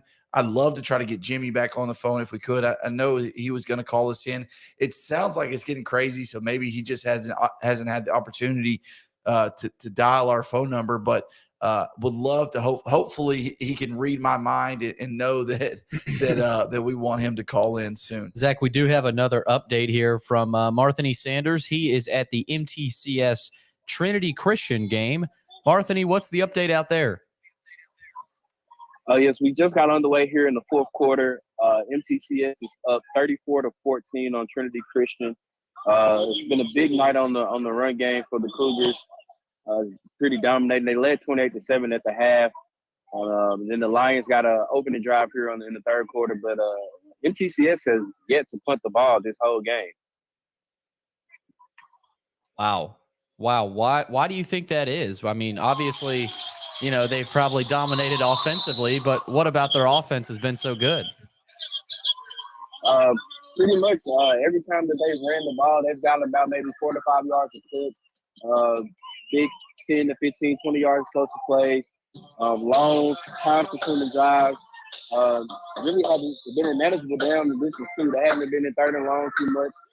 Everything's been like 2nd and 4, 2nd and 3, 3rd and 2. So everything's been pretty much short and manageable. And they've just been able to ground and pound throughout the whole night. And the defense actually just got another interception. Their third turnover of the night. Their second interception. So the Cougars defense also is clicking on all cylinders and just getting the ball right back to this very high offense. Very good. Well, Marthany, we really appreciate the update from that football game tonight, man. We hope to hear from you later at the end of the game, just to give us a final score if you don't mind. So at the end of the fourth, give us a call back, please. Yes, sir. We'll do. Thank you. That was Marthany Sanders from Middle Tennessee Christian and Trinity Christian. Middle Tennessee Christian looks to be just a really good program year in and year out. Always really good and looks to be another good team this year. Yeah, no, they've got great facilities out there, good program, good sports all the way around, good baseball program, basketball is top flight as well. MTCS, don't forget about them. You probably don't like them. They're orange and white. You're a black and gold guy. I'm a black and gold guy. You're a black and gold guy. We won't hold it to you. Looks like Rockville is gonna win this football game over Riverdale. They're leading 20-7 with 3:37 left to go in that football game. They just connected on a 38-yard touchdown pass to put them up by 13 with 3:37 left to go in the fourth. Green Hill, a 17-7 winner over Hillsboro. That is a final. Marthany just told us at the end of the third quarter, it's Middle Tennessee Christian 34, Trinity Christian 14. So we've got a few scores rolling in. Yeah, a few scores. Let's tag team a little scoreboard update here, Zach. Powered by Donley Timmons Custom Builders. You just mentioned Green Hill. They defeat Hillsboro 17-7. That's a final there. MTCS right now, end of the third, according to Marthany, 34-13 lead for MTCS over Trinity Christian Academy. Ivan Aronin is at Mount Juliet right now. Good game. They're all tied up with White County right now, 35-35, with about 4:51 left in the fourth quarter there. Final, Hendersonville and Gallatin. Hendersonville beats Gallatin 22-9. Of course, Lipscomb Academy defeats FRA 41-12. We saw CPA. They lead Goodpasture late in that one, 35-14. And we've also got a where was that other score? Rockvale score. Rockvale, last score we saw, they're up on Riverdale 13-7. So pretty crazy game there, Rockvale and Riverdale. So those are kind of the good chunk of scores I've got. Zach, I know you've got a few as well. Ravenwood beats Brentwood 28-10. Of course, Russell Venozzi was out there for us.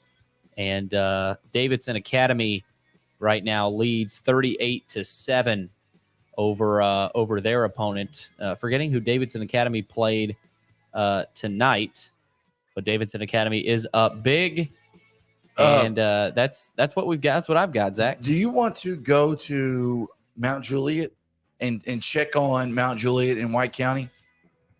Will do. Is that WHIN? No, it is actually, we've got it through the Mount Juliet broadcast. I am sending you over the information for that now.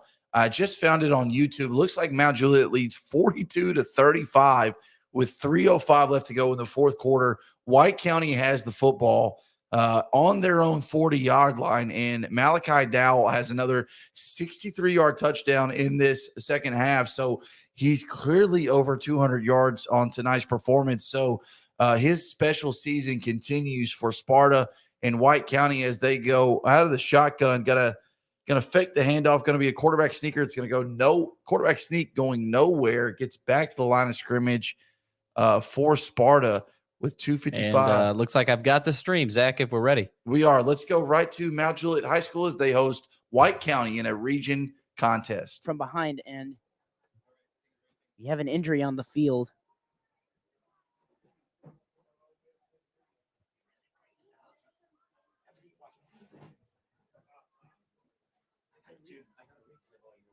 We have a White County player injured on the field.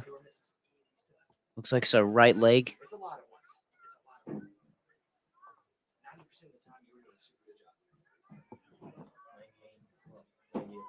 So we're going to cut that really fast while the White County staff tends to their football player. Again, White County trailing Mount Juliet 42-35 in what has turned out to be a wild football game between these two region foes, Region 5, 5A. 2:46 left to go in the fourth quarter. This is a game where Mount Juliet held a 21-point lead at one point. White County stormed all the way back. It was tied at 28, then tied at 35, and now Mount Juliet leading 42-35. So just a wild football game going on in Mount Juliet, Tennessee, right off of Curd Road there I say downtown Mount Juliet, but it's more north Mount Juliet on that side of town as the White County player walks off under his own power. You love to see that. Number 55. And, Zach, sorry to butt in real quick there, but we do have an update from Brian Stewart. He was at Gallatin Hendersonville, if I'm not mistaken. Brian, am I right in saying that? Brian, you there? Yes, sir, Billy. How are you? Good. How you doing? I'm doing great, man. It was another fun night of high school football here in Sumner County. No doubt about it, Brian. I love hearing you talk about the atmospheres. Where does this one rank tonight? Another great one. Hendersonville packed the stands. Gallatin comes strong with their visiting crowd, and it's a battle of the borders basically for northern Sumner County here. So you got Hendersonville and Gallatin that are two great schools in their own right, and their fans are avid and they travel well. And they showed up tonight. They had a great student section on both sides, cheering and egging on the crowd. And of course, the refs got their fair share of from both sides of the fans. But Hendersonville did prevail tonight. It was 22-9 was the final score. Gallatin kept it really close. Matter of fact, they had the lead for a little while, and it just boiled down to the ground game as it did with Station Camp in Gallatin last week. Just come down to the ground game, and the Commandos were able to hem up that Gallatin backfield, and they had that Stephen Mack, he just had a fantastic game for Hendersonville tonight, made some big hits on defense, made a couple long runs on offense, and just ended up being the difference tonight for the Commandos. Brian, you have been at your fair share of rivalry games the past several weeks. You went to Beach Hendersonville. You went to Gallatin Station Camp. Now you're at Gallatin Hendersonville. Are you mentally drained at this point? I mean, how are you feeling? I'll tell you what, it's the one thing that I can say, Billy, is that I'm trying to play as neutral a field as I can. I feel like Switzerland right now, just watching both sides just kind of war with each other. But like I said, it's myself and my company, One Stop Realty. We fully support all kids that are out there playing sports. I don't care if it's football or lacrosse. Just seeing the kids leave it all on the field, whether they're a winner or a loser that night, I feel like they're all leaving the field a winner because they're doing what they love. And I'm sitting there getting to witness it. I grew up playing sports, football, baseball, basketball, and soccer all myself. And I know what these kids go through whenever they're getting prepared for these games, what their parents are going through. I remember my parents just, living emotionally in the bleachers and everything. So it's just it's a wonderful time for these kids, whether they realize it or not right now. They're going to look back on this as some of the best times of their life. And I'm very fortunate to be able to get out here and get in the middle of it and be a part of it. I know that's right. I know that's right. And you really got to be a part of it a couple weeks ago when you handed out that trophy between Beach and Hendersonville. You asked me, you said, what's the trophy presentation, ceremony like? And I said, they're just going to grab it from you, Brian. Did it play out like that when those two teams, when Beach came out victorious, did they just run up to you and take the trophy out of your hands? So I felt obligated to sit on the Hendersonville fan section side because it was their trophy until Beach beat them and took it from them.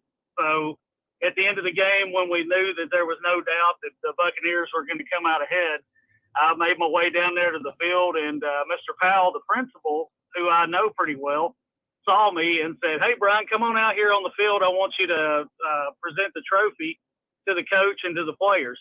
So I ended up going out on the field, and all the players come around me, and they all wanted to take a picture with me, and it was just so much fun because I got to, present the trophy for Main Street and for One Stop Realty, and it was just I even got to jump up and down in the circle with them. So it kind of made me feel like I was back in high school, playing football again. So wonderful time out there presenting that trophy, and I definitely look forward to another opportunity to be a part of that again. Yeah, I tell you what, man, them kids will do a good job of either making you feel old or making you feel young. I'm glad they were able to make you feel young, Brian. We really appreciate you calling in everything that you do for us here, whether it be on Friday Night Live, whether it be the George Plaster Show, or just Main Street Media TV in general. We just really appreciate your partnership and your loyalty to us, Brian. So thanks again for calling in, and you have yourself a great night.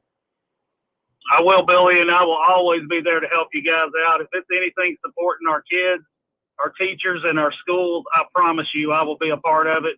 One Stop Realty loves it, and we will always be there to help. Thanks, Billy. Very good. That is Brian Stewart helping us out here on Friday Night Live. Billy, I have to get into this Mount Juliet White County game. White County converted a 4th and 4 with a huge run to Malachi Dow. They are now approaching the Mount Juliet red zone. They are trailing 42-35 with 49 seconds left. They've got the marker out. Oh, let's go to it. Let's go to it. Let's just hear what's going on in Mount Juliet. And so you better believe on this play, it's probably going to be Pinion.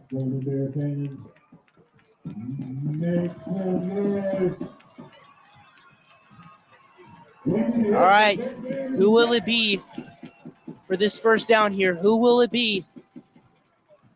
It's going to be Pinion, and I was right.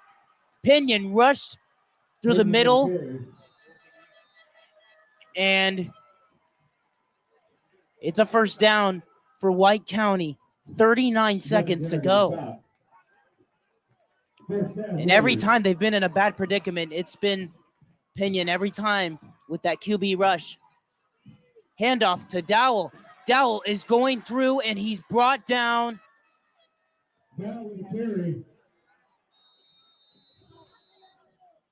Clock is stopped at 24 seconds.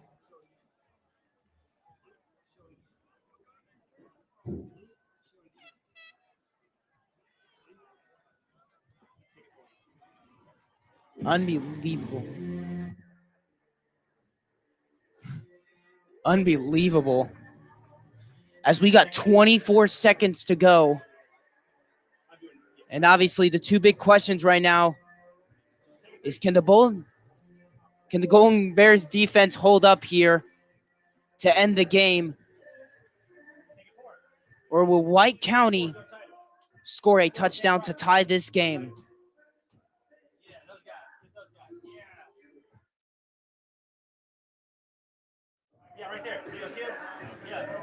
And I wonder how these viewers are feeling. How y'all feeling about this game? I'm on the edge of my seat right now. Any close game for any sport is the most exciting thing. It's okay to have blowouts every once in a while, but close games are way funner to watch. And no one can disagree with me on that. All right. This is it, ladies and gentlemen. 24 seconds to go. Twin receivers on the left side. for White County. Pinion at QB. Handoff to Dowell. Dowell rushing up the left side, and Dowell has dove in to tie the game. It's a touchdown for White County with 17 seconds remaining.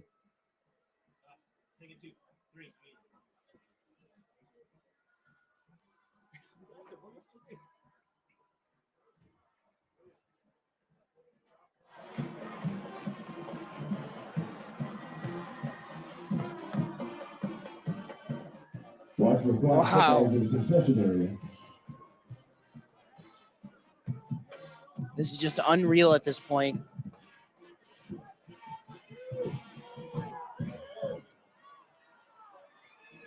Wow.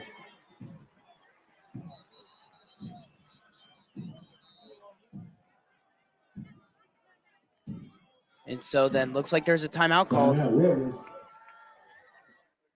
Timeout by White County. 42-41 with 17 seconds remaining. And you're thinking, is White County gonna go for 2 here? That's a big question that you should be asking yourself if you're a White County fan. And when you got one of the best running backs in the state, you never know. But if White County gets this 2-point conversion, this game could very well be over.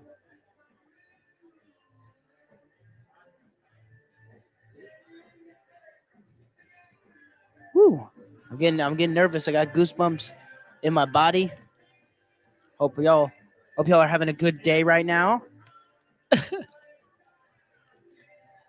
know I am. This game's been very eventful. If you're tuning in with us just now, Golden Bears had a 21-0 lead in the beginning of the game, 28-7 at one point.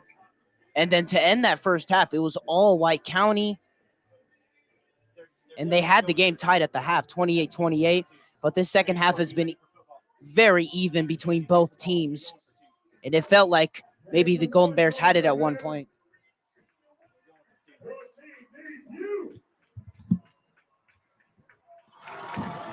And here we go.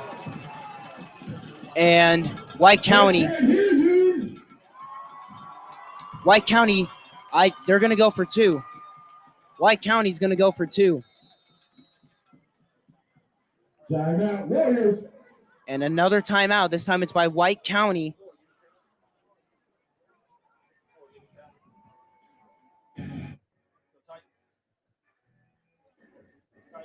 And so once again, with 17 seconds, your score, Golden Bears 42, White County Warriors 41. And so it looks like White County is going to go for 2 here. And whichever way it goes, Golden Bears get the stop. They're going to win. And if White County can complete it, they'll get a huge win. Now, White County's closest game this season, they beat Warren County 22-21, who the Golden Bears beat Warren County 41-0. So just very interesting sides of both of these teams.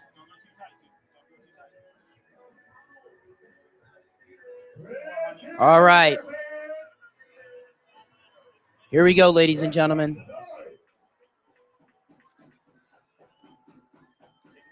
And they're going to go for 2. 17 seconds remaining. This is it. If they get it, they win it. If they don't, Golden Bears will win it. Here we go. Pinion will rush it in, and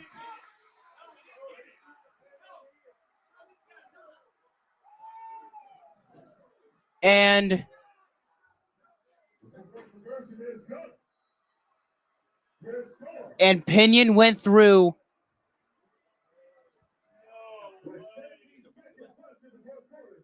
And Pinion went through.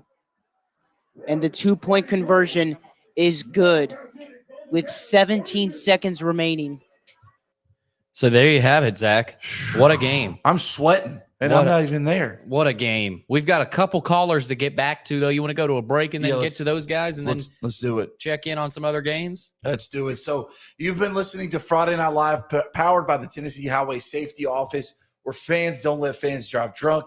We also want to give a shout out to Donnelly Timmons Custom Home Builders. That's DonnellyTimmons.com. On the other side of this break, we've got a lot to get into, some final calls, some final scores, so don't go anywhere. This is Friday Night Live.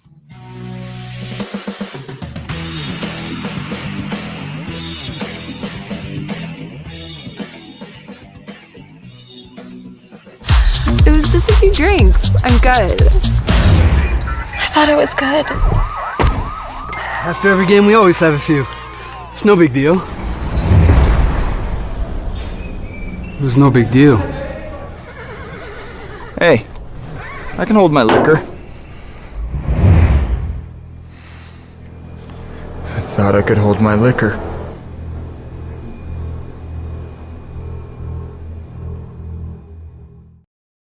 This is attorney Bart Durham, and this is me. I'm Aaliyah. Keeping in good physical condition is really important to me. But when I had a wreck with a tractor trailer truck that hurt my legs so bad I couldn't work for almost a year, I knew I needed a lawyer that understood tractor trailer cases. So I called Bart. Bart gets millions of dollars for his clients every year. At Bart Durham Injury Law, we've handled hundreds of tractor trailer cases. My dad and I want to help. Give us a call at 615-242-9000. For Dustin Timmons and Joey Donnelly, they welcome every opportunity to serve and satisfy their clients. Whether you are looking to build your dream home or renovate your current home, their team will ensure that every client and remodel is unique, luxurious, completed on time, and within budget. Contact them today to set an appointment for a free consultation or to view some of their completed projects by logging on to DonnellyTimmons.com. The best game of the week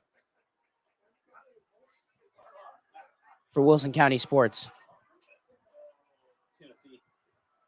Or just Tennessee. Here we go. Travers has got it. Travers and Morton. Travers will bring it back. Travers is going to go long. It is caught for Cisse. It's tipped. He landed onto Keon. Keon sideline. And he's out of bounds. Unbelievable. But there's a flag. There's a flag. What a play. It was thrown to Cisse. And then a little toss to Keon. That was unbelievable.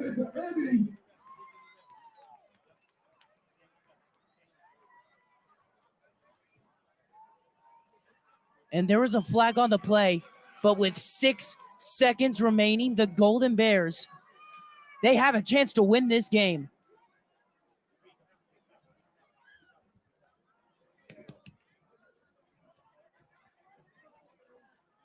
Six seconds to go. Team going to go over the play.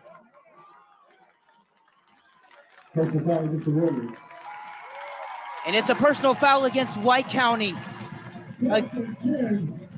First and 10, 6 seconds remaining. Are you going to run it or are you going to pass it?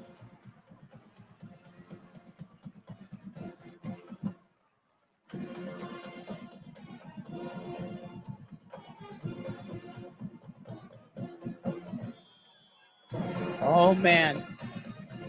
1 point lead for White County. Snap is up in the air. And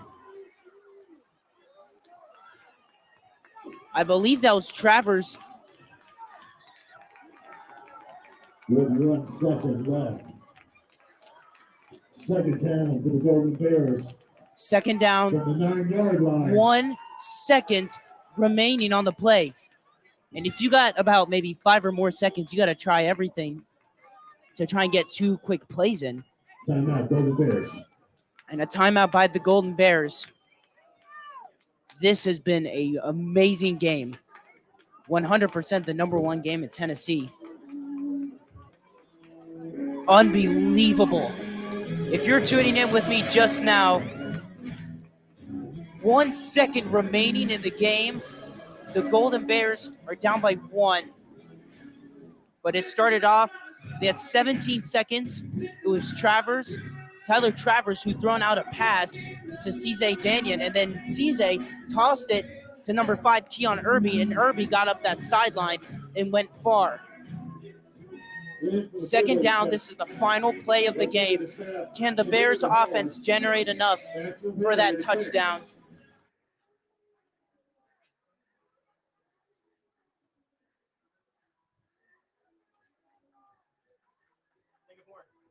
Here we go.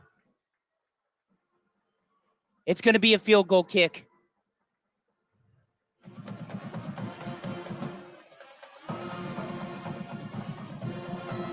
And the kick, good snap, good hold, and it is good for the win. The Golden Bears have defeated the White County Warriors. And that is for the win. Number 98, Daniel Echeverria with the field goal kick. And the Golden Bears have won it. Wow. So many great things about everything that we just saw. The football game, obviously incredible, but shout out to whoever the Mount Juliet student section is with the play-by-play. He has no color guy with him. It's just him out there by himself on an island, and he has just delivered a great call to a great game. So shout out to the Mount Juliet High School student running the Golden Bears football YouTube play-by-play account. He did a really good job of describing everything that went down. What a game down to the wire. And with that, we bring in our very own Russell Venozzi, who is at his own great game. Russell, what can you tell us about the Battle of the Woods? Yeah, guys, I'm kicking myself. I wish I went to that White County Mount Juliet game. A Jim Nance in the making on the call. That was great. And hey, I picked Mount Juliet to win the game, so a little fist pump too. Great, that was great nice. pick. Great pick, Russell. Yep. Hey, look, 10-0 last week. I don't know what the damage was this week. I'm gonna check as soon as I get home. But it's been good so far this season, and it worked out at Ravenwood as well. Of course, I had them winning, and that's what they did. 28-10. Ravenwood owns the Battle of the Woods rivalry for the second straight year. Carter Pace had a big night, 4 touchdown runs for him. Man, he's only 5'7", but he runs hard and he runs well. Ravenwood's defense too only gave up 3 points because Brentwood's lone touchdown was on a 90-yard kickoff return by Matthew Manning. So hat tip to the Ravenwood defense. It sounded like Will Hester all week kind of got his guys revved up a little bit by talking up the Brentwood defense and how because everybody's been talking about the Brentwood defense only allowing 9 points a game and how tough they are, and he challenged his defense to match that or to do better, and that's what they did. So great game here in Brentwood. Russell, I'm curious, wondering, when you play a game like this and it takes so much out of you emotionally, physically, mentally, it's kind of hard to bounce back the next week. I'm curious, did you get that sense at all that both of these teams maybe could have a tough week coming up because of all the energy and emotion that they expended into a game like this?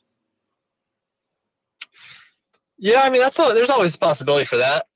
Of course, Ravenwood was coming off just an incredible battle with Oakland last week and didn't seem to have any effects from that. So I don't know. I mean, I guess it depends. But, yeah, tough loss for Brentwood. They're going to need to bounce back. I don't know who they've got next week. You guys might. But At Hillsboro. At Hillsboro. Okay.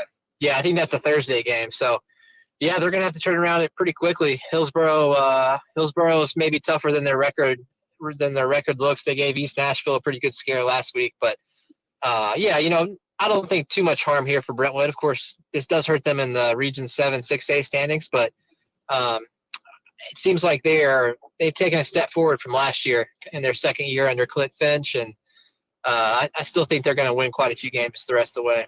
Speaking of Region 7 6A, Russell, Centennial got a big win tonight. I know they're having a really good year. I think they're 4-1 now. Obviously Ravenwood still got Independence at the end of the year, and maybe you're looking at that because Independence beat Centennial, but it was kind of unusual circumstances, right? I mean, you show up for a Friday night game and you don't finish it until Saturday. So, what's really the difference between those two schools? I guess what I'm getting at is, 2 of their final 3 are against really tough opponents. How do you think they're going to handle these next couple of weeks? How do you think Will Hester is going to try to get his bunch to stay focused and motivated for what is going to be a critical home stretch? Yeah, I think on paper coming into the year, Ravenwood definitely looks like the favorite, and I would still peg them as that. Like you said, Independence and Centennial are maybe neck and neck there, and solid teams in their own right. But I definitely think Ravenwood is a step above both of those teams, and so as long as they kind of just stick to what they've been doing, running the ball, using Chris Parson, he's so dynamic. I mean, even in a quote unquote off night for him, he still made some incredible plays, made just an excellent pass where he kept the play alive for a while and threw a long pass to Ethan Smith to set up Carter Pace's last touchdown. And that was on 4th down too. So I don't know. I think Ravenwood sets up pretty well. They've already kind of taken their lumps a little bit, like we talked about earlier, against NBA and Oakland, and now they've got this big win over Brentwood. So I think for them, it's just continue to take care of business, and they should be in pretty good shape by the time November rolls around. One more question, I'll let you go, Russell. Everybody knows about Chris Parson, and rightfully so. But tell us somebody else that maybe we don't know on this Raptor teams that maybe we should know. Yeah, I definitely think it's Carter Pace. I mean, I know I've mentioned him a couple times, but kid's only 5'7", 180, and he plays running back. He told me he's always been a running back, and I guess he didn't keep growing at some point, but he's got the skill set for it, and he's really strong, really built for his stature, and is able to slip through the line. I think it appeared to me that he kind of gets lost behind the line a little bit. Ravenwood's got a pretty good size offensive line, and you got a guy you're already worried about Chris Parson running, and then you can just flip it or hand it to a small running back, and next thing you know, he's in the end zone. So I think he hasn't gotten a whole lot of love or attention yet, but I think he was a big reason why Ravenwood won this game tonight. Absolutely. Russell, we really appreciate your time tonight. Great job as always, and we'll catch up later. All right, guys. Talk to you later. See ya. That was Russell Venozzi to talk about the Battle of the Woods, where he spent tonight at Ravenwood and Brentwood as the Raptors come out on top 28-10 over their arch rival. No surprise there. I think for any of us who has seen Ravenwood play this year, obviously a really good football team, showed that tonight, and I think we'll continue to show that as the season moves forward. Billy, it's moving into the 10 o'clock hour. I can't believe we've only got an hour left. I really feel like today has flown by. But again, 10 o'clock here, Friday, September 16th. This is Friday Night Live, presented by the Tennessee Highway Safety Office, where fans don't let fans drive drunk. Also want to give a shout out to Donnelly Timmons Custom Home Builders. That's DonnellyTimmons.com for all your custom home building needs. He's the scoreboard sponsor, and we really want to thank him for doing that. And speaking of the scoreboard, I've got some scores. The little mini scoreboard update. Little mini scoreboard that I would like to run down if that's okay with you. That is okay. We've got a caller, Jimmy Trajan, on the line too. Let's get to Jimmy before we get to scores, because I want to hear how this Portland Northeast game shook out. Jimmy, what can you tell us after we spoke with you? Well, this turned out to be one heck of a game. I kind of mentioned earlier in the day when we spoke that it felt like that Portland had kind of dominated this game, but it was still a one-possession game. Portland holds on 22-21, which is the exact score from last year's game when Portland won 22-21. Portland took the opening possession of the third quarter, scored. They took it was up 22-13 at one point. Northeast had scored, went for the 2-point conversion instead of the 1 point. And so that made it a 2-score game essentially for Portland. Late, and about midway through the fourth, Northeast went on a really good drive, ended with a touchdown pass, and that game ended up being a 22-21. And it was just one of the things I really was impressed by was the Portland running game. Box is just a phenomenal quarterback, and I was talking to Portland's coach afterward, and he was saying that he's a exceptional baseball player. But 22-21, this game, you could tell how disappointed Northeast was afterwards, the players, because they understood the importance of this game in this region. This is 2 region losses for them after they got beat by Springfield a couple of weeks ago. Portland now 4-1. Now I think that was their second region win. So they're off to Macon County, so they step out of the region next week. Northeast will have to figure out how to get past this because they've got Clarksville High, which is a old city rivalry here. It's 6A versus 5A now, so the game doesn't have any region significance, but still a huge rivalry. But yeah, 22-21. After Northeast had scored, they tried an onside kick. Portland recovered it, and then Portland was able to run out the last 5.5 minutes left. A key 3rd and 15 pass was really what allowed Portland to kind of hold on and run out the clock. Very good, Jimmy. We really appreciate your time tonight. You gave us some great updates. I'm really glad you got to see a good high school football game. As good as that one was, Jimmy, though, I don't know if you got to see the best high school game in the state. I think that actually resided in Mount Juliet tonight as the Golden Bears beat Sparta. I heard just 28-7 Mount Juliet was up, and then I guess White County came back, and all then hell Mount broke Juliet loose. and then Mount Juliet gets a game-winning field goal. That would have been a fun one to cover. I tell you, Mount Juliet, they've had some phenomenal football teams over the years. And, of course, the new high school opened up over there in Wilson County that kind of took away some of their students. But in White County, I think this was their first 4-0 start in I want to literally say decades. That would have been a phenomenal game to have been at. Absolutely. Well, Jimmy, you have a safe night going home tonight. We really appreciate your help, and we'll talk soon, okay? All right. Thank you, guys. Much appreciated. Yep. That was Jimmy Troglin. I'm probably butchering it. I feel so bad. But he gave us great reports of Portland and Northeast all night long. Before we take our first break of the hour, Billy, we've got a scoreboard update. And honestly, I'm scrolling through here, and it looks pretty thick. I'll be honest. I've got a thick scoreboard update ready for you guys, powered by Donley Timmons Custom Builders. Zach, let's start in East Tennessee. Alcoa defeats Pigeon Forge 46-20. Anderson County over South Doyle 35-7. Austin Eats beast Northview Academy 26-20. Bradley Central defeats Hardin Valley 24-17. Chattanooga Christian over Notre Dame 49-14. Daniel Boone 38, Morristown 7. Dobbins Bennett 56, Westridge 14. Farragut over Cleveland 42-13. Gordonsville 42, Lakeway Christian 14. Greenville 54, Volunteer 0. Knoxville Fulton 61, Gibbs 55. Knoxville Central 32, Heritage 28. Knoxville Webb 28, CAK 3. That was on Thursday. Knoxville West 49, Sevier County 0. McCallie over Knoxville Catholic 38-7. Maryville defeats Bearden 28-7. Oak Ridge over Lenore City 33-13. Powell defeats Clinton 29-22. Sequatchie County over Grundy County 42-12. Silverdale beats Boyd Buchanan 28-21. Smith County over Walker Valley 30-25. Soddy Daisy defeats Sequoia 19-0. Tennessee High 34, David Crockett 10. Baylor 42, JP 2 7.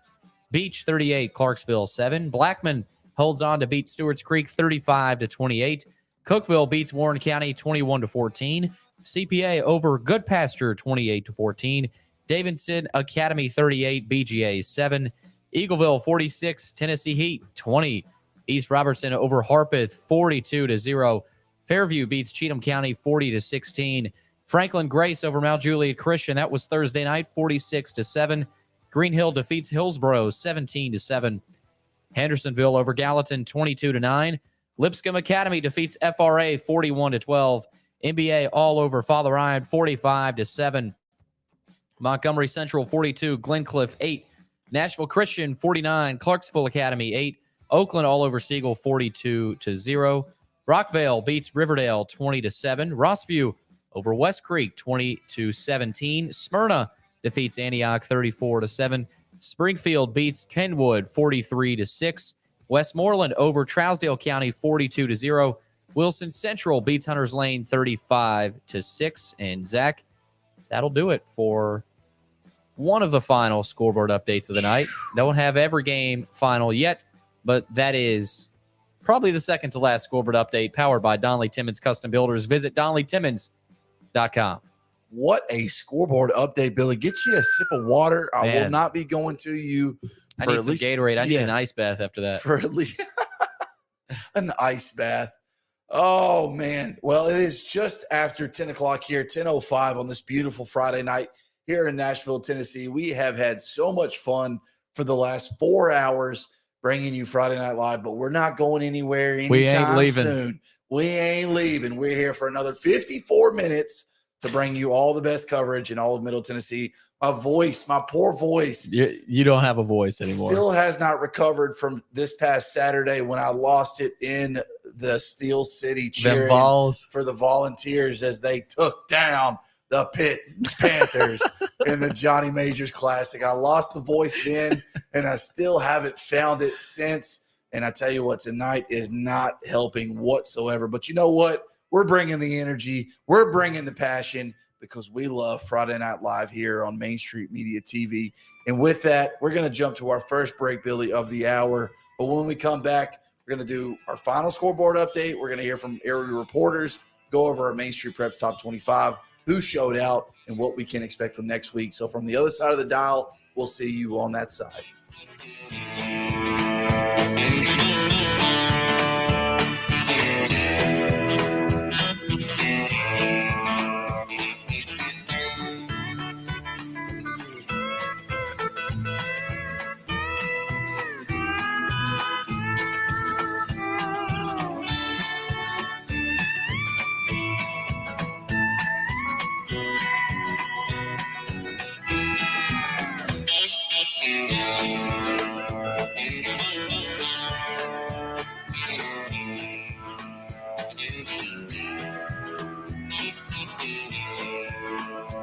For Dustin Timmons and Joey Donnelly, they welcome every opportunity to serve and satisfy their clients. Whether you are looking to build your dream home or renovate your current home, their team will ensure that every client and remodel is unique, luxurious, completed on time, and within budget. Contact them today to set an appointment for a free consultation or to view some of their completed projects by logging on to DonnellyTimmons.com.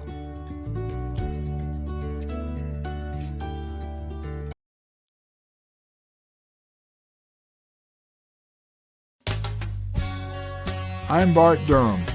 I was sworn in as a lawyer in 1963, and I've been working as a lawyer since then. We're a firm that does exclusively personal injury, a lot of tractor-trailer crashes. Insurance companies will open up their checkbooks when you force them to. We have systems that work. We get the most money for our clients in the shortest amount of time. I'm Blair Durham. My dad and I want to help. Give us a call at 615-242-9000.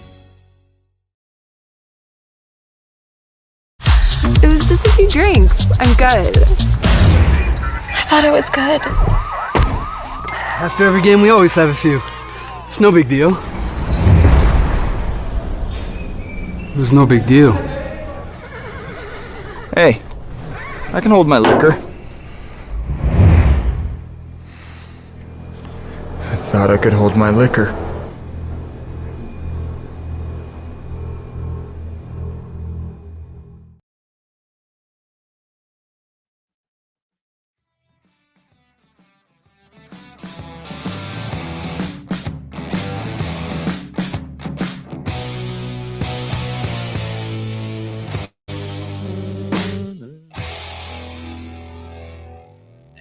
And we're back. Friday Night Live. I guess I'm bringing us in. Yeah, I guess so. We're just on a little rotation. I'll give you the final hour off here, Zach. Thank you. Rest that voice of yours. Thank you. I appreciate it. And with that, as a backdrop, we've got a report coming in from Marthany Sanders. He covered the Trinity Christian MTCS game over there at Middle Tennessee Christian School. Marthany, how did that one end up? Very actually entertaining second half as the score drew closer and closer, but Middle Tennessee Christian was able to hold off Trinity Christian 34-21 after a couple of drives where the Lions of Trinity Christian was able to move the ball down the field finally through the air and get a couple touchdowns. And then it seemed like that they had recovered an onside kick to be able to get the ball back and maybe cut the lead down to one possession. But an illegal procedure, I think the Lions were not lined up correctly, which cost them that recovery. And Middle Tennessee kept the ball, and about 2:25 left in the game. It's 4th and 6. And when I called in earlier, I was telling you guys how about Middle Tennessee Christian had pretty much just been running the ball up and down the field on Trinity Christian. And on 4th and 6, they decide to actually go in the air and they complete the pass and pretty much ice the game and nullify any type of comeback that Trinity Christian had. So that ended up being your final score there, 34-21. MTCS holds on and gets their third straight victory as they get ready to go into league play next week. Marthany, I know you're a guy that's been around Rutherford County high school football for a little while now. I want to ask you, Riverdale played Rockville tonight. Rockville won. Blackman edged Stewart's Creek. Oakland obviously took care of Siegel. Of those two, of really the first two, Riverdale, Rockville, and Blackman, Stewart's Creek, do either one of those finals surprise you, that Blackman edged Stewart's Creek or that Rockville took down Riverdale? I would probably say maybe Rockville taking down Riverdale, just because the history of Riverdale and Rockville is still kind of fairly new. Stewart's Creek has been in a couple of shootouts with Blackman before. There's a lot of good football here in Rutherford County. I mean, that district and that league alone is a juggernaut, just with all those teams playing each other in itself. Maybe kind of more surprised that Rockville ended up getting past Riverdale is the one I would go with. Yeah, certainly. Absolutely. And I do wonder about Blackman. They can obviously put up points with the best of them, but it feels like maybe they're a team that, they could score 40, but they may give up 45 on any given night. Do you get that sense about Blackman as well? Yeah. That's very scary sometimes. I mean, obviously it's nice to put up those points, but being in the shootout week to week can put a wear and tear on you, because in the end you have to get stops defensively, and it could come to a week to where they may not get enough stops defensively, and it really doesn't matter how many points that they can put up and score. If you can't stop anyone on the other side, that makes it a long game for both sides of the ball, really, when it comes down to it. Well, Oakland may be that team that really puts it on Blackman this year. But Marthany, we really appreciate you calling in, man. You give us great stuff each and every week. We just greatly appreciate your help with this show. Yes, sir. Thank you all. You have a good one. You too, Marthany. Thank you. That was Marthany Sanders over at Middle Tennessee Christian against Trinity Christian, where Middle Tennessee Christian came out on top. I believe he said about 14, if I'm not mistaken. So I think so. Yep. Good win for MTCS. Like he said, little surprise Rockville took down Riverdale. I think I'm more surprised than he was at Stewart's Creek Blackman. I know he mentioned that those two schools have had some shootouts in the past, but Blackman now 4-1, 3-1 going into that game. You thought maybe they could really get control, maybe find some answers on defense, but it just looked like to me that Stewart's Creek, now 1-4, was kind of able to march up and down the field on them. Yeah, I'm surprised by that. I mean, I'm no disrespect to Stewart's Creek, but Marthany said it.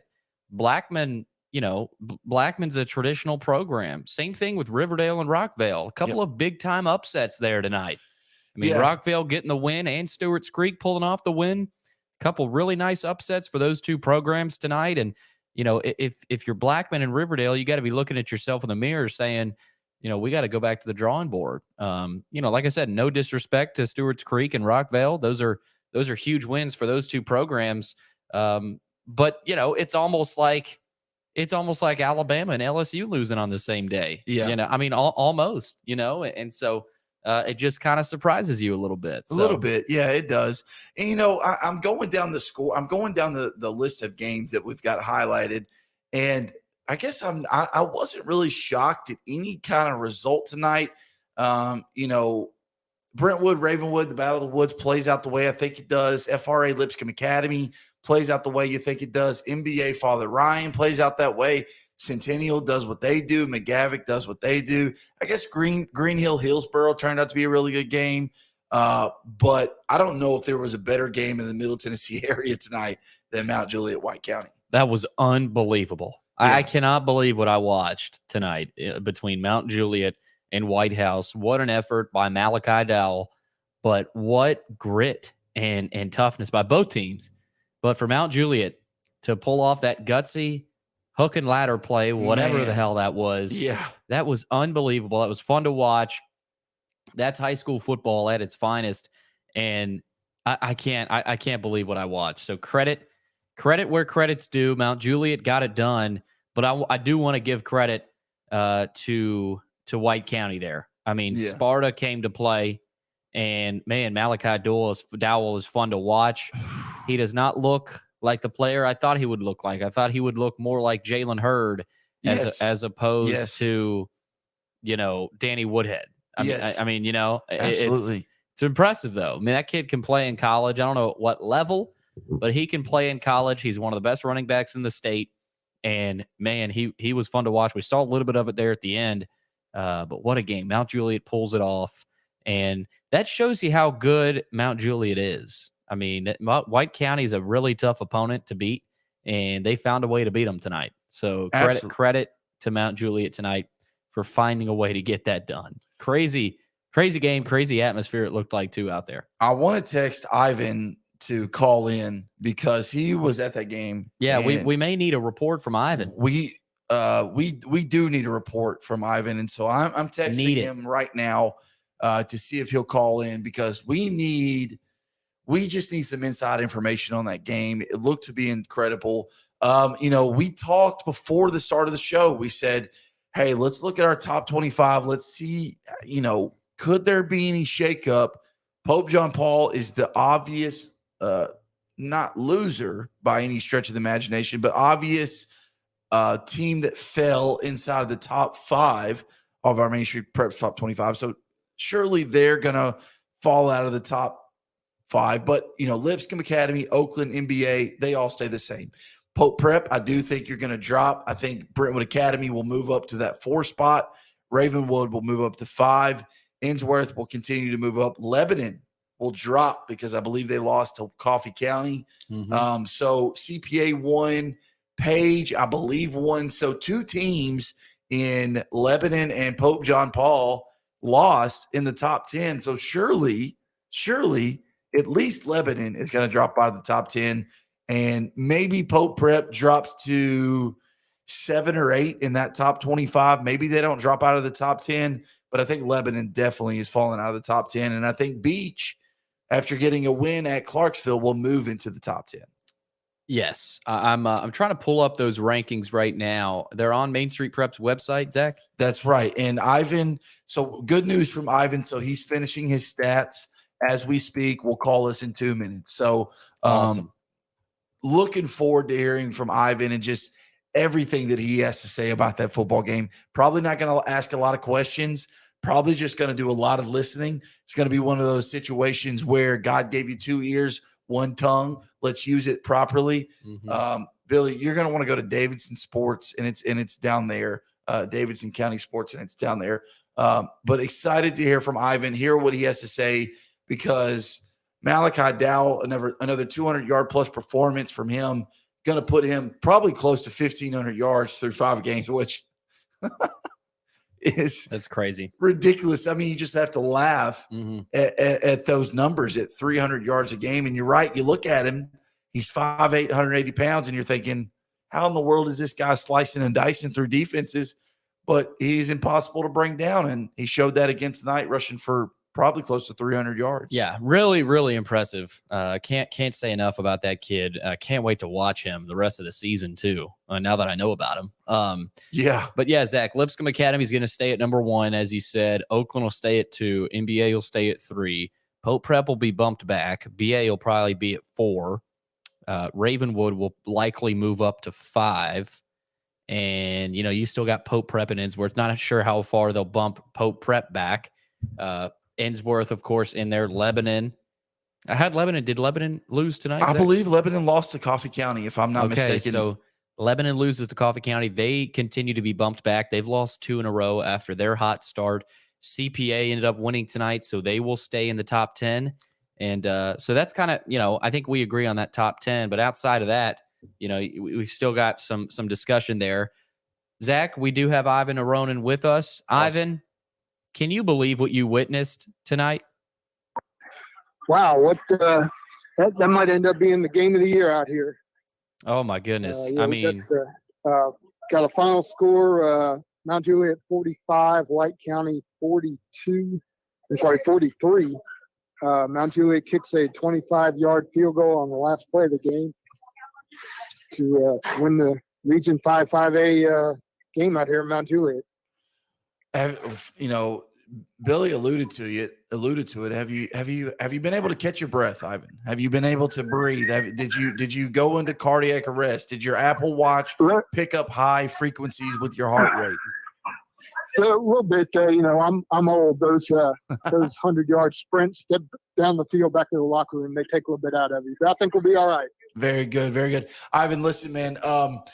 This was such a critical region game, right? Did you get the feeling that these were the two best teams in the region tonight? I know you haven't seen Station Camp. I know you've seen Green Hill. Those seem to be the four teams to me that would make a run at it. White County has already defeated Station Camp. I know you've seen Green Hills, but so I guess back to my question, does it feel like Mount Juliet and White County are kind of the cream of the crop in this region? I think I know Green Hill struggled a little bit tonight. I would split it up and say Mount Juliet probably has, from what I've seen of those teams you mentioned, the best defense in the region. And I think it's very, very close with the best offense between Green Hill and White County, what I saw tonight. I think Mount Juliet's, they were missing some kids on offense tonight. And that hurt them a little bit, injuries and such. But I think the two best offenses in the region are Green Hill and White County from what I saw tonight, with Mount Juliet right there when they have a healthy team. Ivan, I have to ask about the hook and ladder that sets up the game-winning field goal. Did you ask Trey Perry about that play call? And if you did, what the hell was running through his mind? I did. And first of all, he said they, of course, practice that play. He said at best it works 50% of the time in practice. So he was a little nervous. The other thing he told me about that situation, and he looked right at me and said, "You can quote me on this."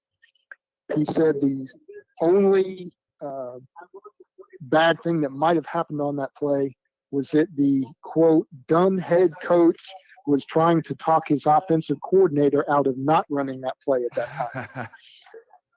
Well, he said, fortunately, his offensive coordinator ignored him, and they worked that play extremely well, plus a late hit personal foul out of bounds that moved the ball even closer to set up the game-winning field goal. You said that play only worked 50% of the time in practice, but it works 100% time during the game, and I guess that's really all that matters.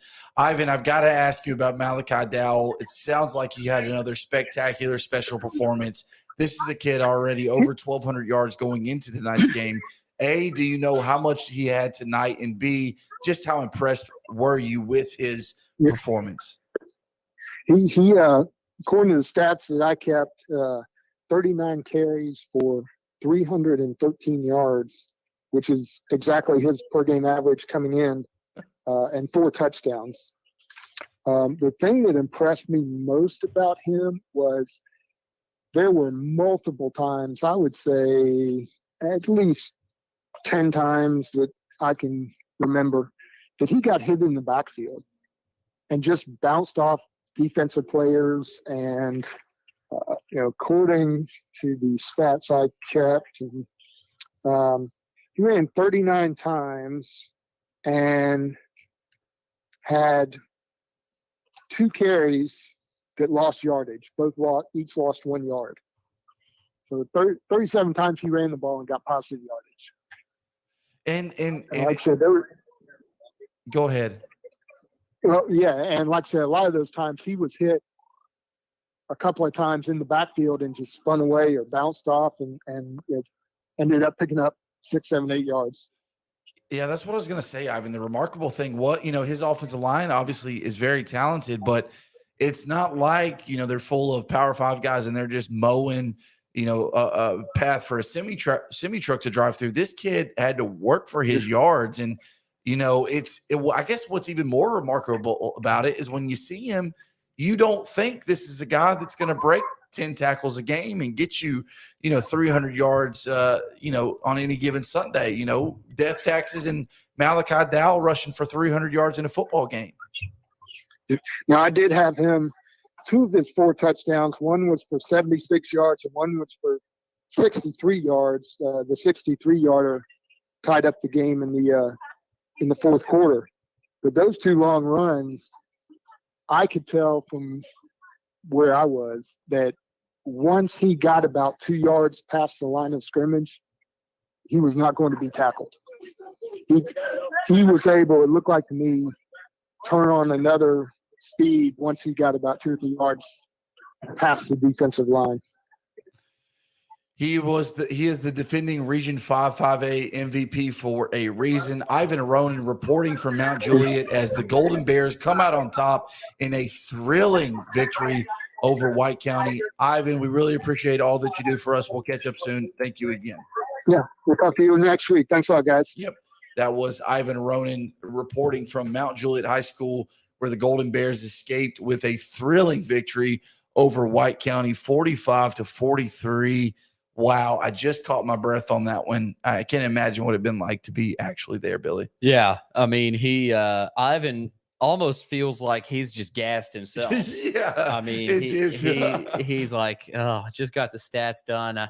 I know it was a crazy game, but man, I need some sleep. Yes, he does. Yes, he does. Well, listen, we're going to go ahead and take our second break of this final hour. But when we return, and then I've got a final scoreboard update. Okay, there we go. And then when we return, we'll do our final scoreboard update. This is Friday Night Live presented by the Tennessee Highway Safety Office, where fans don't let fans drive drunk. We'll see you on the other side.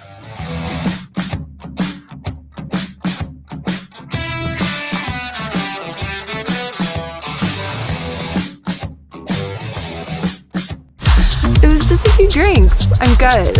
I thought it was good. After every game, we always have a few. It's no big deal. It was no big deal. Hey, I can hold my liquor. I thought I could hold my liquor.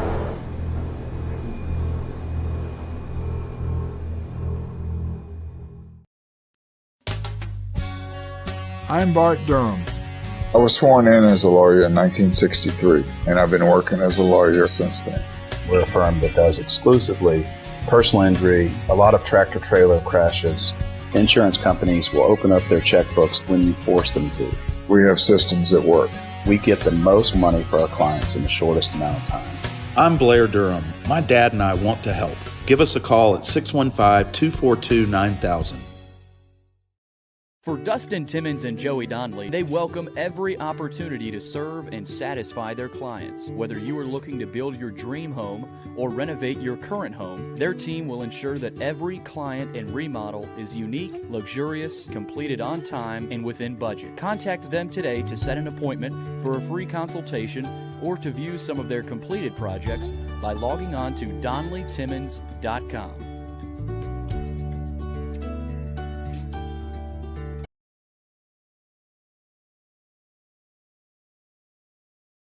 This is attorney Bart Durham, and this is me. I'm Aaliyah. Keeping in good physical condition is really important to me.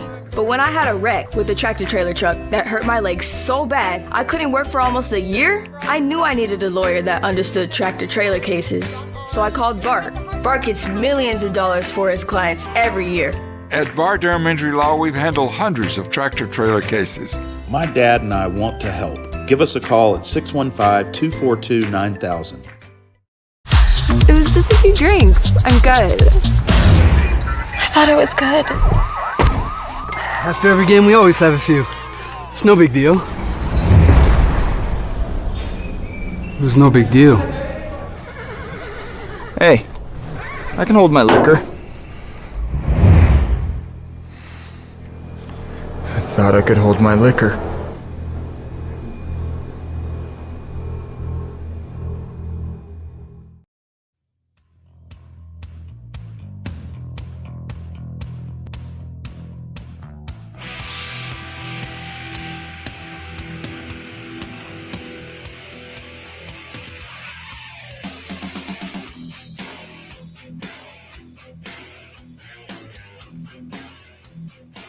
That's my favorite song. Yeah. I love that song. Yeah. I tell you what, like I said, my feet are tapping, my head's bobbing. I'm ready. Just gets me going. I'm ready to go shotgun a Red Bull and just get started. Just get this night started. Oh, man. Zach, you ready for one final scoreboard update? Let's do it, Billy. Let's do it right here on Friday Night Live. All right. This is the final scoreboard update of the night. Of course, powered by the great folks at Donley Timmons Custom Builders. Log on to DonleyTimmons.com for more information. And Zach, let's start in West Tennessee first. We'll go west, middle, east. Adamsville defeats East Hickman tonight 27-7. Bluff City 28, Middleton 6. Brentwood Academy 44, St. Benedict 7. Christian Brothers 16, Briarcrest 12. Dresden 56, Gleason 0. Dyersburg 56, Bolivar Central 19. Ainsworth 27, MUS 17. Fairleigh 34, Kip Memphis 0. Halls 24, West Carroll 15. Hardin County over Chester County 47-3. Henry County 49, Clarksville Northwest 7. Huntingdon 61, Houston County 26. Jackson Southside 35, Liberty Magnet 6. Lake County 38, Humboldt 8. Lexington 49, McNairy Central 0.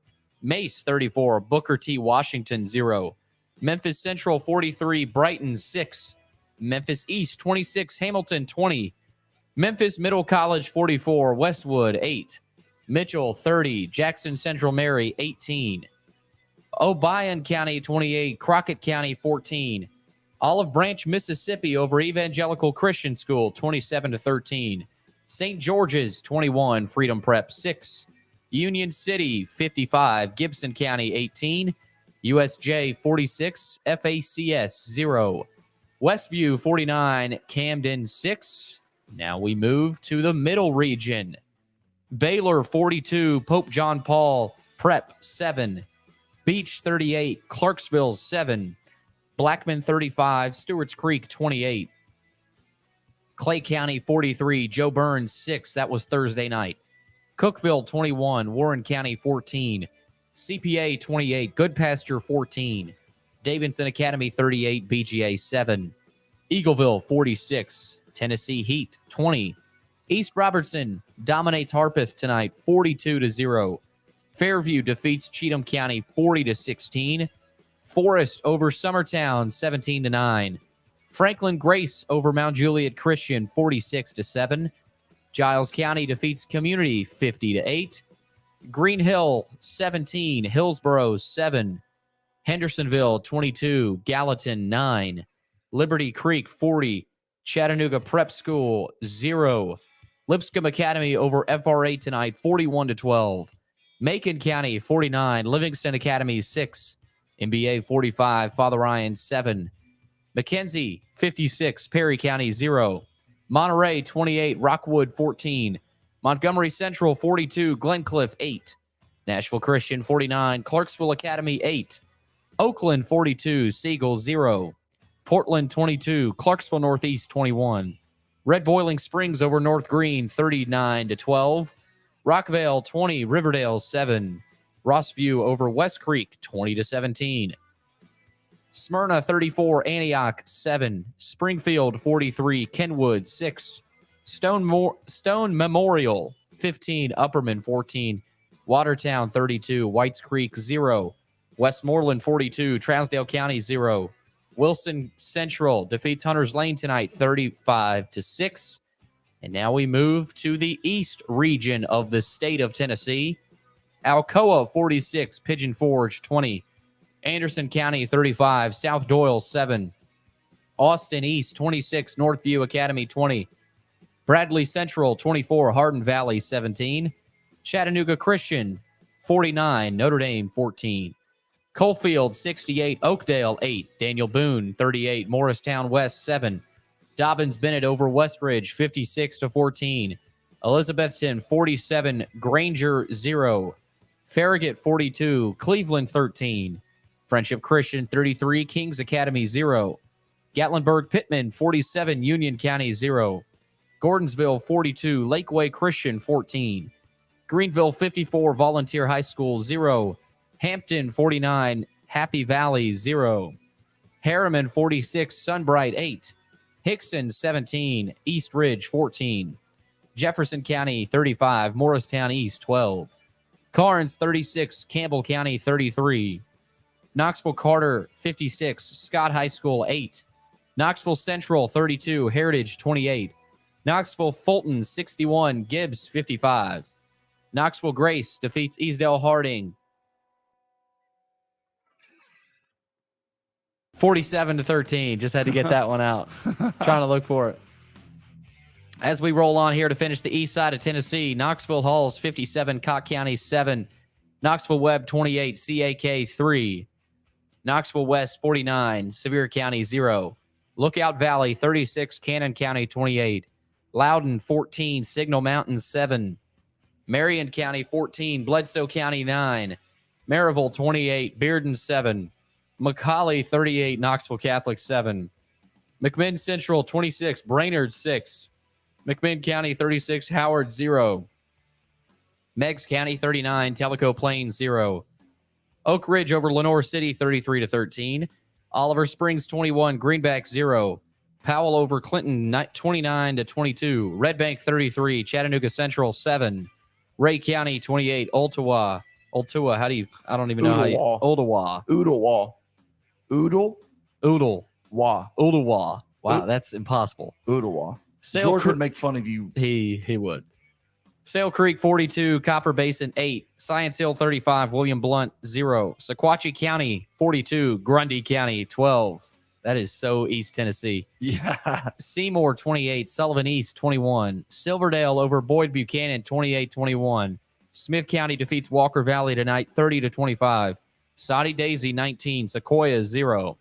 South Green 35, Cumberland Gap 18. South Pittsburgh 40, Whitwell 15. Sweetwater 28, Kingston 6, Tennessee High 34, David Crockett High School 0. Tyner 40, Polk County 0.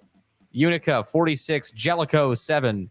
Unico County 35, Claiborne 18. Wartburg Central 26, Midway 7. West Green 21, Johnson County 18. York Institute 28, Oneida 14. And that'll do it for your final scoreboard update here on Friday Night Live. Zach, I had no clue there were that many teams in East Tennessee.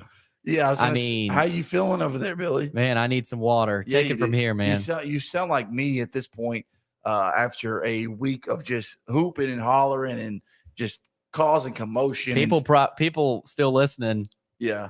Probably think we've been smoking cigarettes all day or something the way we sound. You know, somebody told me, because I said one time, I said, I don't like my voice.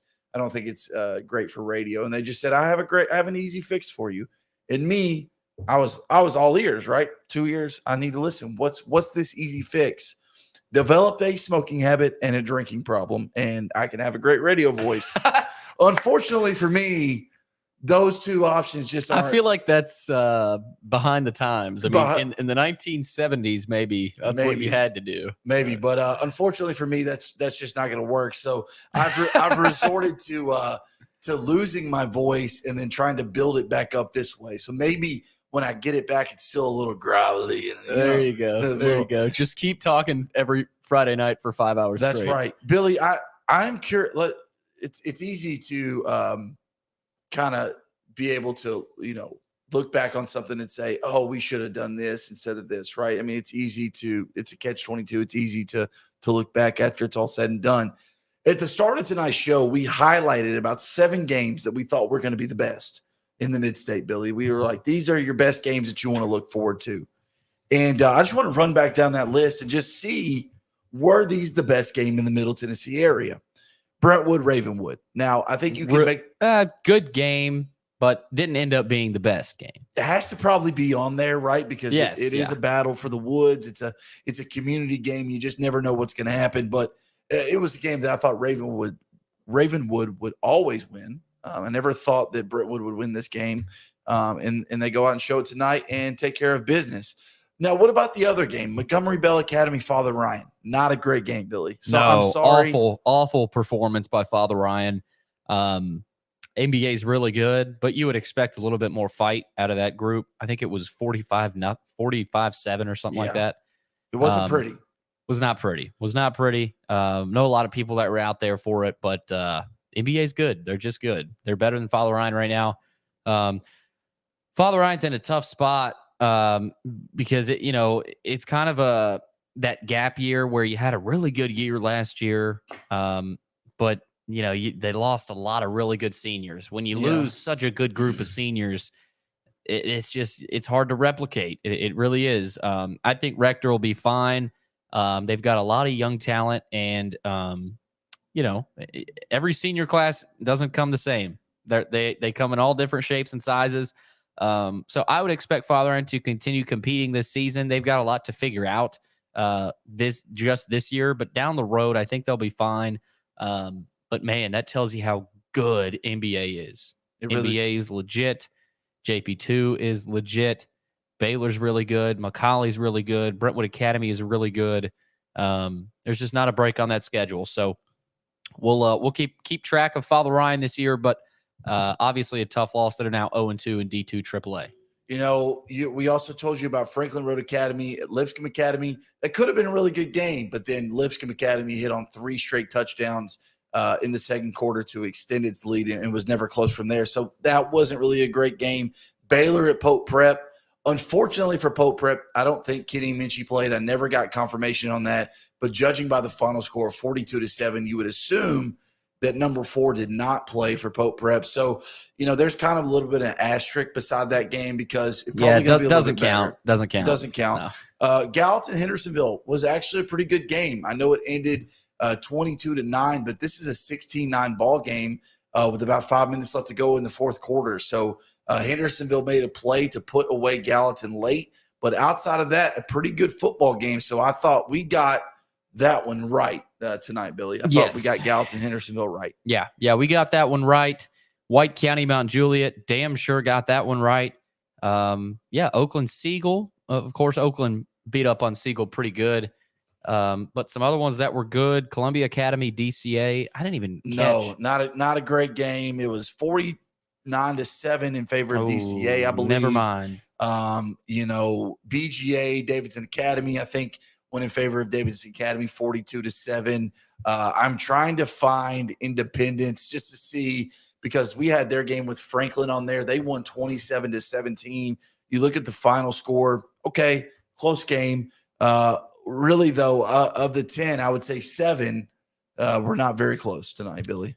No, they were not. And, it was a really good week, though. A lot of really entertaining football games tonight.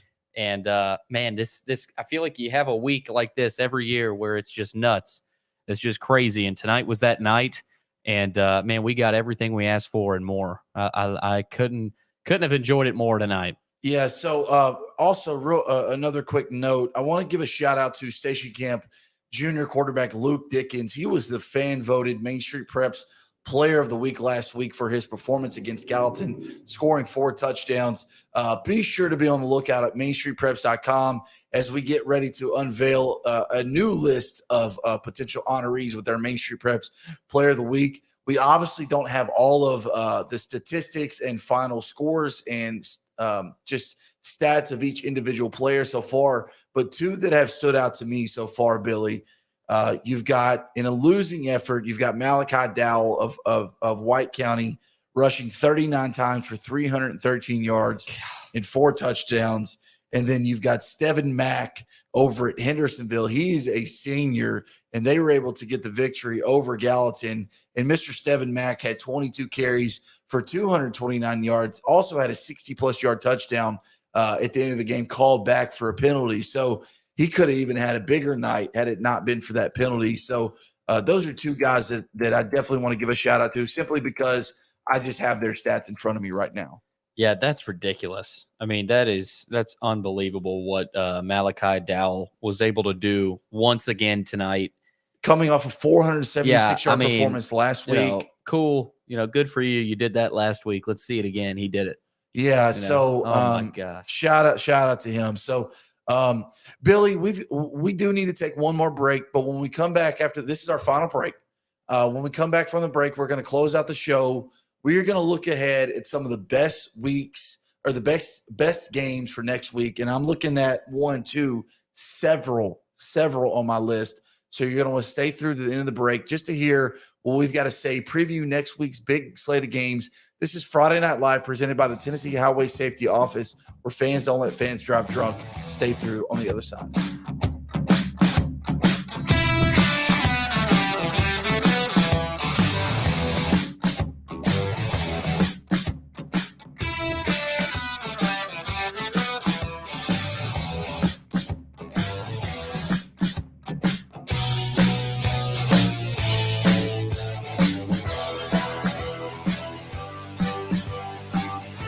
Dustin Timmons and Joey Donnelly, they welcome every opportunity to serve and satisfy their clients. Whether you are looking to build your dream home or renovate your current home, their team will ensure that every client and remodel is unique, luxurious, completed on time, and within budget. Contact them today to set an appointment for a free consultation or to view some of their completed projects by logging on to DonnellyTimmons.com.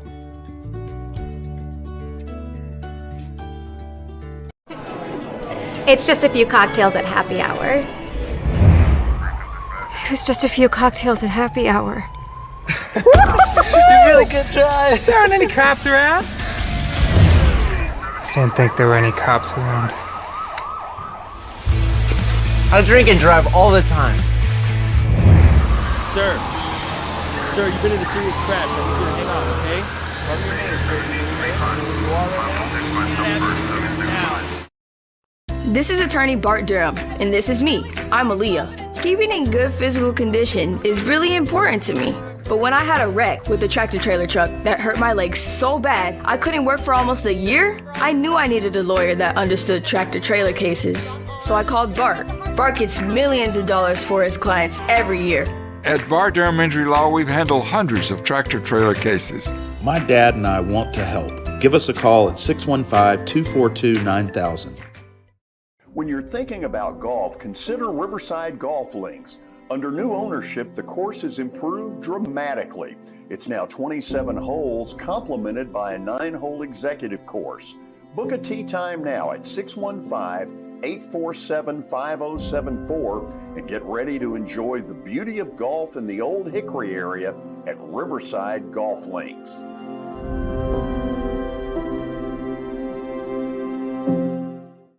Jody Jones Dentistry can handle all your dental needs, from the basics to cosmetic procedures. All of this in the nicest dental facility I have ever seen. Jody has done it right. They're located conveniently at 55 Music Square East, and for an appointment, it's simple.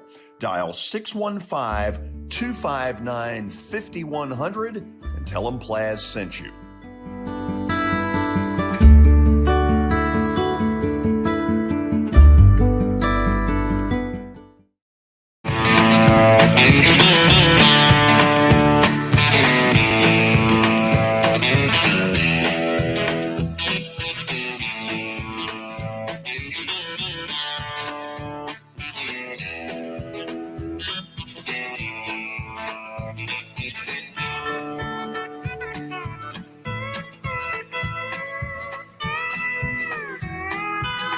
And we are back for the final time from commercial break.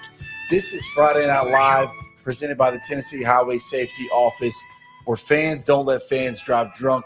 And also a huge shout out to Donnie Timmons. Donnie Timmons, custom home builder, DonnieTimmons.com. I feel like I've been butchering that.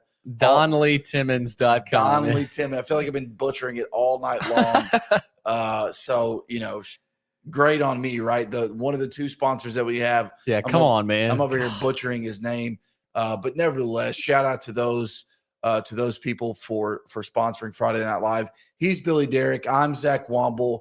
We've been with you since 6 o'clock, and we're getting ready to wrap it up. Can you believe it? We've got a few minutes left. I cannot believe it. It's honestly, Billy, it's gone by pretty fast. It's gone by faster than you initially think it will. Yes. Like before the show. Yes. And you look at it 6-11, but then it goes by because you're having fun, man. It's a Friday night. And if we didn't have more football this weekend, it may not feel the way it does right now because I'm just excited about the football this weekend we got. But man, great night of high school football. Yes, it was. Yes, it was. Not a great slate tomorrow on the college football landscape, but we'll figure it out. We'll figure it out. We'll find something to watch. We'll find an upset to root for. Whether it's Vandy, Northern Illinois, come on, I got you plus 2.5. You got to hammer. Come on, hammer Vandy. Vandy there. I need you. I got you plus 2.5. Does Tennessee cover against Akron though?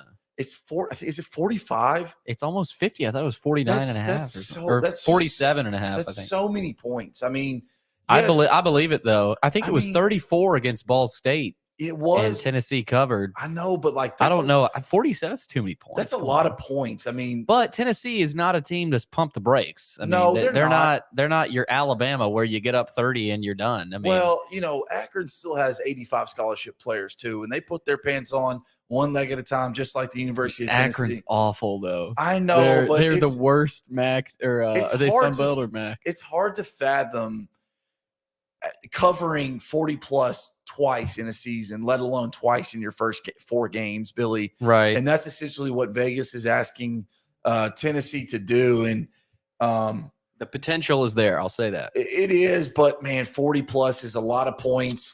I don't think they're going to cover just because, I mean, that's an absurd amount of points to cover. So do you think Vandy gets it done on the road at Northern Illinois? I think they do get it done. I don't have confidence in that though.